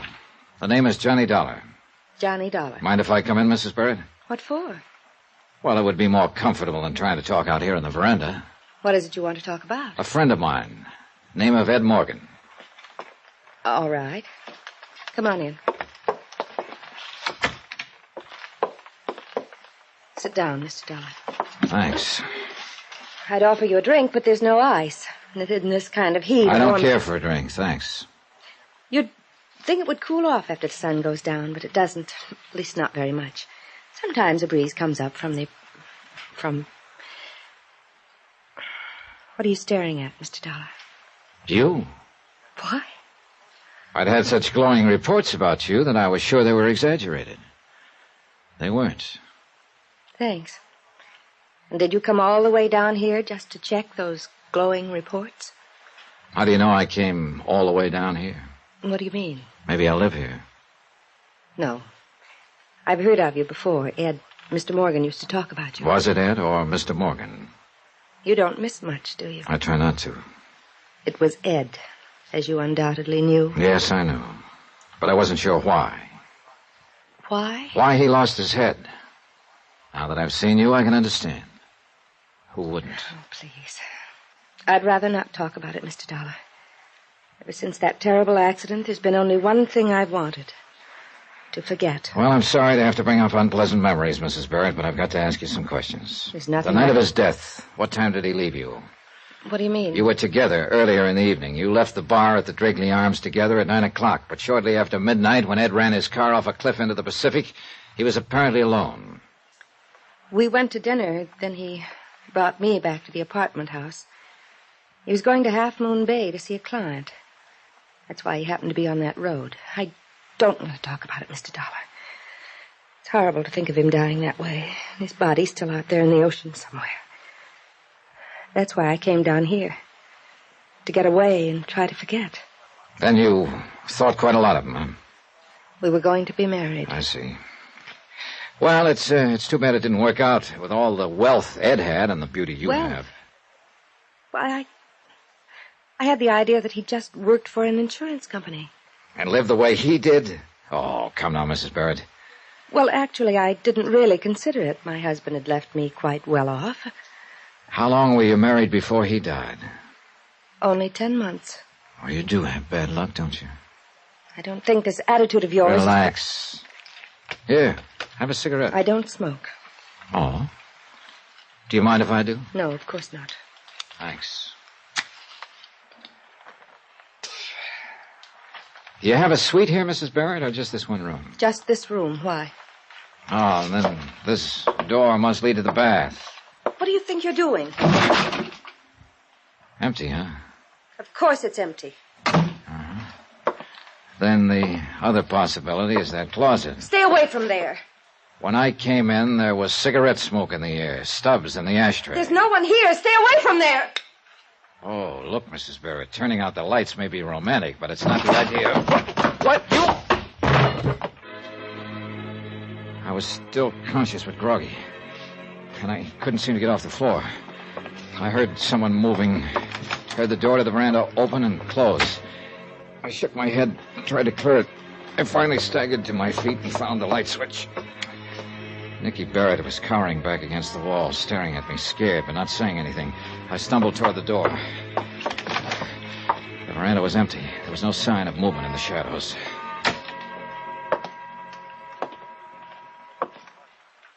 So there was somebody hiding in that closet. No. There wasn't anybody here. I'm the one who hit you. You'd have to have a fist 3 times your size. It's true. Forget it.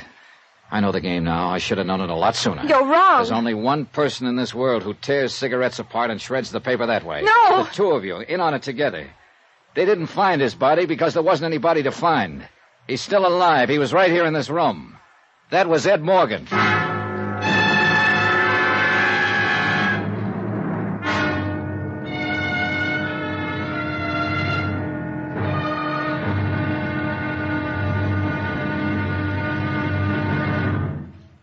Now, here is our star to tell you about tomorrow's episode of this week's story. Tomorrow, a search for a dead man who intends to stay dead and who's willing to kill to do it. Join us, won't you? Yours truly, Johnny Dollar.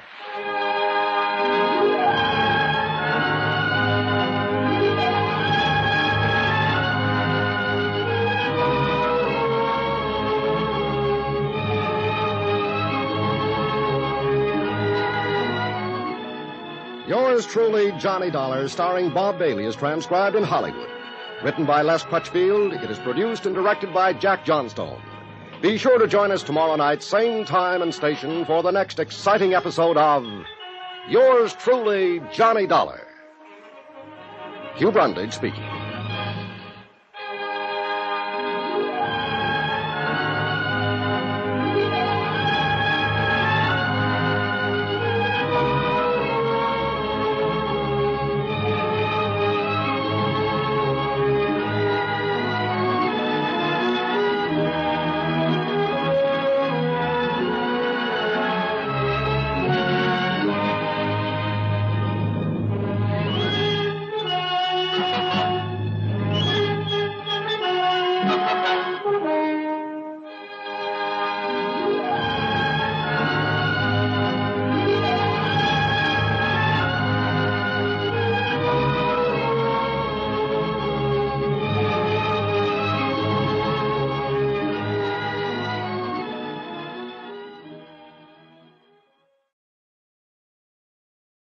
From Hollywood, it's time now for... Johnny Dollar. This is Capitan Garcia Ramullo of the Panama Federal Police. Good. Your sergeant said he could locate you in a matter of minutes. I am never lost from contact, senor. You have talked with the beautiful turista, no? I have talked with her, yes, and I ended up getting socked in the jaw. These Americano women are so very much athletics. No, she didn't hit me. It was a guy who was hiding out in a closet. See, I understand, senor. Somehow I doubt it. Look, Garcia, it was the man I came down here to question her about. I'm sure of it. But, senor, you have told me... Yeah, I know. Apparently his death was faked. I think he's here, hiding out somewhere in Panama City. Do you think you can find him? When my men make the search, senor, even a little dog could not escape. Then go to it. His name is Ed Morgan, but he may be using another one. The charge is embezzlement. You know his description, senor? I ought to. He's been one of my best friends for years.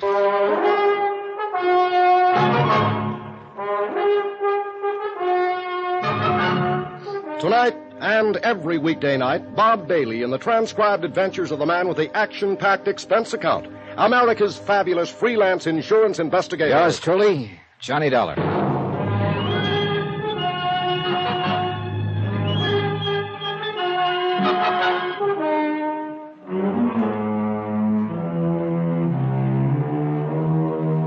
From Special Investigator Johnny Dollar, location Panama. To the Home Office, Eternity Mutual Insurance Company, Hartford, Connecticut. Assignment, the confidential matter. Expense account continued.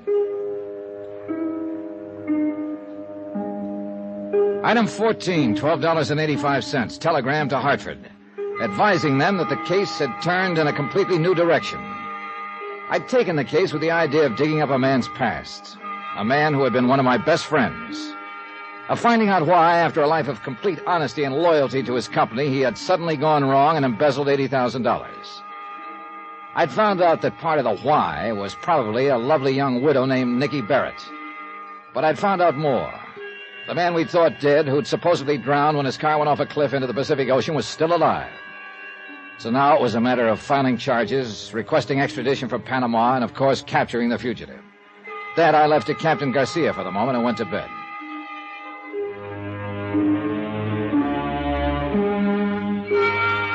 When I came down to breakfast the next morning, I still hadn't heard back from Garcia. But I did get a return engagement from my little playmate of the night before. Good morning, Johnny.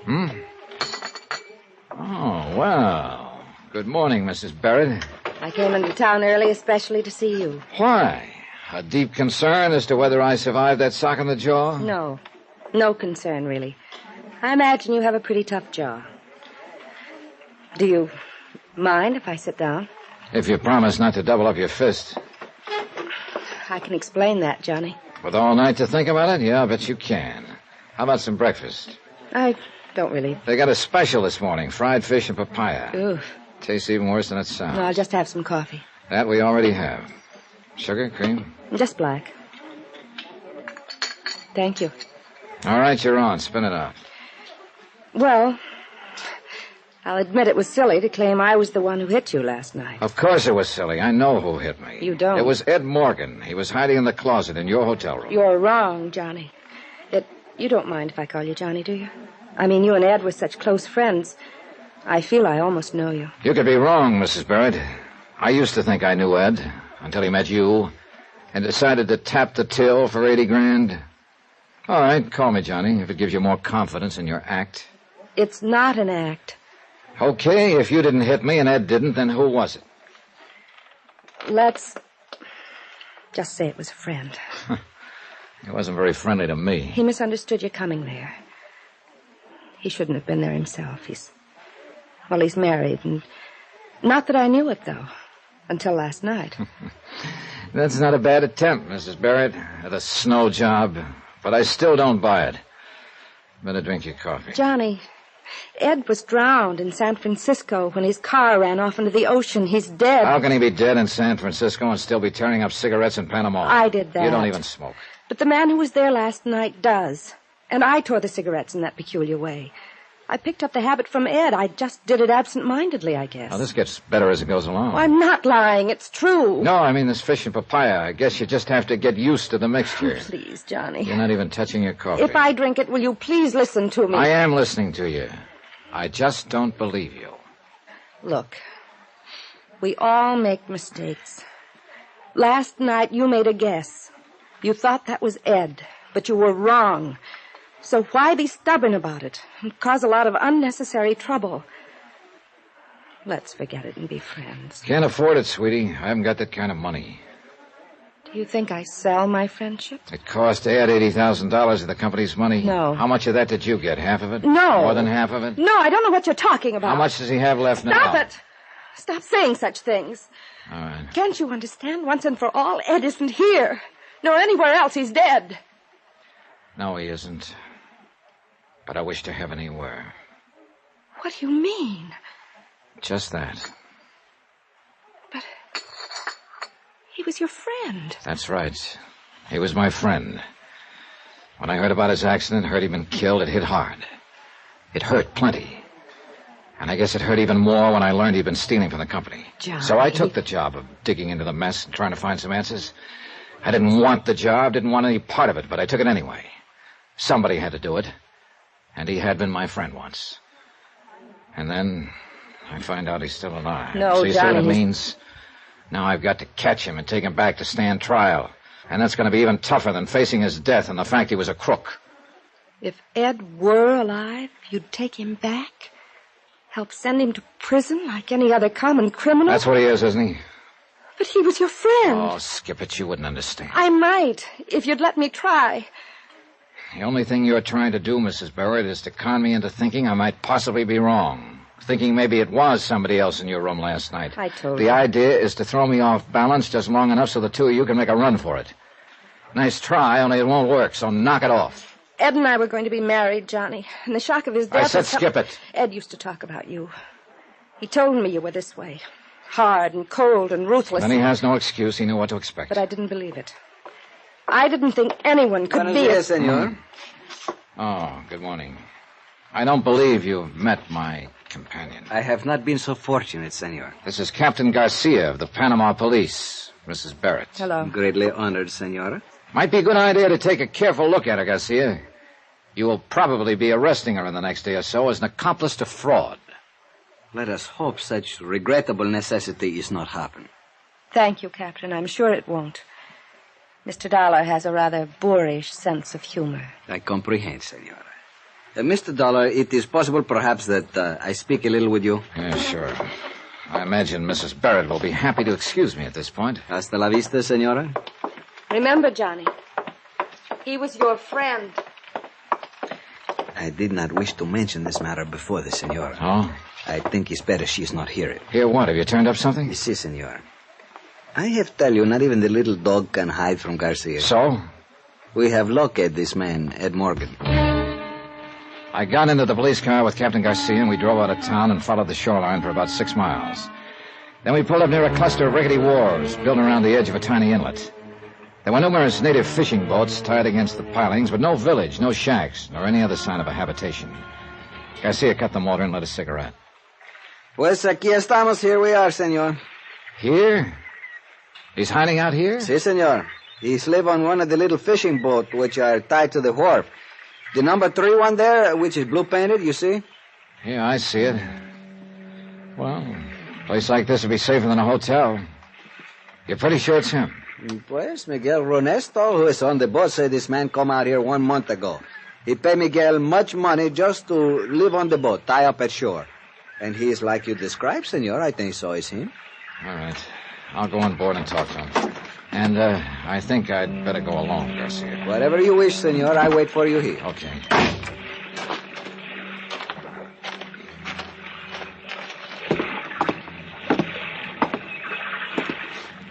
Ed? Ed Morgan.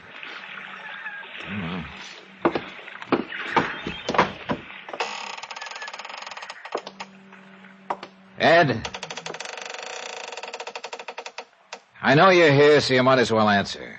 Cabin's unlocked. Come on down.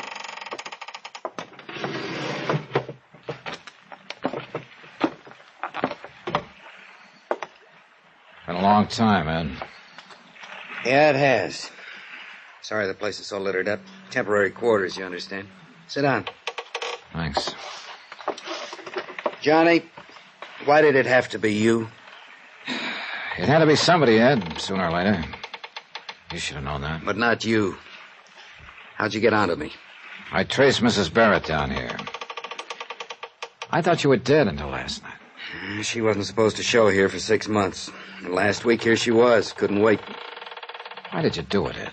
You wouldn't understand. You've always had dames crazy about you without lifting a hand. But not me. This face always stopped them. Sure, I used to laugh about it, but... Well, you just wouldn't understand. And this woman was different, is that it? Nicky fell as hard as I did. I didn't know women like her even existed. She's for me all the way. Is she worth the price tag? $80,000? Cut it, Johnny. It's not that way. It's just that Nikki had always lived well, and I had to live that way, too, in order to be around her. I got in further and further, and finally I was in too deep to pull out. Did she know you were stealing from the company? Not at first. The blame's all mine, Johnny, not hers. You picked your own apples, that it? Call it that. And I didn't spend all that money. We decided to get out of the country, start a new life together. I figured I'd need that much. And Nikki agreed to that plan? Sure. That's why she's here. She sold out and came on down. Only she didn't, Ed. She still has her apartment in San Francisco. You're wrong, Johnny. She sold her furniture, her clothes, everything. The stuff is all there, Ed. I saw it. You're lying, Johnny. She pulled stakes. She told me. Okay, she told you. I guess you know why I'm here. I know why you think you're here. Hold it, Johnny. Don't move. I've had this gun on you since you came on board. I know you have. But I wonder if you'd really use it. Don't try to find out. And don't tell me I'm in a spot. I know that. But I'm going on as far as I can. And if I have to kill to do it, then I'll kill. Maybe I could have stopped him. Maybe he wouldn't have fired, I don't know. And for one reason or another, I didn't feel much like finding out. I let him go.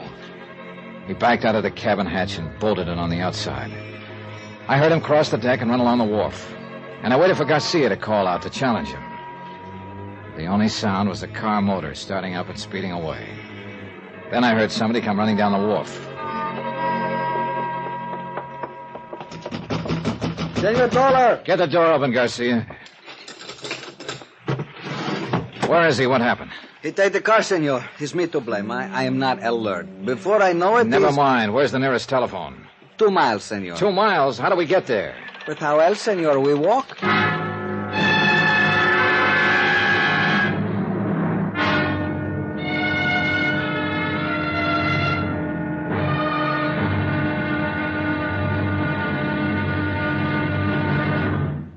Now, here is our star to tell you about tomorrow's final episode of this week's story. Tomorrow, Fate plays a devil's tune, collects a payment long overdue, and the music ends on a scream. Join us, won't you?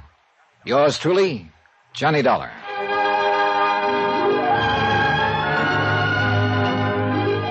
Yours truly, Johnny Dollar, starring Bob Bailey, is transcribed in Hollywood. Written by Les Crutchfield, it is produced and directed by Jack Johnstone. Be sure to join us tomorrow night, same time and station, for the next exciting episode of Yours truly, Johnny Dollar. Hugh Brundage speaking.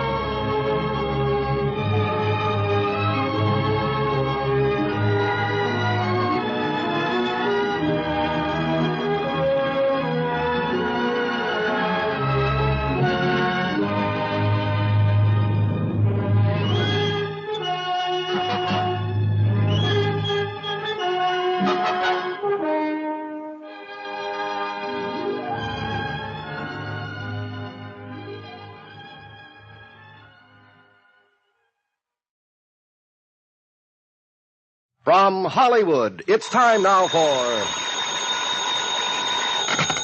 Johnny Dollar. Capitan Garcia Ramullo, senor. Oh, Garcia. Of the Panama Federal Police. Tell me, have you... Senor, the most intensive troubles are being extended in this matter.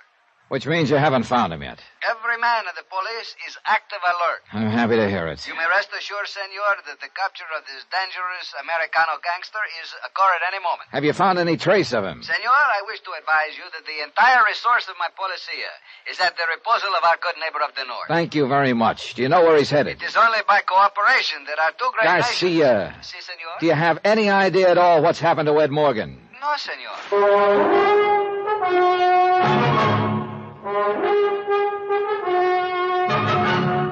Tonight and every weekday night, Bob Bailey in the transcribed adventures of the man with the action-packed expense account. America's fabulous freelance insurance investigator. Yours truly, Johnny Dollar.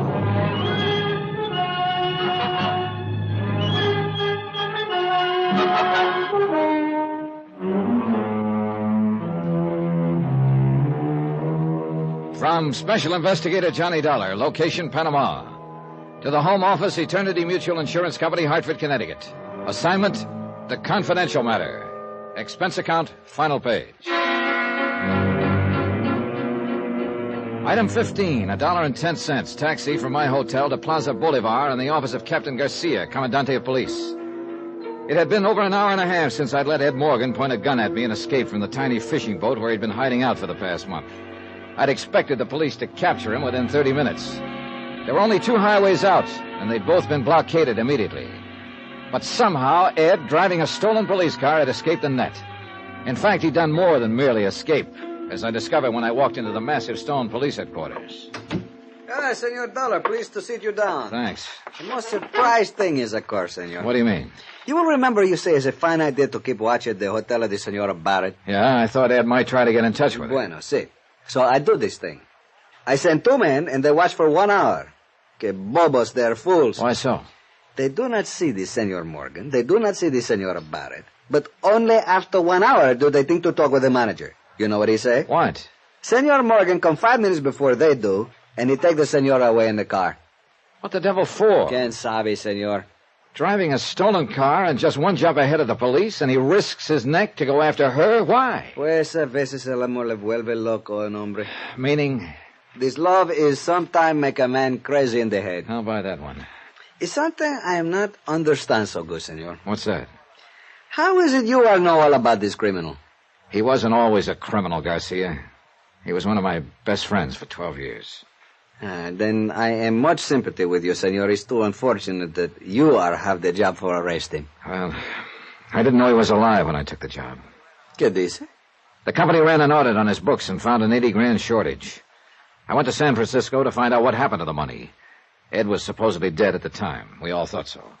Then I do not understand why you have come here to Panama. I came to talk to this Nicky Barrett, the woman he'd been running around with. I stumbled onto him by luck or accident or whatever you want to call it. Qué curiosa es la vida. To live is like to fish, senor.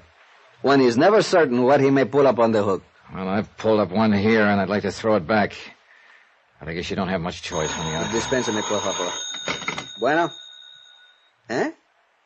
¿Qué dice? Sí, yo sé. Cerca del mar. Santa madre, ¿qué tan lejos? What is it, Garcia? Ay, qué lástima. Sí, cuídelo bien. Venemos ahorita. Sí, adiós. What's wrong? What's happened? Senor Morgan and the senora, they have been found. Where? They have tried to escape by the old road on the cliff. It's abandoned, very dangerous. They are miss 1 bad curve and go into the ocean. Into the ocean? Si, senor. The car is under 10 meters of water. There is no sign of life. Expense account item 16, $75, charter fee and 1 power launch. This included the services of a diver and line tender. We were just plain lucky on this one. A salvage company happened to be working in the port and had a man and equipment free at the moment. We took off along the coastline, and in less than an hour, we dropped anchor over the wreck. The diver had been lowered beneath the surface. The sea was calm against the rocks, but the water wasn't clear enough to see more than just the outline of the car lying over 30 feet down on the bottom. While we waited for the diver to come back up, I glanced toward the high cliff towering above us. A month ago, there'd been another cliff like that, in San Francisco. Like I say, senor, life is too strange sometimes. So is death. This man, this woman, they meet, they look one at each other, and what are they think? A lot of things, maybe. But not that they'd end up here, like this. How true it is, senor. Who can ever know if one day he will come Wait a second. The diver's coming up. See. It's too bad he does not have the system of telephone. In this case, we can talk from the water. We didn't have time to rig it up. Well, we'll soon know, I guess. I am most sorry for you, Senor Dollar, that your friend has to die like this. I faced the idea of his death a month ago and accepted it. Then I had to face some other things about him. Another shark now doesn't seem to have much meaning. It's just a matter of... Hey, there's the diver. He's up at the rail. Hey, let me give you a hand with that faceplate. I'll work on this side. It's very complicated, this diving business. Yeah. Well, this is kind of an old-fashioned rig. They got suits now with self-contained oxygen, independent control. Stuff the frogmen developed during and after the war. Qué fantástico. Yeah, it is. All right. There we go. All right, now, what'd you find? Oh, let me get a breath of raw air first. Oh. Gotta get that compressor motor fixed. Throws down more CO than oxygen. Come on. How'd it look? Dollar, it's a mess. That car must have rolled over a dozen times coming down that cliff. All cracked up. Yeah, but what about... One door's half off and flattened back. All the glass is slivered. Looks like it had been bombed instead of just wrecked. Senor, is the... Yeah, the body of the woman is inside, but there's no chance of getting it out without dropping a grappler and seeing if we can roll the car over. And the man? Is he... Nope. Just the woman. That's the only one down there. Again, the same pattern. A car plunging off a cliff into the ocean, and a body missing from it. But this time I was sure it wasn't faked. Ed wouldn't have done a thing like that to Nicky. Not to Nicky. And yet his body was not in the wreck. I looked again at the high wall of the cliff, steep but not vertical. A car would have rolled and bounced coming down, as the diver had said. And one door was torn half off. The glass was smashed out. It was a possibility. As far as I could see, the only possibility. I had the captain run the launch in close. Then I jumped onto the rocks and started to climb. The slope was gentler than it had looked from the water, and the surface was broken by ravines. Clumps and thickets of tropical plants clung to the shelves, and the going was rough, a long ways from impossible. I'd made it halfway to the top when I found him, jammed in the trough of a gully. Broken, badly hurt, but still alive. Barely alive. That you, Johnny? Yeah. Easy now, Ed. Let me get a foothold here. We didn't make it, Johnny. You didn't have a chance, Ed. You should have realized. I know. Maybe I knew all along. Better not try to talk.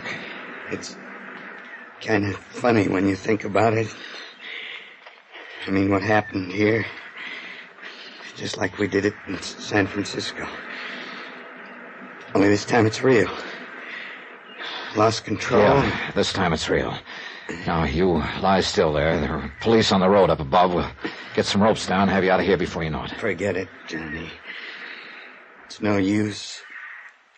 I'm all smashed inside. I can't even move. All right, maybe you got a broken bone or two, but that's no reason to... Don't lie to me, Johnny. I'm dying. We both know it. Am I right or not? Yeah, I'm afraid you're right. Doesn't matter anymore. Oh, Ed. Tell me, is Nicky... She's dead. No. You're right about her, Johnny. Forget it, will you? Forget it. I made her come with me in the car. Held a gun on her. She got mad. Scared. She spilled the whole story. Ed, it doesn't make any difference now. It's funny. I thought she came down here before she was supposed to, because she just couldn't wait to join me. But she only came to get the rest of the money. She wasn't planning to stay. Listen to me, Ed, this kind of talk She didn't love me. Never did. She admitted it right before we went off the cliff. But I thought she did, Johnny, for a while. And nobody else ever let me even think it. Please, Ed, why don't you try to forget about it? You know something, Johnny? What? If I was to go back, I think I'd do the same thing again. Nicky, the way she could be when she wanted to, it gets you. Got me, anyway. It's crazy. Maybe there's just no answer for a guy like me. Except this. I don't know, Ed. I'm not a judge. Kind of figures, you know. Nicky dying, too. I bought her and paid for her. I at least ought to be able to take her with me. After all, Easy now. The money. What's left of it, it's inside my coat. Give it to Mort. Tell him I'm sorry. Make him understand. He will, Ed. You too, Johnny. I'm sorry. I guess I didn't know what else to say. Forget it. But I still think I'd do it all over again.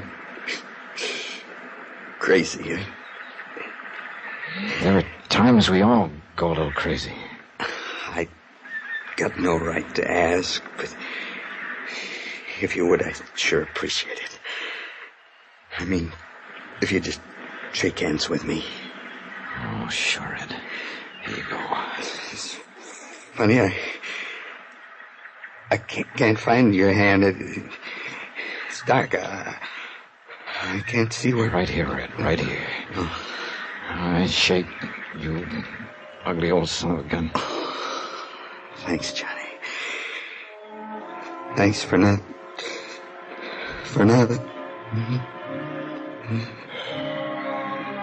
So long, Ed.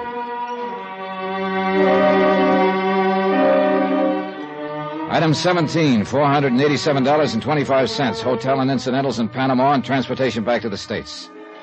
Expense account total, $912.61.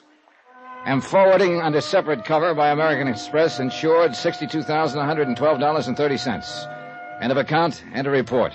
Remarks? No, Mort, not on this one. Ed Morgan was my friend. The report stands. Yours truly, Johnny Dollar.